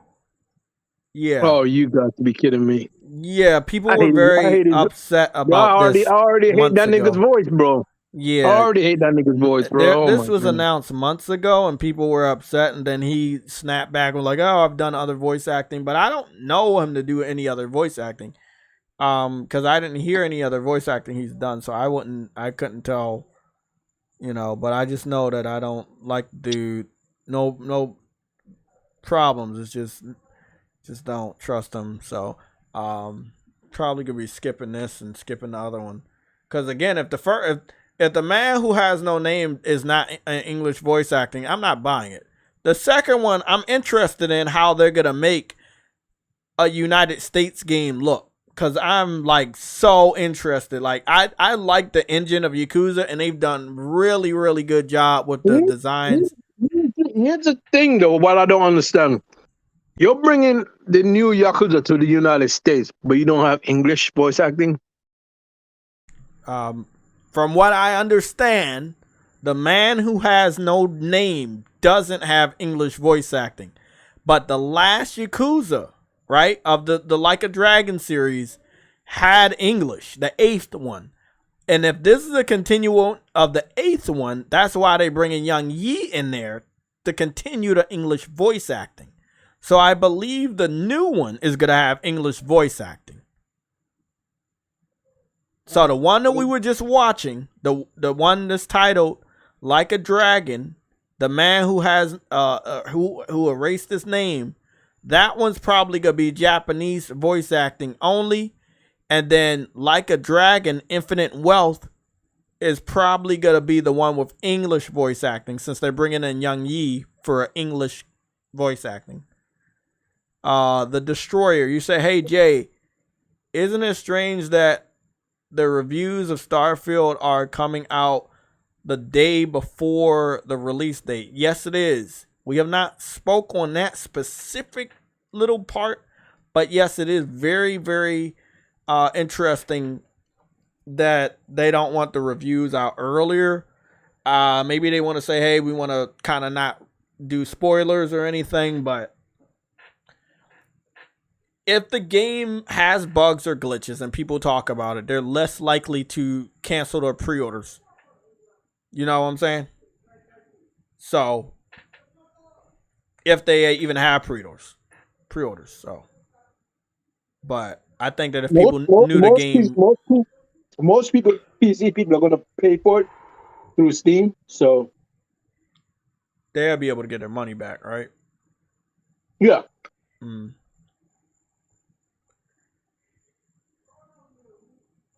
They won't cancel their pre-order, but the thing is, if it goes into an hour and a half in it and it's broken, they'll probably will.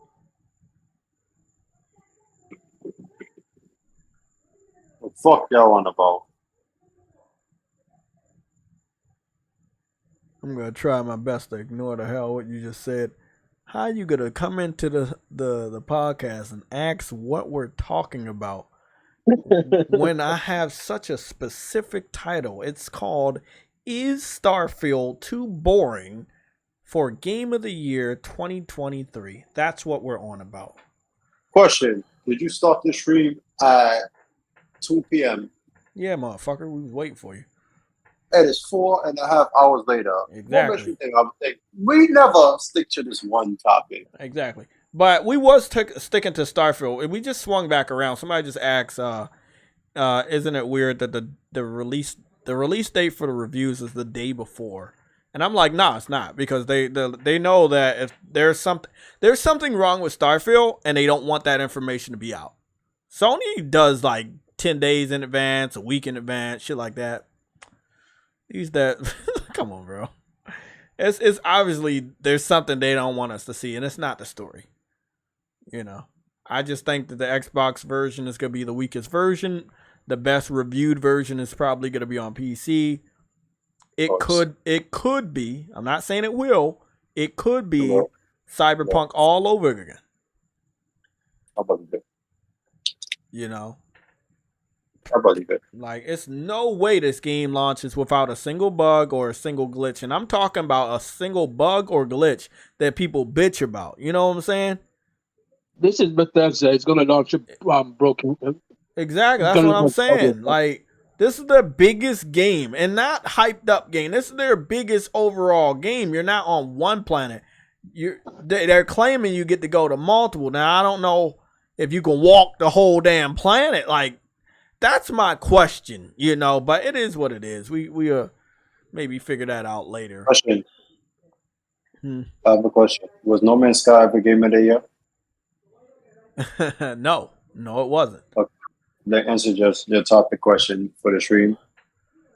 Is it too boring? Honestly, if you had something that says your most ambitious project, you would have, like, say, how Naughty Dog did with The Last of Us, with their integration with LGBT and their little shows, how they develop characters and the worlds, the set pieces. If this is ambitious, you will want fans to know what was ambitious and why. This is 25 years in the making. You will give little head drops here and there, like they did for Spider-Man recently, about the like in Comic-Con. That little gameplay shit really hyped you up. Pre-orders is open. This shit went gold. Did you hear anything else about it? All you hear is like PlayStation fanboys are upset. Yeah, honestly. And right now, this is another thing I wanted to talk to you about. This guy right here that's about to show off every last vehicle on No Man's Sky, which is like 5 or 6 different vehicles. There's not a single vehicle on fucking Starfield.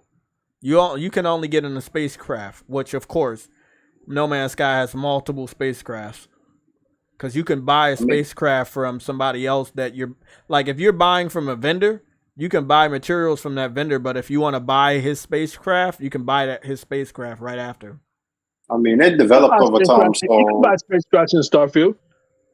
Can you buy them from everybody? Well, That's what I'm no. saying. Specifically, this is what I was talking about with Xbox fans. Yeah, okay, you're doing what No Man's Sky is doing, but you're not doing what No Man's Sky is doing. Any and everybody's spacecraft is up for sale on No Man's Sky. Yeah. You need a better booster, you can buy their crap. You need better guns, maybe their craft has better. You like their design better? Well, you can buy their shit. If you got the money, you can buy their shit. You can store multiple spacecrafts in your rig, your little space rig up above the atmosphere. And then you can call it into whatever solar system you're in. You know, if you have a crew, when you're fighting, like I was fighting in the air, because my tanker was nearby, one of the crew came out of the tanker and helped me take down this pirate. So, like, I know that Starfield is doing a lot of stuff, but like I told other Xbox fans, were like, yeah, they're doing stuff, but they're doing stuff that has already been done. Bro, I saw this nigga dogfighting space nigga flew down on the planet, still dogfighting. Bro, they chased that nigga on the planet. Yeah, bro. yeah, they was chasing. The dude was chasing me on a planet, and I can't really fight that good in space. I don't know why, but I fought better on you know. Look at this motorcycle that this dude got. Like this is all No Man's Sky. You got motorcycles, you got robots you can get, robot mechs you can get in. Like, you can store all of them in the same spot. That's the thing. That's what the dude did. He got his own little base right there. Like, I'm just saying, man, it's got guns on top of the motorcycle. Got a booster. Jay, what's up? This is over time the game developed, so that really can be an excuse, but this is 25 years in the making. I see D-Boy say Starfield and No Man's Sky have their own take on the space game, and I'm fine with that. So I want him to answer, what is Starfield's take on the space game? Because you don't have RPG. it, and you really haven't seen nothing. That's the only thing, RPG. Okay, but what about it? That's the only thing. That will be different. It's just it's an RPG. While No Man's Sky, I believe, is just an action game. Okay, so if it's an level RPG, up on this game, what are you doing? What are you doing in the game though? Just going from planet to planet to do what? Side quest? I don't know. Don't know yet. I don't know the game at all. Exactly. That's why people need to stop saying that shit. Y'all don't know the fucking game. We're not hating on it. But the same with Death Stranding, how we didn't know what the fuck it was, give it that same treatment. Let the game prove itself. Yeah, I'm gonna be honest, bro. Niggas did not know about Death Stranding, but when I played that game and found out, I was like, God damn. And then you get it. Stop making excuses for that because it's on Xbox, because we did not do that. Even as PlayStation people. He got a Jeep. He got a Jeep right here. He got a buggy. And hey, Spartan, I'm okay with Starfield. I'm gonna play. What you okay with? Do you know what you were gonna play? I don't. From my understanding, it's a more realistic take on a space game, and I'm okay with that. I think No Man's Sky is a great game. I think they have their own take on it, and we'll find out what Bethesda's take on it. That's all I want to say, but people got to stop hyping the shit like it's doing this and all of that. They're telling you this, but you're not seeing it. That's what y'all need to realize. Look, I'm gonna be honest. Let me ask y'all a question. Okay, so they had horses on Elden Ring, right? Like on the Elder Scrolls games. Yeah, fuck that. So they had horses on Elder Scrolls. I don't think it would have been difficult for them to add a modern day mount, aka like a motorcycle. If you wanted to add a vehicle, it's not hard because again, No Man's Sky is doing it on a grander scale, right? Because you have different, more planets, more solar systems, and you also have more different types of vehicles. You have vehicle, you have a motorcycle, you have a mech that you can get inside, or if you don't want to get inside the mech, you could be walking beside the mech and have the mech just follow you and shoot shit for you.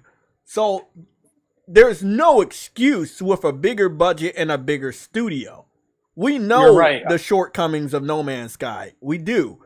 But a lot. Oh, never mind. And then you also have this big ass tanker, eight wheel tanker vehicle that he has. Like he laid out. No, the buggy's right there. There's a big ass tanker right there with 8 wheels on it. Didn't even see that shit. So you see all it, and then there's a hover bike as well as a fucking motorcycle. I just don't. You know what I'm saying? It's no excuse for a bigger studio not to have one of these things. You're 100% right. I agree with you. So why not have it? I mean, it grew over time. Only they can answer that. I can't answer that for them. See, that's what I'm saying. Like, I'm glad it's realistic. But I agree with you. Like, that's... Yeah, it's cool that it's realistic, but that, like, you trying to have a realistic, like, the one... Look, what do they got on our moon? On our real moon, or what they tell us? They got a buggy up there, right? They got the Mars it's got wheels. All they need to do is add one of them. I agree with you 100%. Like, if they like their whole explanation on it was, we consulted with NASA to take a more realistic approach on the solar system and the galaxies, and that's their explanation on as far as why there's so many planets but only like 10% of them have life. They call it the Goldilocks.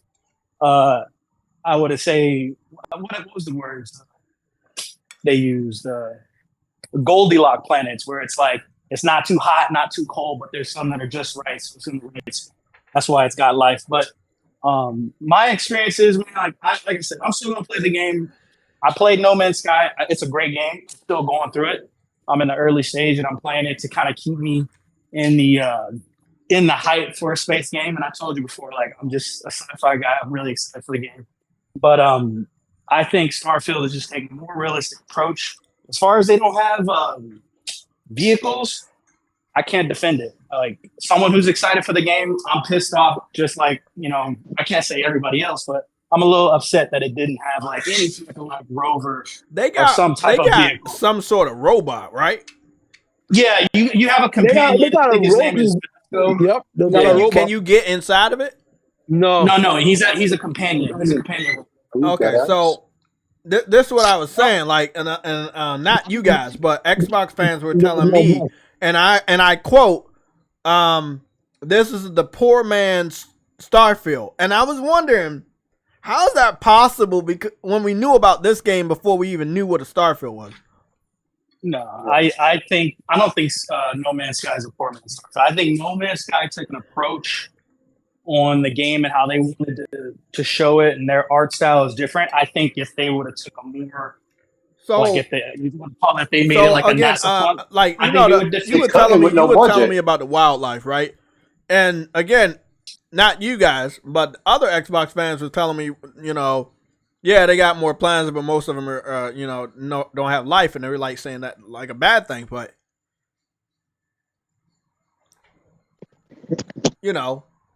Starfield's doing the same thing, right?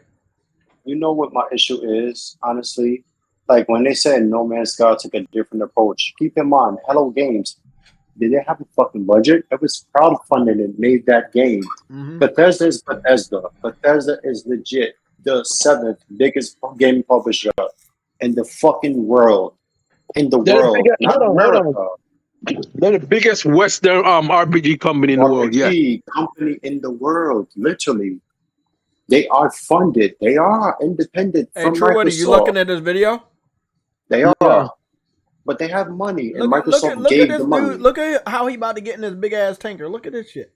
Look at him getting that big-ass tanker, and it got a fucking missile on it. Bethesda already confirmed that there's no mechs in the game. What? There's no mech. You get to fight against enemy mechs in this game. Really? What? So you don't fight against like any robots or cyborgs? Why has audio went out? It's all humans. Oh, well, apart from the small aliens you fight against, but truly, am I wrong though? What? Like, Bethesda is fucking huge, bro. They paid for them for a reason, that amount. Yeah, they're huge. But you're telling me, if this is 25 years in the making, this is the people that made Wolfenstein, bro, made Quake. That is one of the most demanding games on PC. Everybody knows Quake. Quake, Doom, fucking Elder Scrolls. everything. Like they made so many fucking games see, that tack. the fact that you brought up Elder Scrolls pisses me off because they could have done aliens, because they've done non-human humanoid people before. That's what I'm That's saying. what pisses me off about this. On a broader scale, you just said planets. Elder Scrolls had more life, had more fucking wildlife, fucking grass, things like that. The environment was more lush, even on the 360. And the 360 was the better version. We all know that. But the fucking horses, the movements, it's kind of like Red Dead Redemption. They got that really good. So why is it that this game is running on PCs and Xbox that's actually very capable, even the Series S? Why is it dialed back so much? It's going to evolve over time. Like somebody in the chat said, they're going to charge you for DLC. Cool, it will evolve. But if this is 25 years in the making, that is 1998. They're calling back from. Why is it so dialed back? Then I was 12 then, and was already playing. I'm gonna be honest, bro. Like the vehicle shit, I don't understand because the way that they got the vehicles on here is like you store them, right? You store them and then you call them down when you need them. That's what confuses. That's what confuses me. If you have, unless the planets aren't big. That's what the planets gotta be big, bro, because they're planets. They gotta be big. But that doesn't mean that they're big. It could be like a small map. Like, you see what I'm saying?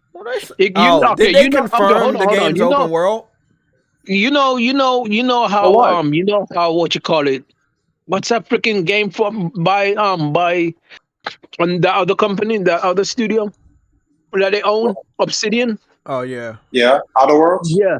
Outer Worlds, yeah. You know how you go to different planets on Outer Worlds, but the map is super small? Yes. I have a feeling that's what that might be. That's why they don't have mechs. That's why they don't have vehicles and all that shit. Because there's no They didn't do it. Huh? But they making a game, from what they're saying, it'd be in 30 frames a second because it's ambitious and graphics, right? It was a pretty game. But keep in mind, graphics will not continuously tax your CPU if you have fucking RAM, which they do, and bandwidth to keep those graphics. They have it. Well, that. So if I could jump in on the graphics question. So from what I remember watching on one of the directs or one of the explanations on reason why they went 30 frames per second on the game was the computing power to generate the what do they call it? So like when you're walking around, the computer, or I don't want to call it AI, CPU. The game would automatically generate certain like points of interest, and it's constantly doing it. And their explanation was that, you know, we did this and we took this route because we didn't want everybody's experience to be the same. So like my experience on one planet, you know, the algorithm, whatever they're using to generate points of interest might be different from someone else who lands on the same planet at the same storyline point of the game. So their reasoning for dialing back to 30 frames per second was that's to take some more of the powerful computing power to use to generate more. Well, I'm just giving an explanation. I can't. I know what you. I know. You're telling the truth. Definitely said that. Now let's get to one. Yeah, go ahead. Go ahead. No, go ahead. Go ahead. Not to be what? Game Pass. I was going to say, I think, you know, the reason could be them not wanting to come out and say maybe the Xbox is not that powerful. That's why they Okay. Yeah, there's the problem. There's the problem. I'm not Digital Foundry or anybody. I never ran tests, but that could be the most logical. So if let's put it this way: if they tone down the graphics, and I'm not saying to No Man's Sky, because No Man's Sky is actually a PS4 game, right? So if they would have toned down the graphics just a little bit, they could have had a couple of these vehicles. Like, and then this was funny. I looking at this guy. You know, this guy has a portal. You know they have portals in this game. Y'all didn't know that, did y'all? They have those Stargate portals, right? Yeah, so you can go in this portal and come out in another portal. He had 8 different battery charging units by all of those vehicles, and that's why they stay charged. So when people tell me that No Man's Sky is a kid's game, No Man's Sky is not realistic. It's very realistic. Jay, can I address D-Boy real quick? It's a different take on. Yeah. Now, D-Boy, as an engineer, I'm going to tell you how I know that's bullshit. I was going to say exactly what Jay first said. One, they have portals in No Man's Sky. The Xbox can handle that at the same speed as the PS5 because they got enhanced. That's one, at the same exact speed. Secondly, they have an SSD. They have enough ROMs. They have RAM, and their bandwidth is off the fucking charts faster than the PS5. They have all ample means to run this game at 60 frames a second. Hold on. I'll answer the question about answer that question because I gotta go search something. So I wasn't finished. Go ahead. The thing is that they CPU itself can offload tasks, and they specifically program that shit in, and they also have the same like 3D shit like PS5 have, which is the extra core itself that can handle it, which they said and they've shown even at Gears 5 to reach 120 frames, and that game is linear, but it's fucking huge. They have that itself. They have everything. What they do not want to come on and say, because they can't, is that this game is 30 frames per second because it has to run on the Xbox Series S, One X, and the Xbox One. That's what they don't want to say. I get it. They don't want to say that. I get they don't want to say that. But we all know the facts already anyway. That's why. If it was Xbox Series X and PC, they would held back graphics just to hit 60. I know they would have done that. But they've done it before. Look what they did with the Xbox One gen of Skyrim. They dialed that shit back to hit 60. And the PS4 had the graphics and the frame rate. So, the starting over and completely changing your character. Other than all of those differences, do not believe that bullshit they saying. You're right. What you were saying, D-Boy? Hey, but before D-Boy says something, let me say something. So I just watched this 1-year-old video by Reforge, and I just want to say that he was wrong. He said that there were differences with No Man's Sky when it comes to the crafting and the ship editing and stuff. No Man's Sky has had those before Starfield existed. I went to my tanker, and there's a hallway, and there's like no rooms. You can customize that wall to go into another room and customize that room. You can put material inside different places in the tanker, so you can form different materials you may need. You're going to have to upgrade your backpack so you can hold more stuff. You upgrade your backpack so you have a stronger jet boost on it. You have to upgrade your life support system. For people that don't know about No Man's Sky, it seems like they refuse to educate themselves about the game. Also, you're gonna have to want to upgrade your ship so you can have better firepower when you're out there. I'm gonna let you know something about Reforge, Jay. That sometimes he gets stuff really wrong. Yes, because he does his research before he does his video. Like, you can't get all the research done if you don't know nothing about the other game. Yeah, he has to do. He does have to do better. Because I'm going and looking at some stuff, right? And obviously, and I never thought about it this way, but it looks like the No Man's Sky community loves Star Wars, and they have recreated popular Star Wars things in No Man's Sky, which basically contradicts what Reforge and many Xbox fans think about No Man's Sky. Again, the internet exists, Google exists. If you don't know, ask. But don't sit up there and say, "Oh, you can't do this. We can't do this. Starfield is better. You can't do this." And then you get fucking destroyed, and then you get fucking, you looking stupid. Bro, how do you say Starfield is better without playing the game? Also, you do get to upgrade your outfit. You do get to upgrade your armor, all of that stuff. And you do have side quests, and you do have a story. and then you do get to redo replay value. Shit, the replay value is there because why? You have to go to different planets. You have to talk to different alien civilizations to learn different words so that you can communicate with different life forms. That's something else. That's another thing. There is no other life form except for humans and the so you don't have to learn different languages. No, there's other life forms. Hold on. There's no humanoid aliens for you to talk to. That I can't speak on because they can't confirm. I haven't played the game. No. They said that. Bethesda confirmed that. That's not me. Okay, then they confirmed it. I will say though, it is confusing because like one of the traits was you can have alien DNA where you can communicate with. I don't want to call them humanoids, but more like alien life form. More like we're gonna find out in 2 weeks. Wildlife. They're wildlife. They're wildlife on each planet. There's wildlife on No Man's Sky. There are alien wildlife. There are alien wildlife in Starfield. Okay, and you can communicate with them through. I guess like not. I don't want to say the word is telekinesis, but like some. Okay, so listen to this. Somebody made a AT house. So, you know the little things from fucking Starfield? From Star Wars? They made a house that looked like one of them. Look at that. Hey, bro. Now, I'm not saying you can't do this on Starfield, but this is pretty hold on. cool. Is that a T-Pad?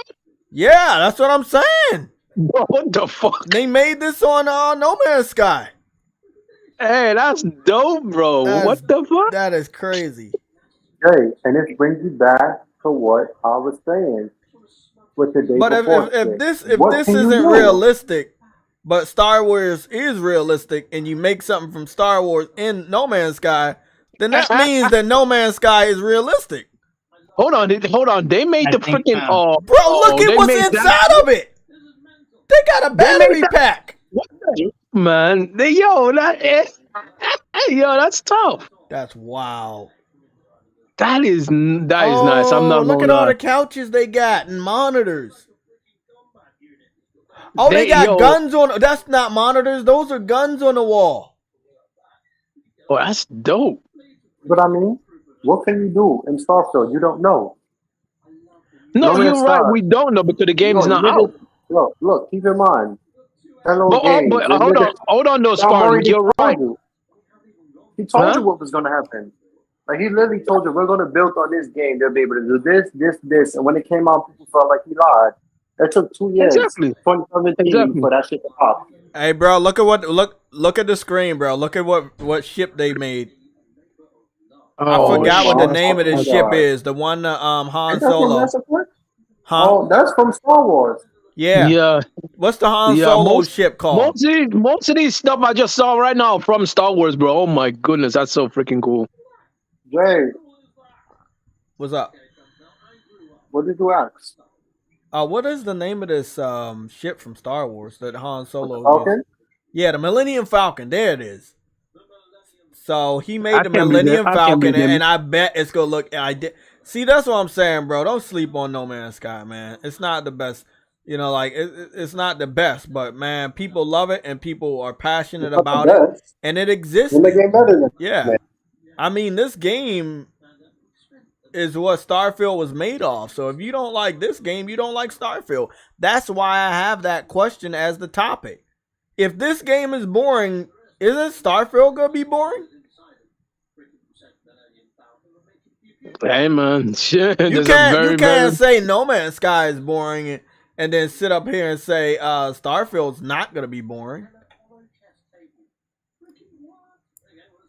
And also on No Man's Sky, you do get to become a different alien. You don't have to be a humanoid. You can be a different species of alien. You can actually see it. I don't think I'm shitting on the game. Honestly, I just want the same energy to be kept because that's how I know. Fair. We just gotta be fair. Death Stranding, I hated that shit, and you was here. I was on your shit and told you I was not buying that game, and it was bullshit. He wasn't saying nothing. They just dick riding because it's Kojima, and then I played it and was like, "Oh fuck Kojima, this shit was lit. I did this, and this is what I was able to do, and I finished the game and I played it again, and it was replay value in a delivery simulator. You learn so much shit in Death Stranding that you didn't know. That Strand shit really thinks at real life. It fucks with you. It makes you Somebody think. said it's gonna be. They gotta say it's fun because it's on Game Pass. Yeah, I mean, but at a certain point of time, don't you actually have to, actually play the game so you can see this engagement? I want it to do good, though. I really do. And I don't just want it to be because of the brand and the name. I want it to be its own identity because Xbox doesn't have that luck. I want them to have a successful game, but they got to show some more, bro. Just the biggest game hype is not alone, bro. You got to show something. They made the fucking Millennium Falcon and they made the insides. That is weird. I got Star Citizen. It is good. And like a beta. Oh, they got the backside of the Millennium Falcon too? Oh, that is awesome. Yeah. That is freaking dope. Okay. That is dope. Yo, that's sick.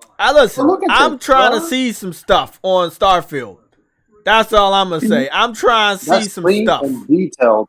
Yeah. I'm trying to see some stuff, bro. Yo, that's some talented creators on this game, bro. Hey, bro, I love games where you get to create shit. When they listen, don't get me started when I show you the city. When I show you the city that they made, bro. They made cities. You can make a whole city on this game. Not go buy a house. You can make a city and somebody can come to your planet. It's difficult to find the peoples on planets, so you have to go in the same lobby. But I'm trying to figure out what's going on. I'm trying to play this game more so I can get my armor, but I'm stuck and fucked up my save data. But Jay? There's actually something. Is it about Game Pass? Sorta. Okay. Love Game Pass. This is an ambition game, which is kind of the opposite of Game Pass. What they were saying they were doing, more smaller things and like filler, right? If this game is really as ambitious as they say, and it grows over time to be as successful, I would be happy for them. But wouldn't that really break the mold, say, of the Game Pass, say, rubric? If you think. What do you mean? Explain. Because Game Pass are more for like smaller shit and things you put in there to hold you over, and then you get the big games, right? They haven't really had a bigger game since Halo Infinite, and you saw what happened to that. No, listen, if the big games that they've shown us are actually big, I disagree that the future of Game Pass is in good hands. Yeah, that's what I'm trying to actually basically. That would be kind of concerning. Do you know everything that was big that launched on Game Pass in the last 3.5 years flopped? Good, bro. To watch that T-Fighter fly, bro. Oh shit. Technically, no. For the what's the one after Motorsport 7 in 2017? I think Forza Horizon 4 actually sold 10 million, not shit players. It sold 10 million. Yeah. So that was good. That was good. And the last thing they really bought that sold a lot was PUBG. It reached 30 million on Xbox sold, which was good. But I really worry about Starfield because I'm like, fuck it being boring. Is it fun? I'm not questioning it because it's on Xbox. It's just that game itself. No Man's Sky, you know the story. I bought it on PS4 and PC, played it for 11 hours, turned it off the first day. Played it for the next 2 days, and I got a refund for both of them, both sides. And I went back and played it when Fader was telling me, oh, they got this, communities. They grew that game. Starfield will grow. I get it. But part of me, what are you looking at the screen? I'm listening. Jay, someone's asking, is this a mod looking at the PC looking at? Yeah, what this you're is looking a at? mod. Yeah, he modded it.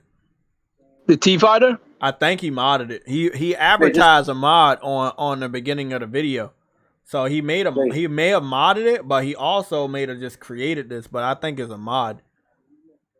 Jay, one last thing. One second. You know, I'm just gonna say this real quick. If the PC fans, and we know this to be true, if the PC fans mod a game on levels like this means they really like it. Hi-Fi Rush only did 3,000 players.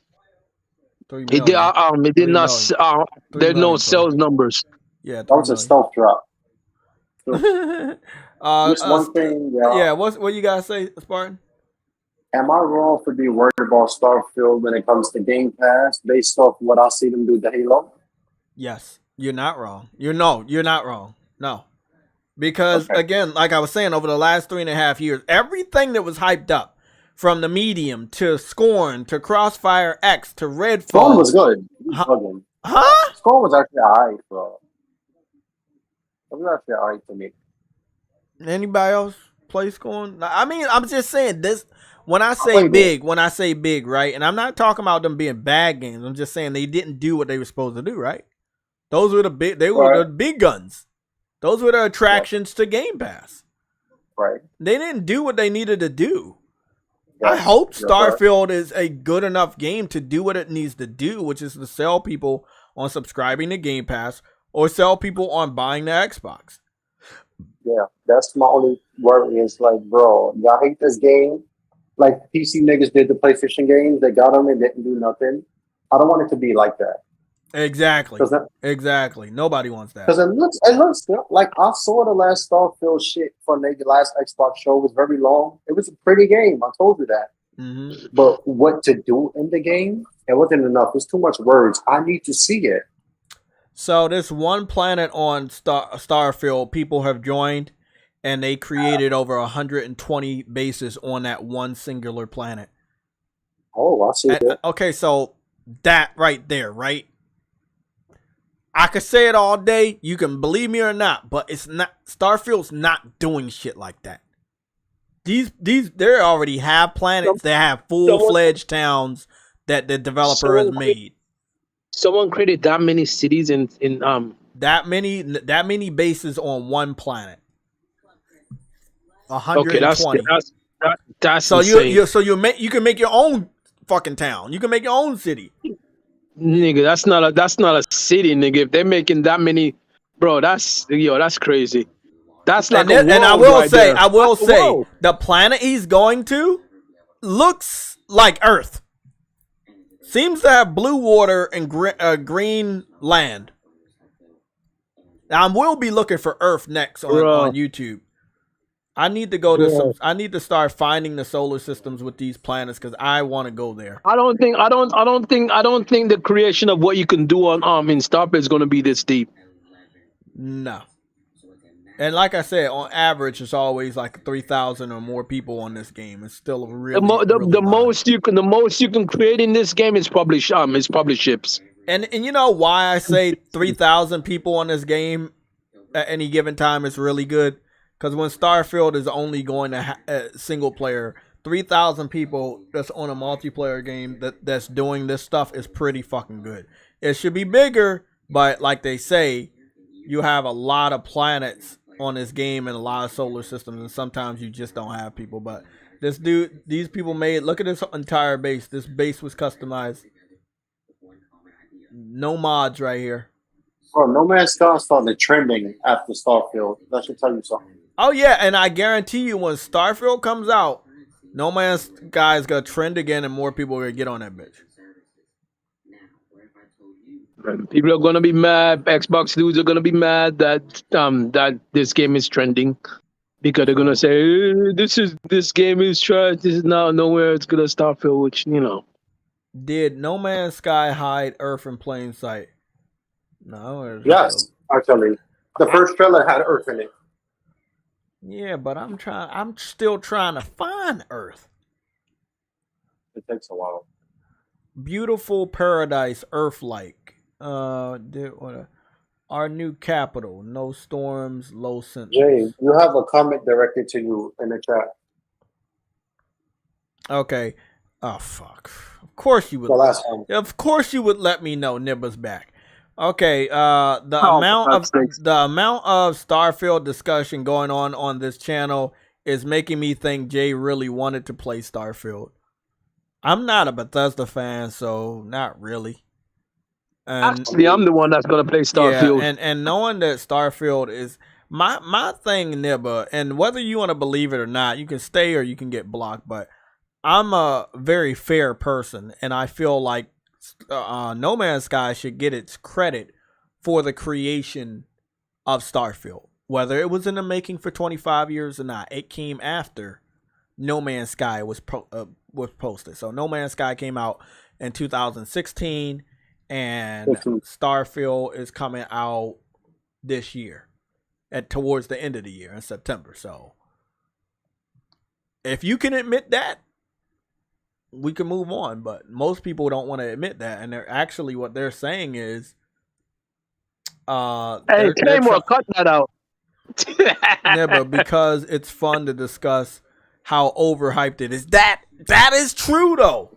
That is really fucking true. And I think it's awesome that you get to come to my stream and watch me play or show off No Man's Sky instead of Starfield. Because if it really was about Starfield, wouldn't I be showing Starfield all the time? Oops, can't do that. I don't got no fucking gameplay yet. Gooby gook. Also, yeah, this one definitely is an Earth-like planet. Oh, I'm gonna go get the coordinates to this, and I'm gonna go do a live stream where I go to this Earth-like planet.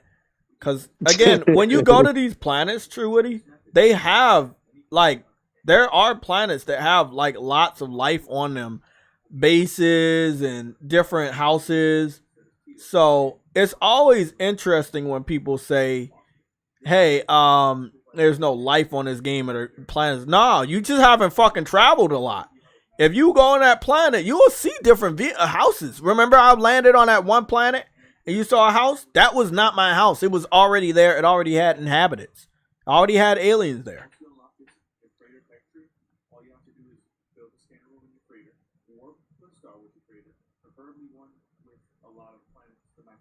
I think the difference with No Man's Sky is No Man's Sky continues to evolve. Oh yeah, again, there's a lot of planets in the solar system, and people keep discovering new good planets all the time. I think the only difference is Starfield will not evolve like how this has evolved. Once they make the game, once they bring out the DLCs, I think that'll be it. The only difference that's you know what's funny though, True Witty? There's a new fucking DLC coming out for No Man's Sky. Wait, really? It's called Echoes. Okay, you're joking. You want to bet me a large pizza with strawberry toppings on it? Sure. No, you're trolling. Bet me that pizza with strawberry toppings. And trolling man is not very funny. You really think I'm trolling about DLC called Echoes for No Man's Sky? They just announced. You don't be looking at nothing, do you? It's 2 days ago, it was shown off No Man's Sky official 7th anniversary and Echoes update. Okay, that's an update, not a DLC. No, it is a DLC. They giving an update on the DLC that's called Echoes. But all the DLCs on No Man's Sky are free updates. They don't make you pay for any of the updates.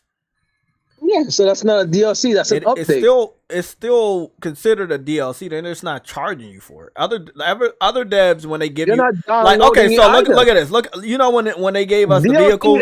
What does a DLC stand for, Jay? Downloadable content. Yeah, but you have to download the update, so it's downloadable content. No, it's automatic. Without downloading the new update, you're not gonna get any of this content. So yeah, but here's the thing though. That's through an update. That's not downloadable content. That's not DLC you download. You download. It's an update to the game. It's like a software update. It's any software update a DLC. So you telling me that all of these changes happen without a single download? Jay.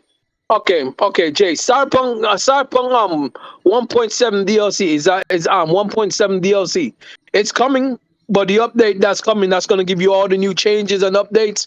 That you don't have to pay for that, but that's coming through through the 1.7 update. But that doesn't cost you anything. It's an update to the game. You still need to buy the DLC that's coming to get the new the other stuff, the actual DLC and story content. It's the same with this. It's an update, but they're putting stuff into that update. They're not charging. They don't have DLCs. They just add new stuff. You mean to tell me that No Man's Sky is doing something that most big AAA developers won't do? which is continuously evolve the game without a single DLC. Yeah, they're doing that, which is but isn't that a testament to the greatness of this game? Yeah, it does. To be honest, it does. Because it went from you not even knowing what your character looked like to you knowing what your character looked like. It went from that you is never true. being in the same solar system to having a city and creating your own city on different planets together. It's funny because I want Cyberpunk to give you third person and they haven't done that, but this game has created third person, which is freaking it's crazy, bro. It's crazy. I like that this Starfield game has third person. Starfield has third person. Not Starfield. I mean Cyberpunk. I'm in Cyberpunk. My bad. I'm in Cyberpunk. What I like about this is that you have the option of walking around in third person or first person and driving around in third person or first person. And I really... Oh, okay, never mind. So there's another thing you can do on No Man's Sky that I didn't talk to you guys. You do have vehicles, but you can ride on different animals. Like different alien life forms. Yeah. Let me... Bro, they put so much updates into this game. This game's a new game completely. It is a new game. It definitely is. Yeah, Jay, I'm playing No Man's Sky now. I'm in the very, very early stage trying to get around, but yeah, I'm liking the game so far. I'm really liking it. I think when I first saw you show it off, because I started following you a little bit later. I feel like if you really like Starfield and you don't have access to the code, I feel like to make yourself familiar with what type of game you're about to get into, you should play No Man's Sky, because these type of games are huge. These are big ass games, bro. Yeah, they're doing a I'm lot. Definitely liking No Man's Sky. This game is bigger than True Woody's forehead, man. It's huge. What you say, True Woody? King Woman. That's actually true. It's all for free. Yeah, all these all updates for free, man. Adds all of this stuff to it. Blame that on True Woody. He made the game free. You can't blame nobody for that. Yo, but you know what's funny though? They're doing all this work and they're not even charging for that. That's insane, and they're not even a AAA developer.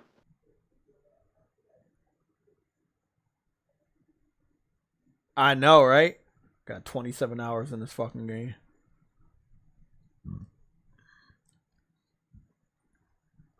Cyberpunk needs to get an update for third person. Yes, it fucking does, man. I've been waiting for that. I don't see the point you creating a character if you can't see him.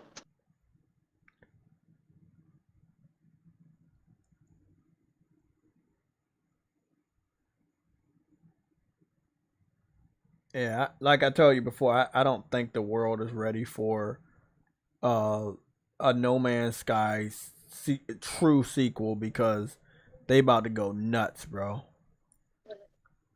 They about to go nuts.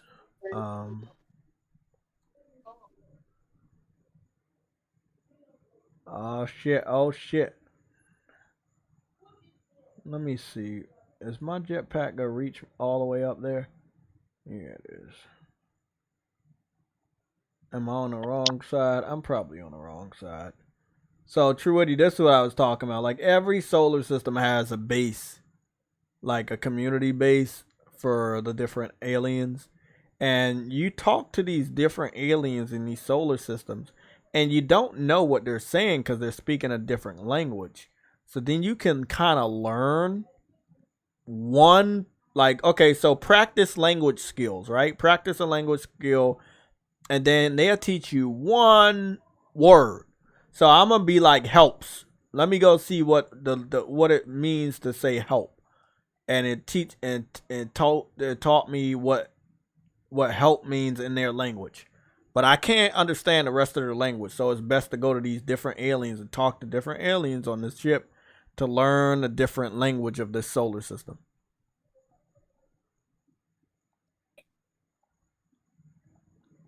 That's dope. Yep. So, I mean, Starfield is probably gonna have something like that. I like this ship.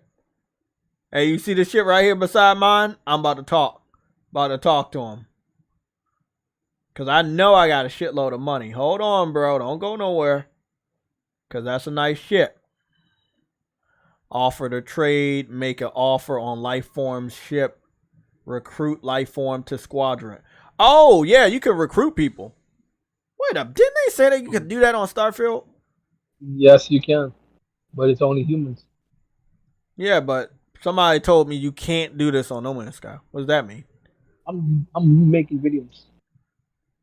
Cause I'm not streaming them. That's fucked up, bro. I love when people don't know and then they tell me. Make one more video. Let me see. Make an offer on a Lifeform ship. All right. Okay. How much money I got? Let me see. Oh fuck! Oh yeah, that's right. My friend gave me like $200 billion, bro. Hmm? Okay. The damage is good. The nowhere near enough. Shield is good. The hyperdrive range is bad. Got 367. I need 1,000 stuff to start monetizing. So is this ship better than this ship? Oh, this ship is better than this ship. But it don't have a lot of space, or does it? It don't have that much space, but it's not like bad. Exchange. If I exchange, it'll be 0 units, right? If I pay, it'll be 6 billion units. Do I have 6 billion? Yes, I do. I will pay for this. Thank you, buddy. That's my ship now. Ha! I got a new ship. I got a new ship.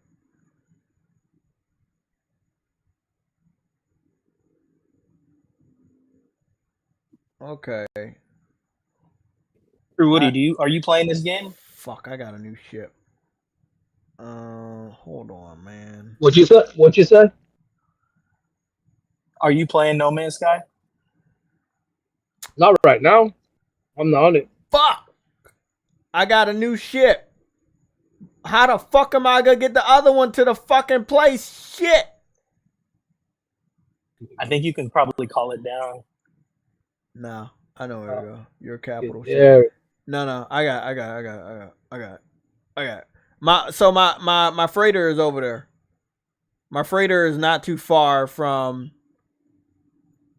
the base. I'ma store this one there, right? And I'll put that yellow one that I don't really give too much about. I'm gonna put that there. Okay. Oh shit. Okay, I know how I'm gonna do this shit. I know exactly. This shit is good. I need this shit. Oh shit. Hey bro, the guns on this ship is better. Like everything is better than the ship that I had. But that's what I'm telling y'all. It's that easy. You see somebody with a ship you want, you buy it. Bam. Yeah, I mean if you got the money. Obviously, you can't just buy it. I got $200 billion because somebody that okay, knows how to never play. mind. You can buy it. Yeah, I can buy whatever the fuck I want. No, the reason why I can do that is because I knew I was playing with someone that knew how to play this game, and guess what he did? He just gave me a shitload of money. So if you have friends on this game, you can like team up with the friend, bro. It's deep, bro. Here's the thing, right? Here's the thing. Starfield is basically going to be it's more of a casual No Man's Sky. It's going to be easier, I guess, if you want to put it that way. Mm-hmm. No Man's Sky is if you don't know what you're doing, you might not get far. They say because No Man's Sky, you got to read. That's why Xbox players aren't. Oh, that's illegal. Hey, that's illegal. Cut that out. Hey, somebody get this guy out of here. He's fucking up. This man disrespectful. I ain't lying. Okay, so True Woody, you see what I did? I put my ship in my own tanker, and I'm about to go get the other ship. And then look at this other dude in my squad. He just showed up and put his fucking ship in the tanker. I'm telling you, Hey, bro. man.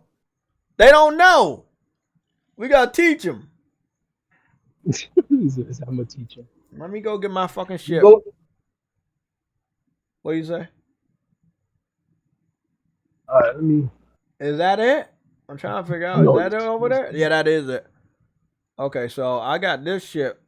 This ship fucking Wrong one. over the Astrofield. There we. Let me go get my fucking ship from this place. Oh, that's right. I don't even know how to call ships. All I know is that I'm gonna just put this one in there, and maybe I can call it later or something. Because if I go back in this fucking base and then they have a better ship, it's gonna be fucking crazy because I'm gonna want to buy that. And sadly enough, for this game, I can buy any ship I want because I'm the ship buyer. You got too much goddamn money in that game. Well, I mean, blame the dude I was playing the game with. He gave me $200 billion. I mean, shit. Why do you need that much? Why do you even need that much? You never know. You never know. And like somebody told me this game doesn't remember shit too. And it remembered that my fucking shit was right there. Jay, what advice you got for people who are going to play No Man's Sky for the first time? My advice is don't be like True Woody.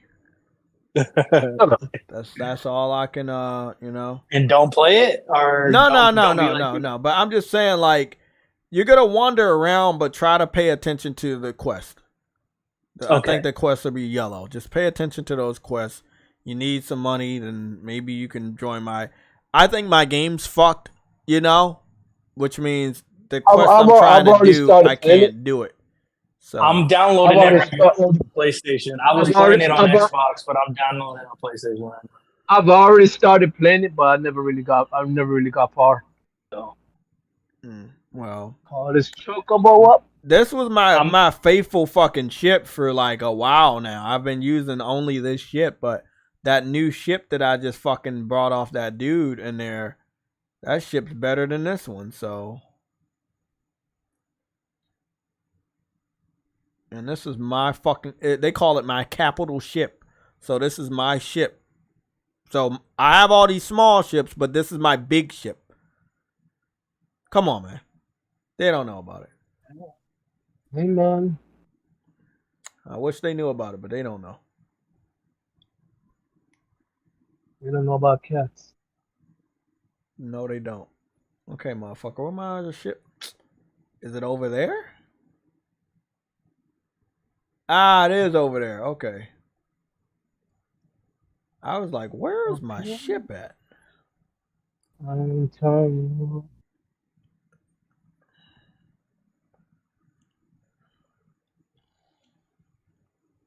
Yeah, I messed up. I started playing this on Xbox. I should have been playing it on PlayStation. Yeah, you probably should have been playing this shit on PlayStation. Ain't no point in playing this shit on Xbox. Not a single. Because I was looking at your screen. I'm like, man, this don't look the same. Oh, it don't look the same. Oh shit. Oh man. You got the better haptic feedbacks over here too, and then the 60 frames is probably better. Oh, here's the thing. I know it got haptic feedback, but I've never actually gotten. Plus, I want to use my Dolby Atmos on my PlayStation. I can't do that on my Xbox. So Wait, hold on. You can't use Dolby Atmos on your Xbox? What? You gotta buy. Oh fuck! The pirates are back. Fucking ass. Hold on. You gotta buy. Yeah, you gotta buy it on Xbox, but you're pretty sure you gotta buy it on PlayStation too, right? Are you fuck? Why do they keep coming back? I think PlayStation is with the update. I think you can use it. You got to be kidding me. Yeah, I think there's a new update coming out for the song. It's that update that's supposed to include where you could turn off that chime when you power it. Yeah, you can do all that. Fuck it. I'm going to go back down. I'm about to go back down. I need help. Ship, I need help. Call in the help. I'm gonna float around my ship and see if they can fucking hit. Yeah. Jay needs cover fire. Oh, don't worry. Like, if I go near my ship has guns on it. I'm just gonna fly around the ship. And then the ship gonna fire at them. Oh, yeah, you little bitch. Who you thought? Little fucker.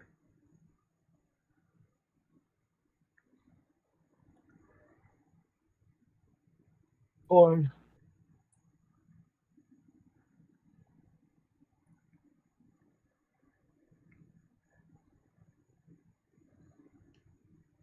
Bro, he's so fast. Why are they so fast? Maybe they're using boosters. Maybe that's why. They probably got more advanced freaking things than you have. I'm going inside. There ain't no point.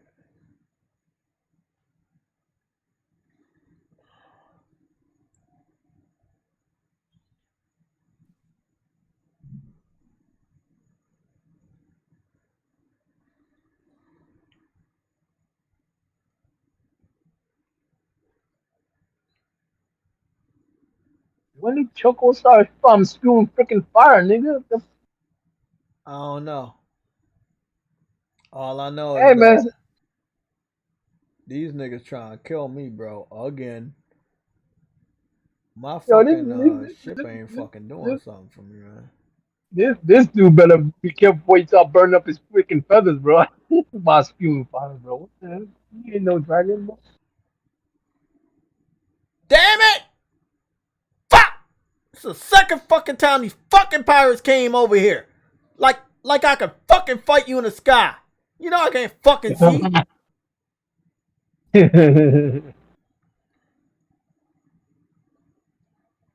So what happens if your ship is destroyed? I have no idea, but we gotta find out now. I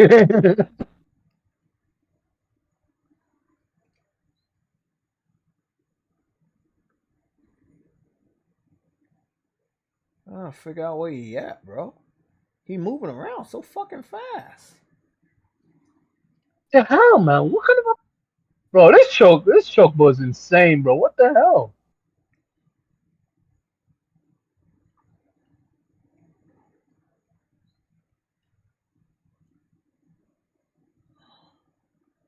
This chocobo's out of his. This chocobo. Yo, this heal myself before this damn stupid ass chocobo kills me, man. Heal? Oh man, no, I'm not. I can't heal. I'm not going down this. So fucking fast. I'm trying to move as fast as he do. I don't even know. I'm trying to I'm doing a boost, right? Okay, man. I gotta go. I gotta go somewhere.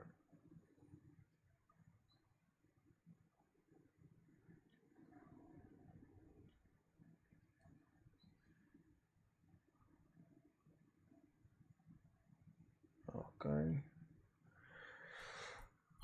I think I died. I died. I don't know. Oh man, don't die, don't die. Motherfucker, man. I gotta go all the way back. Return to the death location to get my items back. Yeah, and I know he's gonna be waiting around there. I need to get better at space combat.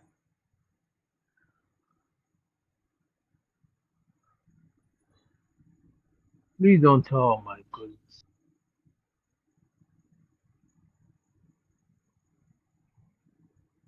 I don't even know where. All I know is that my shit was right over there.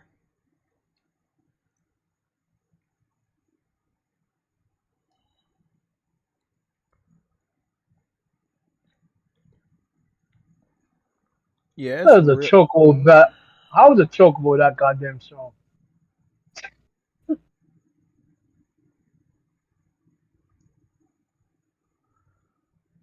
Well, I can see the other freaking things giving me an issue. Oh.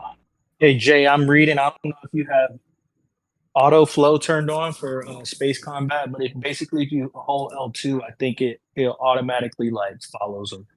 I was just reading that. I'm checking my controls now. Yeah, but I think you got to have it on. I think it's automatically enabled. It's called Starship Combat Auto Flow. Let me go check that. Where you see that at? It's in the set. It's in the options. Yeah, it's in the options. And then I go to what section? You go to because I need that on, man. I suck at space combat. But it's not that I suck. It's just like the aiming. I'm not moving fast enough. Yeah, hit options and then go hit the menu button and then go all the way, hit R1 all the way over to options, and it's under controls. Oh, control. You will. Yeah, you just check out the ship controls and check out the Starship Combat Autoflow. Starship Combat. Do I enable it or? Yeah, enable it. By holding it or by toggle? Okay, let me see. Toggle. Pressing once triangle will set your ship to follow the combat target. Pressing it a second time will disable it. Okay, I need to do that. I need to start doing that. Okay, I got it. That's like lock on. I need that. I need that like. Oh, definitely. You know what's funny? All of these ships are on my crew though, and not a single one of them was helping. That's what don't make sense.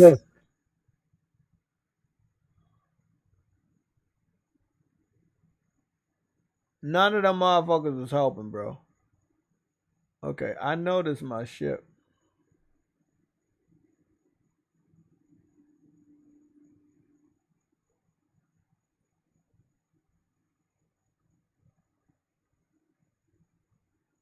That's what?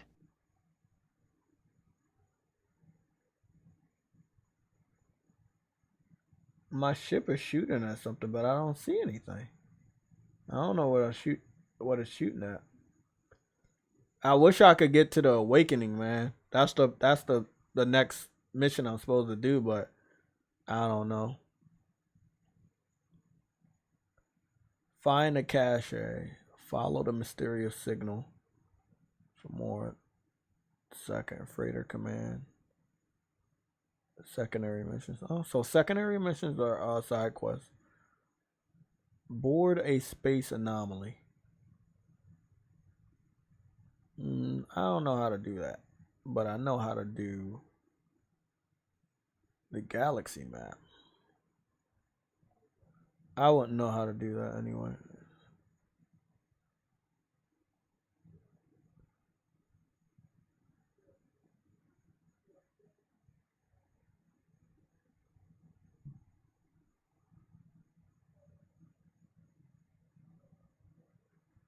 Current mission.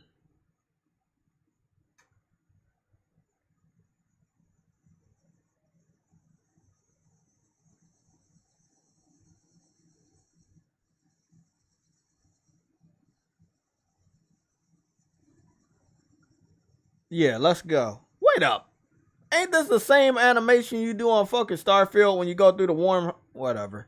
Whatever. Fuck it. Hey, maybe they copied. Have you thought about that? Maybe you copied.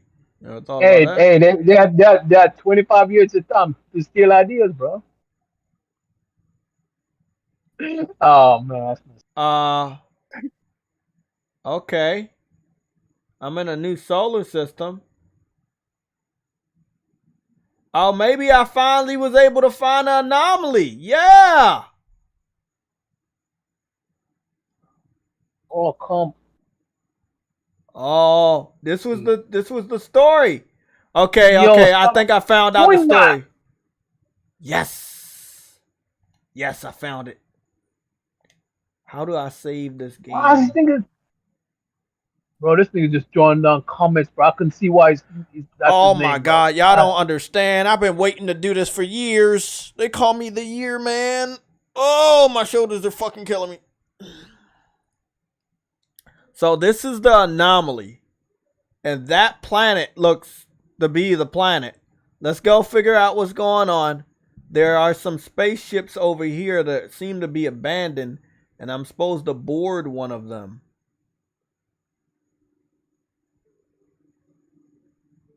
What's going on here? Something ain't right.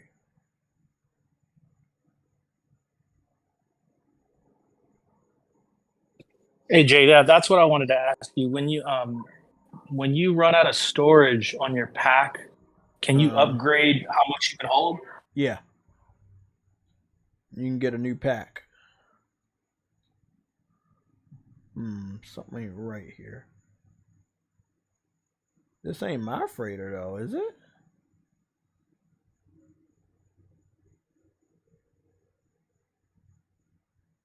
Oh, fuck, about time. I won't lie, that thing was not easy. Level up. Level 48.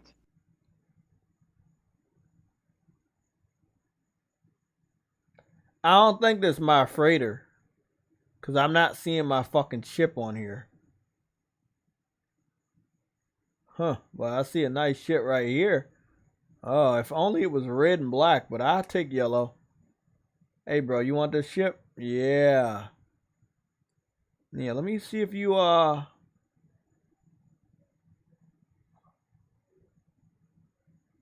Hey, bro, do you want your ship? Yeah, I don't really care, buddy. I want to buy your ship. That looks like a nice ship. I think I'm gonna buy this. How much you want for it? Rich ass. You say something? $8 billion. $8 billion. I can do that. What the hell is wrong with you? I hate rich people. I gotta learn how to make. So, from what I heard, Jay, you can make money on this game. Like, I think you can mine and create like a like on your base. Okay, I gotta do that. I just restarted the game on PlayStation, Bro, so I'm I telling don't know how long y'all it's gonna gotta. take me. I believe that you could be doing the same type of stuff on Starfield, though. If you, Yeah, it seems like this is more of an open playground for sure. Yeah. Well, it's going to be a little you have different. more of a blank canvas in this game, I should say. You can do a lot more. Sure. So you can go into other do a people's lot. ships and then meet up with them if you want, you know?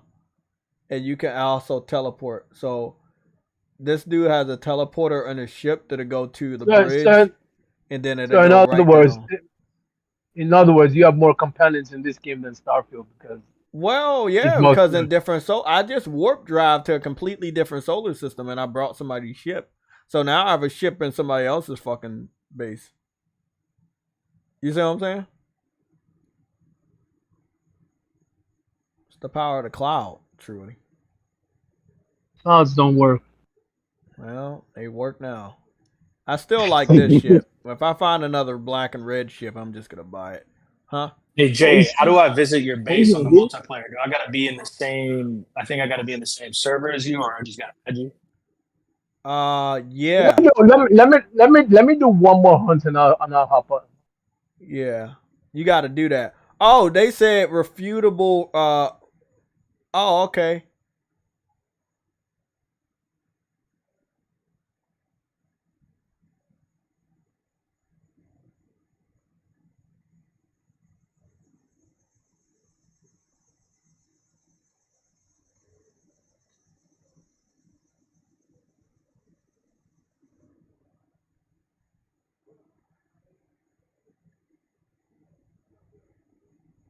Oh, this is gonna be a little. I need to come. What's going on here? See, it's hard.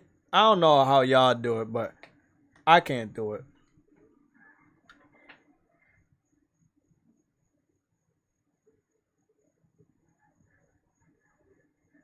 Do what? I play games.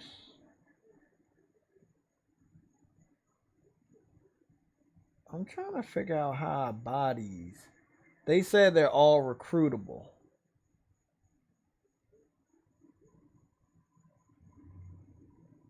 So I'm guessing I can buy all of these people. And then have them as my base. You know what I'm saying? So I guess so. I guess I would just have to go in there and buy the dude here. Because I already did it before. I'm going to just go down here because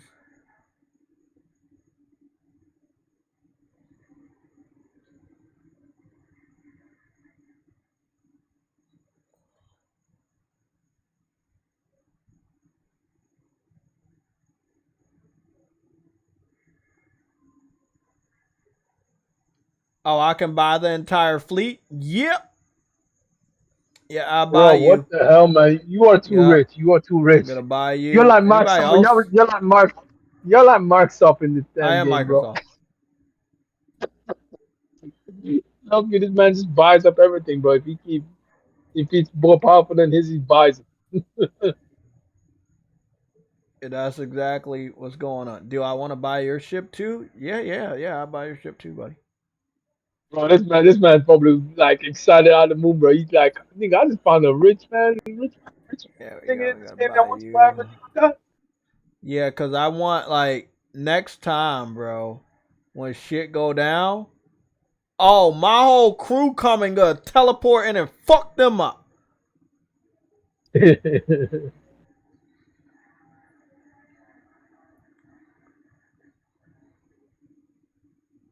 Just like that. They teleporting in. Goodness. Unknown planet. I'm going down to this planet. Wait up. Wasn't there a planet around the planet? Or there was a planet behind the planet? Was this the planet I was going to? Don't play me, man. Okay, I think this was a fucking planet.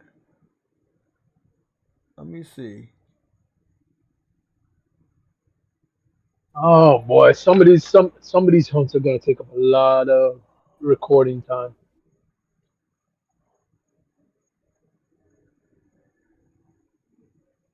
Okay. I'm recording. You said galaxy map, photo mode.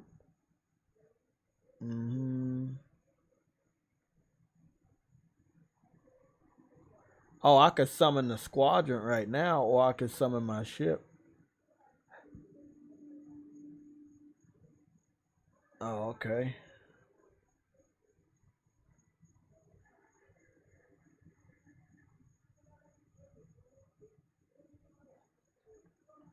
I don't think. Oh, they got companions on here too. I guess I didn't unlock any of them because I don't have any fucking companions. You're a lonely character in the game. Yeah, I haven't did the companion shit yet, but I'm trying. You know. Where you can do there's something that you can do for companions. Yes, you can do companions here. Damn, What the that's hell? some dope ass. I mean, this is pretty much.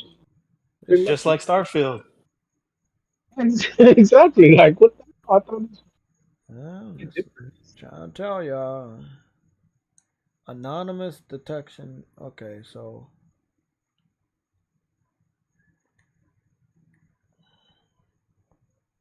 anonymous detection. Six. I gotta make sure this down. This updates. Board a mysterious station and speak with those on board. Is this the mysterious station? No, that's the thing. Like, I'm telling you, this shit been getting on my nerves for a while now. Okay, this is set for both.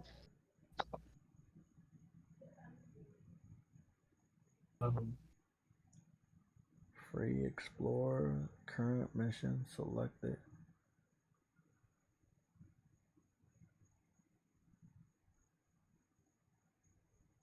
Path,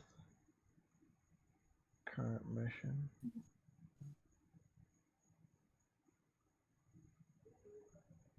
That's 1,000.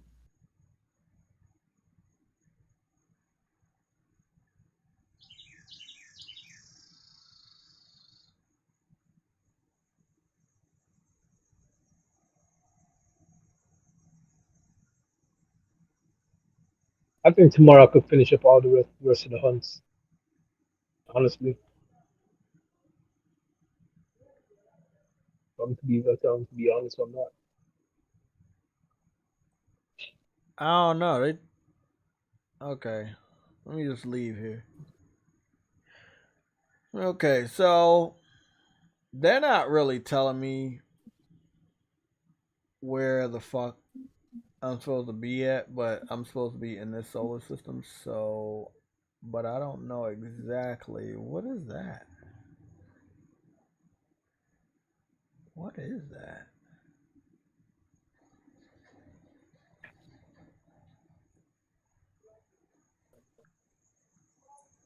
Okay.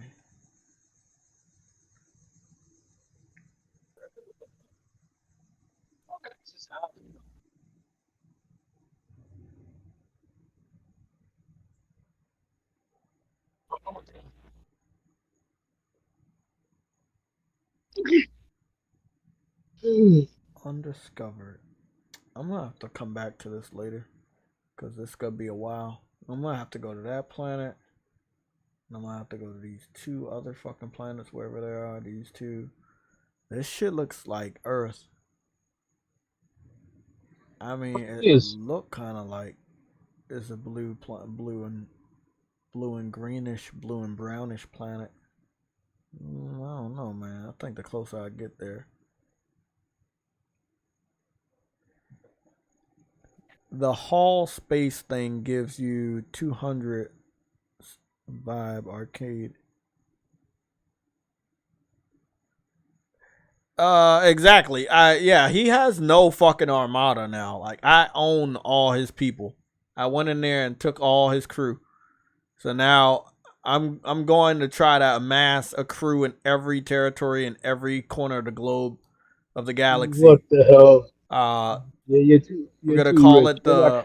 I look at my foot. You're like Microsoft in space. You're like I am Microsoft in space. They call me spacecraft. Croft. Space off. Michael Spacecraft. Oh, geez. I don't think that they're gonna like. I don't know what the extent of the Xbox fans are gonna like do. Hostile detected. Oh fuck no! We getting the fuck up out of here, bro. Oh, hostile sub found. Of course. Of course.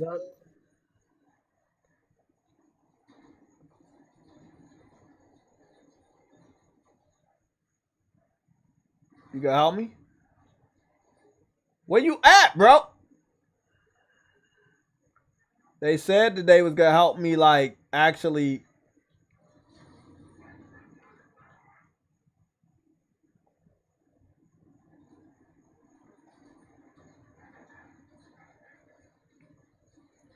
Fucking little bitch.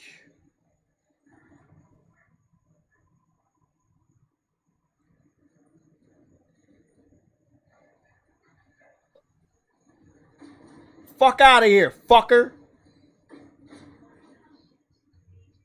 Woo! Back to it. Back to it. Thank you, D-Boy, for that helpful tip on how to lock on to these fuckers. Oh, hey, I got a milestone. Yeah, oh, shit. Destroy 15 ships. Fucks with it.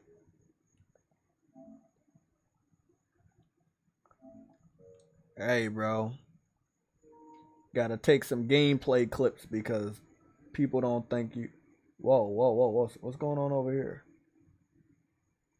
Ah, fuck. I'm going back to the way I didn't want to go. Shit, I'm supposed to go towards Earth. And that's why I don't like fighting bad guys, because you get turned around.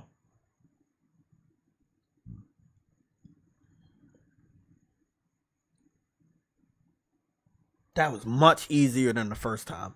That was way much easier than the first time.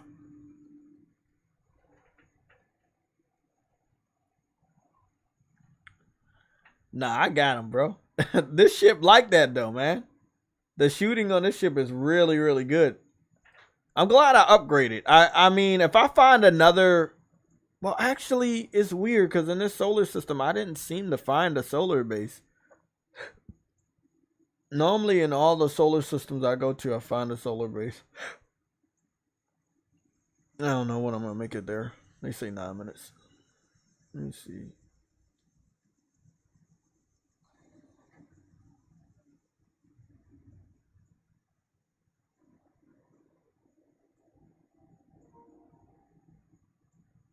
A feature update is available. A feature update. Restart your PS5 now to apply it. All games and apps will be closed. Fuck! Is it mandatory? I don't fucking know. I've never seen that notification before. PlayStation and the Fallen Ones. I was in the middle of trying to go to Earth to figure out why TrueWitty always subscribes to Game Pass. Earth doesn't want you. No, I can't find it. I'm gonna like look at a how-to video on YouTube on how to like read this fucking map to go to where I need to go, cause now I'm in the solar system they claiming I needed to be in, but I still can't find, you know, where I need to go.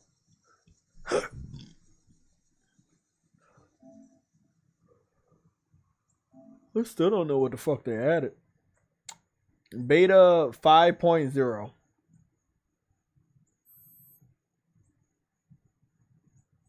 No clue what the hell they added. They need to add theme support pronto. Getting tired of them not adding anything like that. Like, they need to add theme support.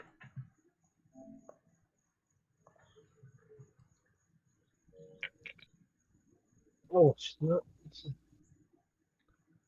No Man's Sky 7th anniversary. That means 7 years before Starfield. That's illegal. Oh, I'm about to get some of these trophies, huh? Ship Destroyer, 30%. How many defeat more ships in combat?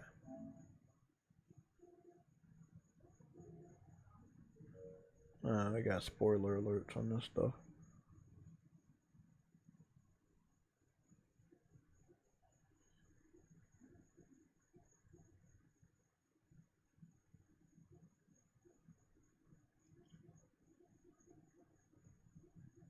This game's big, man. It kind of reminds me of what Destiny was trying to be, you know? That was the only thing I don't like about Destiny. You got those ships, but you can't even fucking fly them properly, you know? They're there for looks. And I was like, what they did with this game was the true realization of what Destiny was supposed to be. Hopefully I'm in the same spot.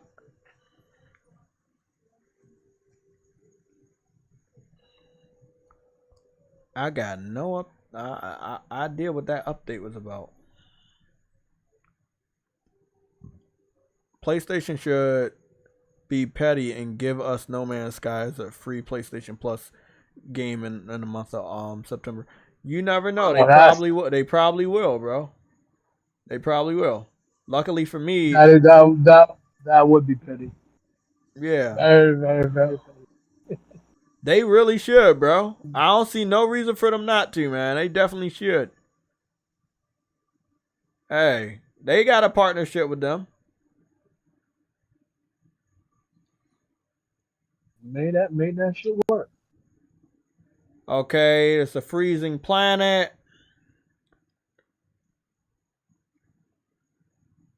Damn it. What about the planet underneath it?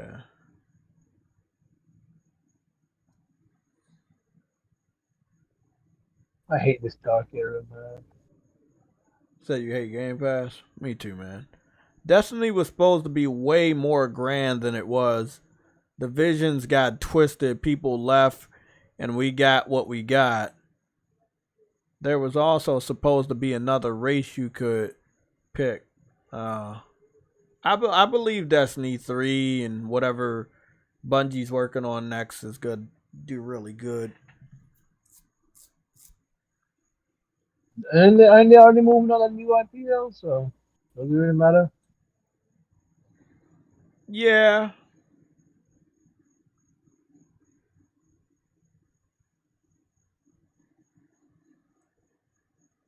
My question is, if this planet's frozen, then why the fuck am I heading there?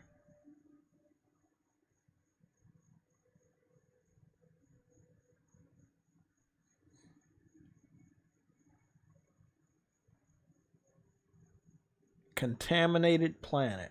Look contaminated. Gamma root, copper, uranium, high sentinel activity.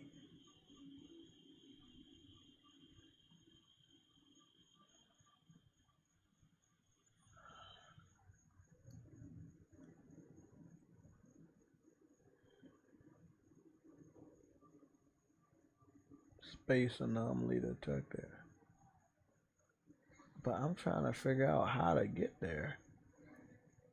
I've been trying to get to the space anomaly for a while now.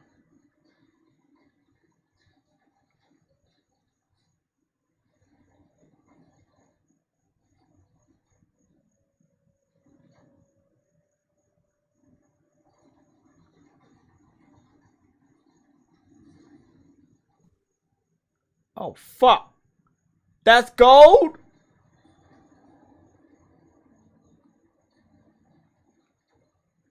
Gold and silver? Gold and silver what? In this asteroid field. Oh, wow. That's expensive.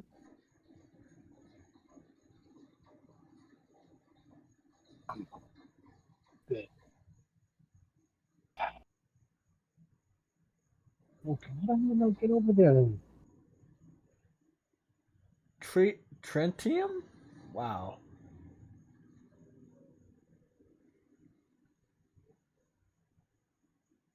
Okay, I'm really confused.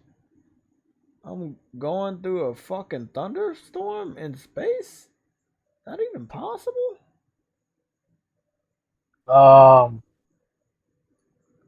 Is it possible? I don't know. The closer I get to this planet, the weirder things happen. Like really, really weird things. Oh, No Man's Sky. No Man's Sky is. It's a lot. It's a lot here. Oh, let me buy up all your freighters. It's another freighter.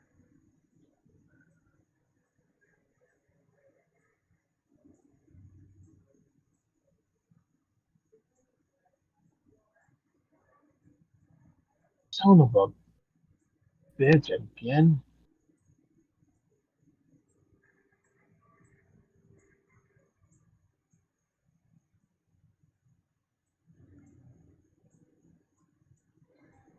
Okay, you know what? First of all, yeah, buddy, I buy your fleet. Yeah, I buy it. They call me JTech Big Bucks. Yeah, it's spending them big bucks. Also, it's underneath. Let's say it's underneath. Okay. Okay, we need to go down.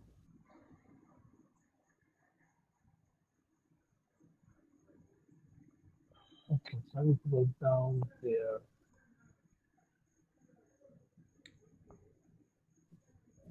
Uh-oh. I may reinstall them. I think the next Destiny might be more of an initial vision. This week they have a showcase. Damn, that's right. They got a showcase this week too. Oh yeah. Man, this about to be a big ass week, man. I mean, I don't know what to expect from Jeff Keighley. That dude seemed to be letting us down a lot. We can, to be honest, everybody that's about to show something at Jeff Keighley, they could have showed it themselves. They didn't really need to go to this event, you know. Hey man, what did just keep calling Jeff Keighley smuggling tapes? Yeah, he not gonna show nothing.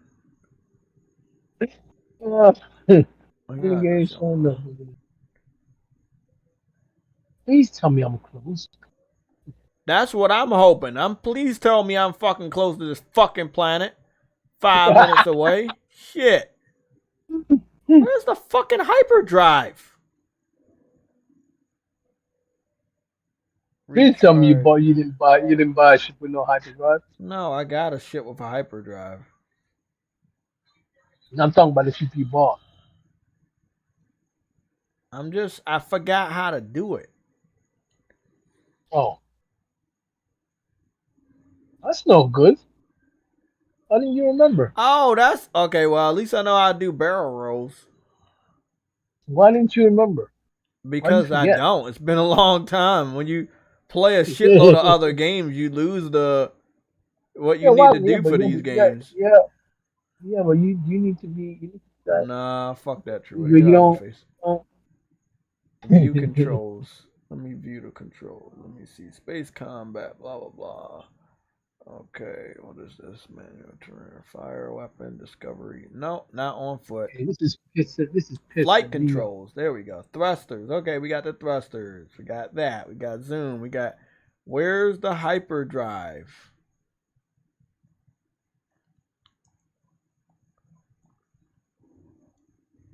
I hate this foggy, misty freaking place, bro.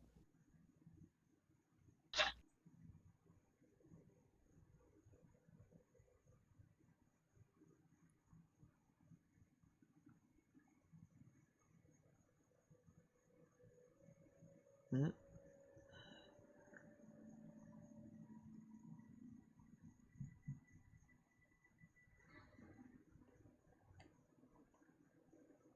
Okay. Find Ah, there it is. I was like, where is the fucking hyperdrive? I got it now. There we go. Fuck. That's much quicker. Don't worry, guys. We about to get around this shit. Okay, I'm on the planet surface. I'm on a planet surface or inside the atmosphere. Let's go see. They said this was a frozen planet. Probably not the best thing to get out. And that seems to be what? Oh, that's just water. Oh, bro, there doesn't seem to be. You hear me? We all hear you. I don't think there's any place to land here. There seems to be a planet just nothing but water, which I love, but I can't land. Maybe you're supposed to swim all everywhere. The weather warming. They said the weather is becoming too great. It's too cold here. Ice cold water planet. Let's get the fuck out of here.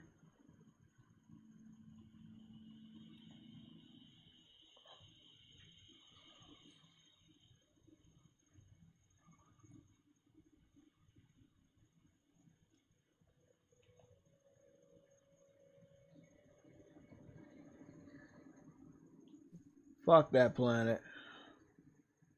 Where's the planet behind this planet?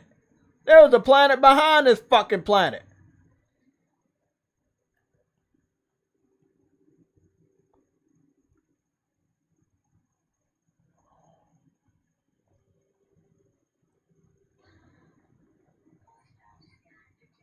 Fuck you. That's not very nice. That's the planet I wanted. The one behind this one.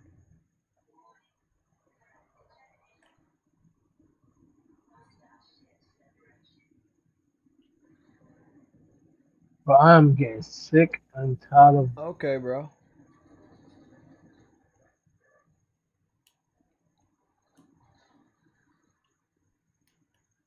I do wonder if some stuff get locked away, bro. Cause this is crazy. I can't find how to get out of here.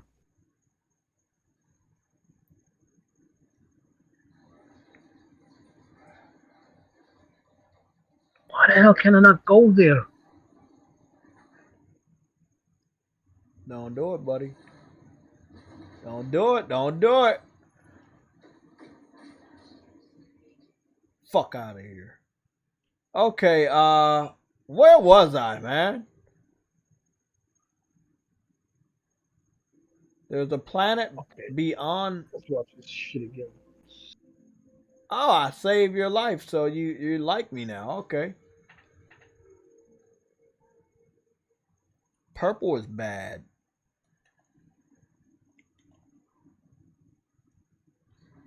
It's fucked up too.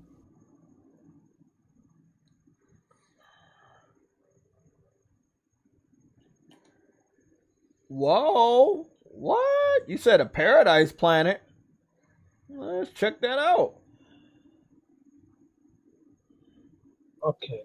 Let's find this finger, bro.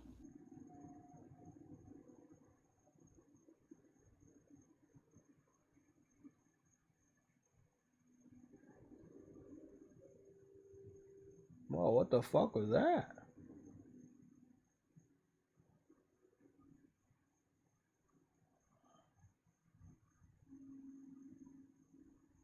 Uh-huh. Looks like somebody got a base right there. Initiating.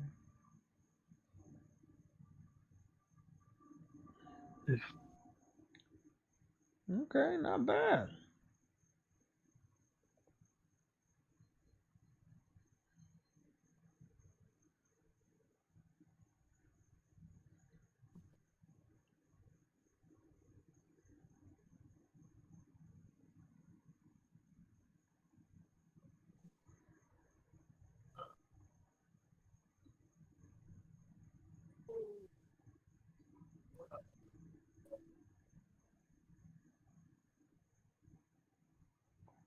Okay, motherfucker. I don't know what this shit is. This outpost probably was here for a while then, because there's no fucking way. Okay, they got shit in here.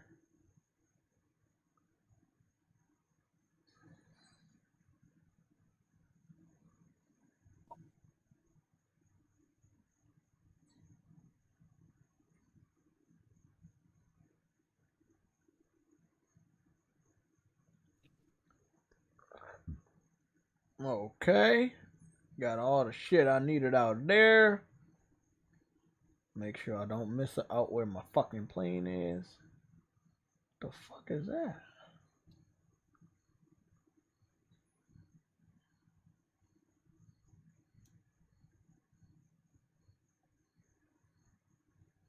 Okay.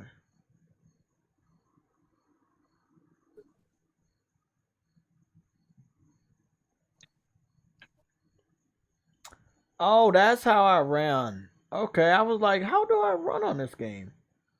Okay, we got the... What? Okay, well, it's like a fat dinosaur.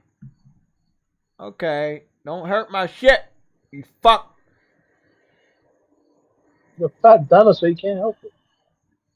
Fat fuck, stay away my ship. It's not the best landing, but it's a landing, and a landing would do. That's a fat ass dinosaur. Moving though. Call him Movosaurus Rex. Okay. Let me get a good look at this fucking planet. You got water going over there. They said it's a paradise planet. So that's not bad, I guess.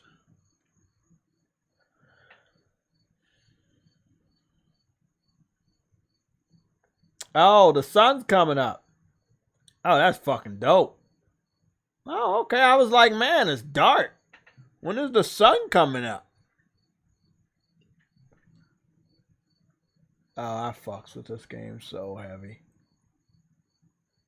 Talking about day and night cycles. Fucking awesome.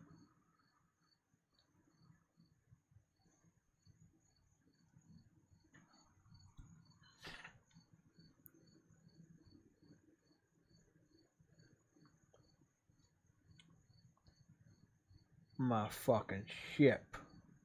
All these fat ass dinosaurs. Fat fucker. Get away from my ship. I call my ship the Game Pass. That's terrible. Huh? That's terrible. It's terrible. called the Game terrible. Pass. It's terrible, one of the best fucking ships in the galaxy. You get a discount every time you see it. You know what I'm saying, True Woody? You know what the Game Pass is? Okay, I can't understand anything. Bro, it's called the Game Pass. It's one of the best ships out there, bro. Just know, bro. It's called the Game Pass for a fucking reason, bro. Give you a lot of discounts on your car insurance when you decide If to. you don't have a car. I said on your What if car you have- insurance. What if I don't have a car? It'll give you discounts on your RPG experience. How about that? I don't have an RPG. My boy JTech over here in outer space doing a lot of outer space shit. Look at that. Got my black and red fucking new flight vehicle from some random person that didn't afford it because I had to pay for it. Goobity gook. Look at that motherfucker right there. I'm taking down these pirates though. You know, I might start looking for trouble from now on, now that I know how to lock on. Oh boy, Jay's gonna turn to And this fucking ship got some good blasters on it. Look at my blasters under there. You see my blasters? You see my blasters are looking good. I call them blaster packs. My dude's running.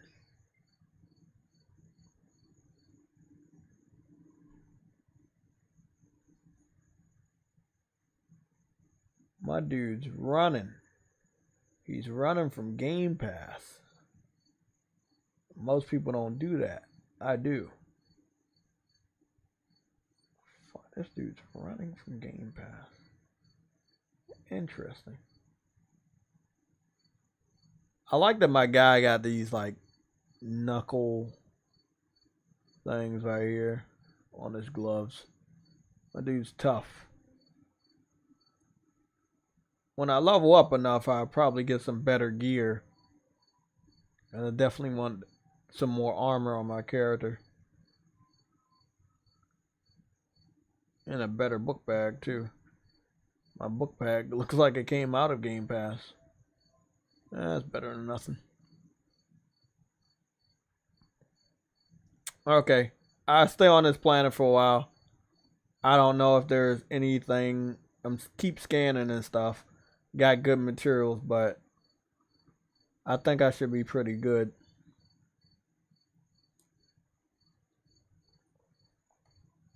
My ship has some good compartments too.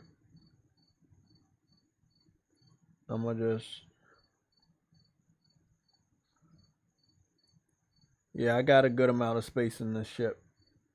It's a B-class ship. So you got different type of classes of ships and gear. You might want to learn that too, buddy. On a learning pack.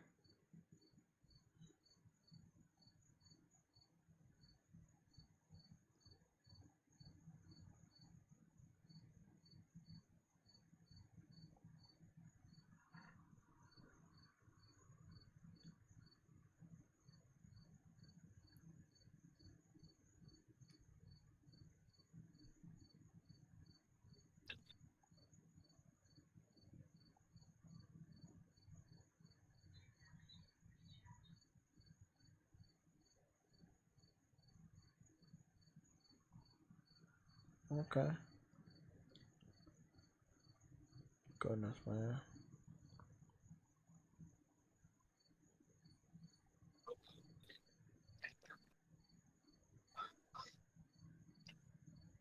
Right.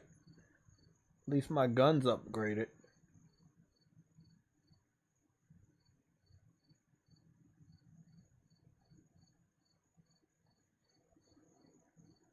Much better.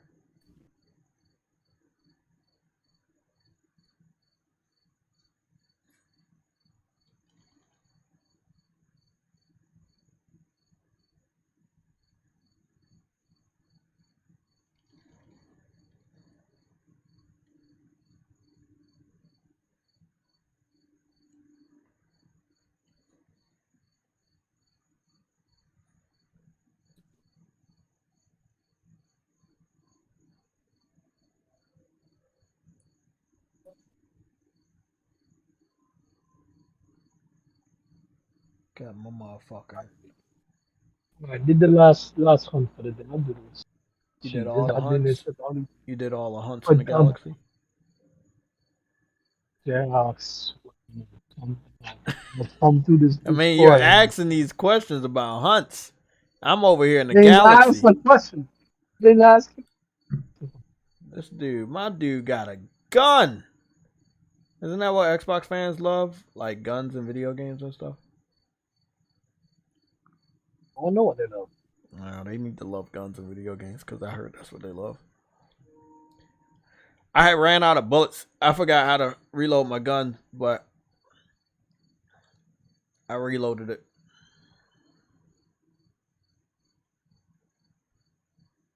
I didn't think they like games, but it's okay.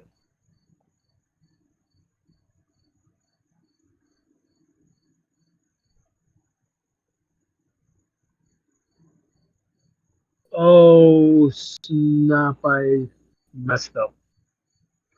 Yeah. Well, it doesn't matter. Sense. I guess that was a good planet, but it's just not the planet I need to be on. I saved over my previous save. Oh, that's a rookie mistake. Only a rookie would make that mistake. Oh my god. No, they both were the same level. They both were the same level. Oh shit. I don't think I've ever made that mistake on Final Fantasy. And I hope I never make. No, not on 16. So I got 6 different save files. And I know exactly what save files I have what. Jay. So Yo, Jay, Hello Games owe you a check. I just brought it off of watching your gameplay right now. God damn. Hey, bro. I'm gonna be back on it. I want to do a No Man's Sky stream on Twitch because I know Henry brought the game based off of my gameplay. Well, what game? No Man's Sky. Oh wow, it's cold as shit. I know y'all see me shivering in this bitch. I need to go put my coat on and shit. Okay, I'm out. It's almost 8:30, so I'm about to leave in 3 minutes. Everybody, it's been real. I will see y'all maybe Tuesday again. I'm gonna let y'all know what my new schedule is gonna be. Like I said, y'all gonna probably see me play all these other games after Final Fantasy to kind of like fill the gap between Final Fantasy and Eternights or whatever my next game is gonna be. Before I do that, let me go switch over to what is it? The pre-orders. Let me see what these pre-orders are looking like. Final Fanakin. Mortal Kombat comes out 3 days before Eternights. Now I'm fucking worried. Goodness. Okay. Why are you worried? Because I like Eternight more than Mortal Kombat 1, so I only this is done. 3 days to play Mortal Kombat until Eternights come up. These games are way too close together. Way too close. Like, they are way too close together. I would have picked up High on Life if High on Life was like 99 cents. I can't bring myself to spend $60 on that. Atlas Has Fallen is definitely getting picked up. I just don't know when. And hopefully they release a patch and change some shit. Everspace. What's Everspace about? Everspace look like a space game. Or you're always in space? That's why it's called Everspace. You're always ever in space. Oh, so you never get out of the ship? Oh hell no, that's a no-go. Then why the fuck does the box art have a shitload of human and alien creatures? So you only in the ship, but what the fuck the box got them on there for? Maybe it's like Star Fox. Maybe it's like Star Fox. Oh, hell. You never get out of the ship. You never get out of the ship. I mean, I wouldn't mind playing like a next generation Star Fox. So if this is like Star Fox, I ain't gonna lie, I could get behind that. Oh yeah, you're not the only. I love a good Star Fox game. Okay, so it kind of reminds me of like some sort of next gen Star Fox to a degree. I'm looking at it now. Hey man, that sounds I awesome. cannot tell you how many times I beat Star Fox 64. Right? Yeah, it's such a great game. Nintendo, where is Star Fox? Goodness, where is it? No idea, bro. I think they only made one new one, and that was it. Okay, it's 8:30. I'm up out of here. Let me do these timestamps and this get looks some rest. nice though. Yeah, it does. I'm out. Good night, everybody. Have a great week. I will see you maybe Tuesday. I'm gonna try to figure out what this new schedule is, and I'll let you guys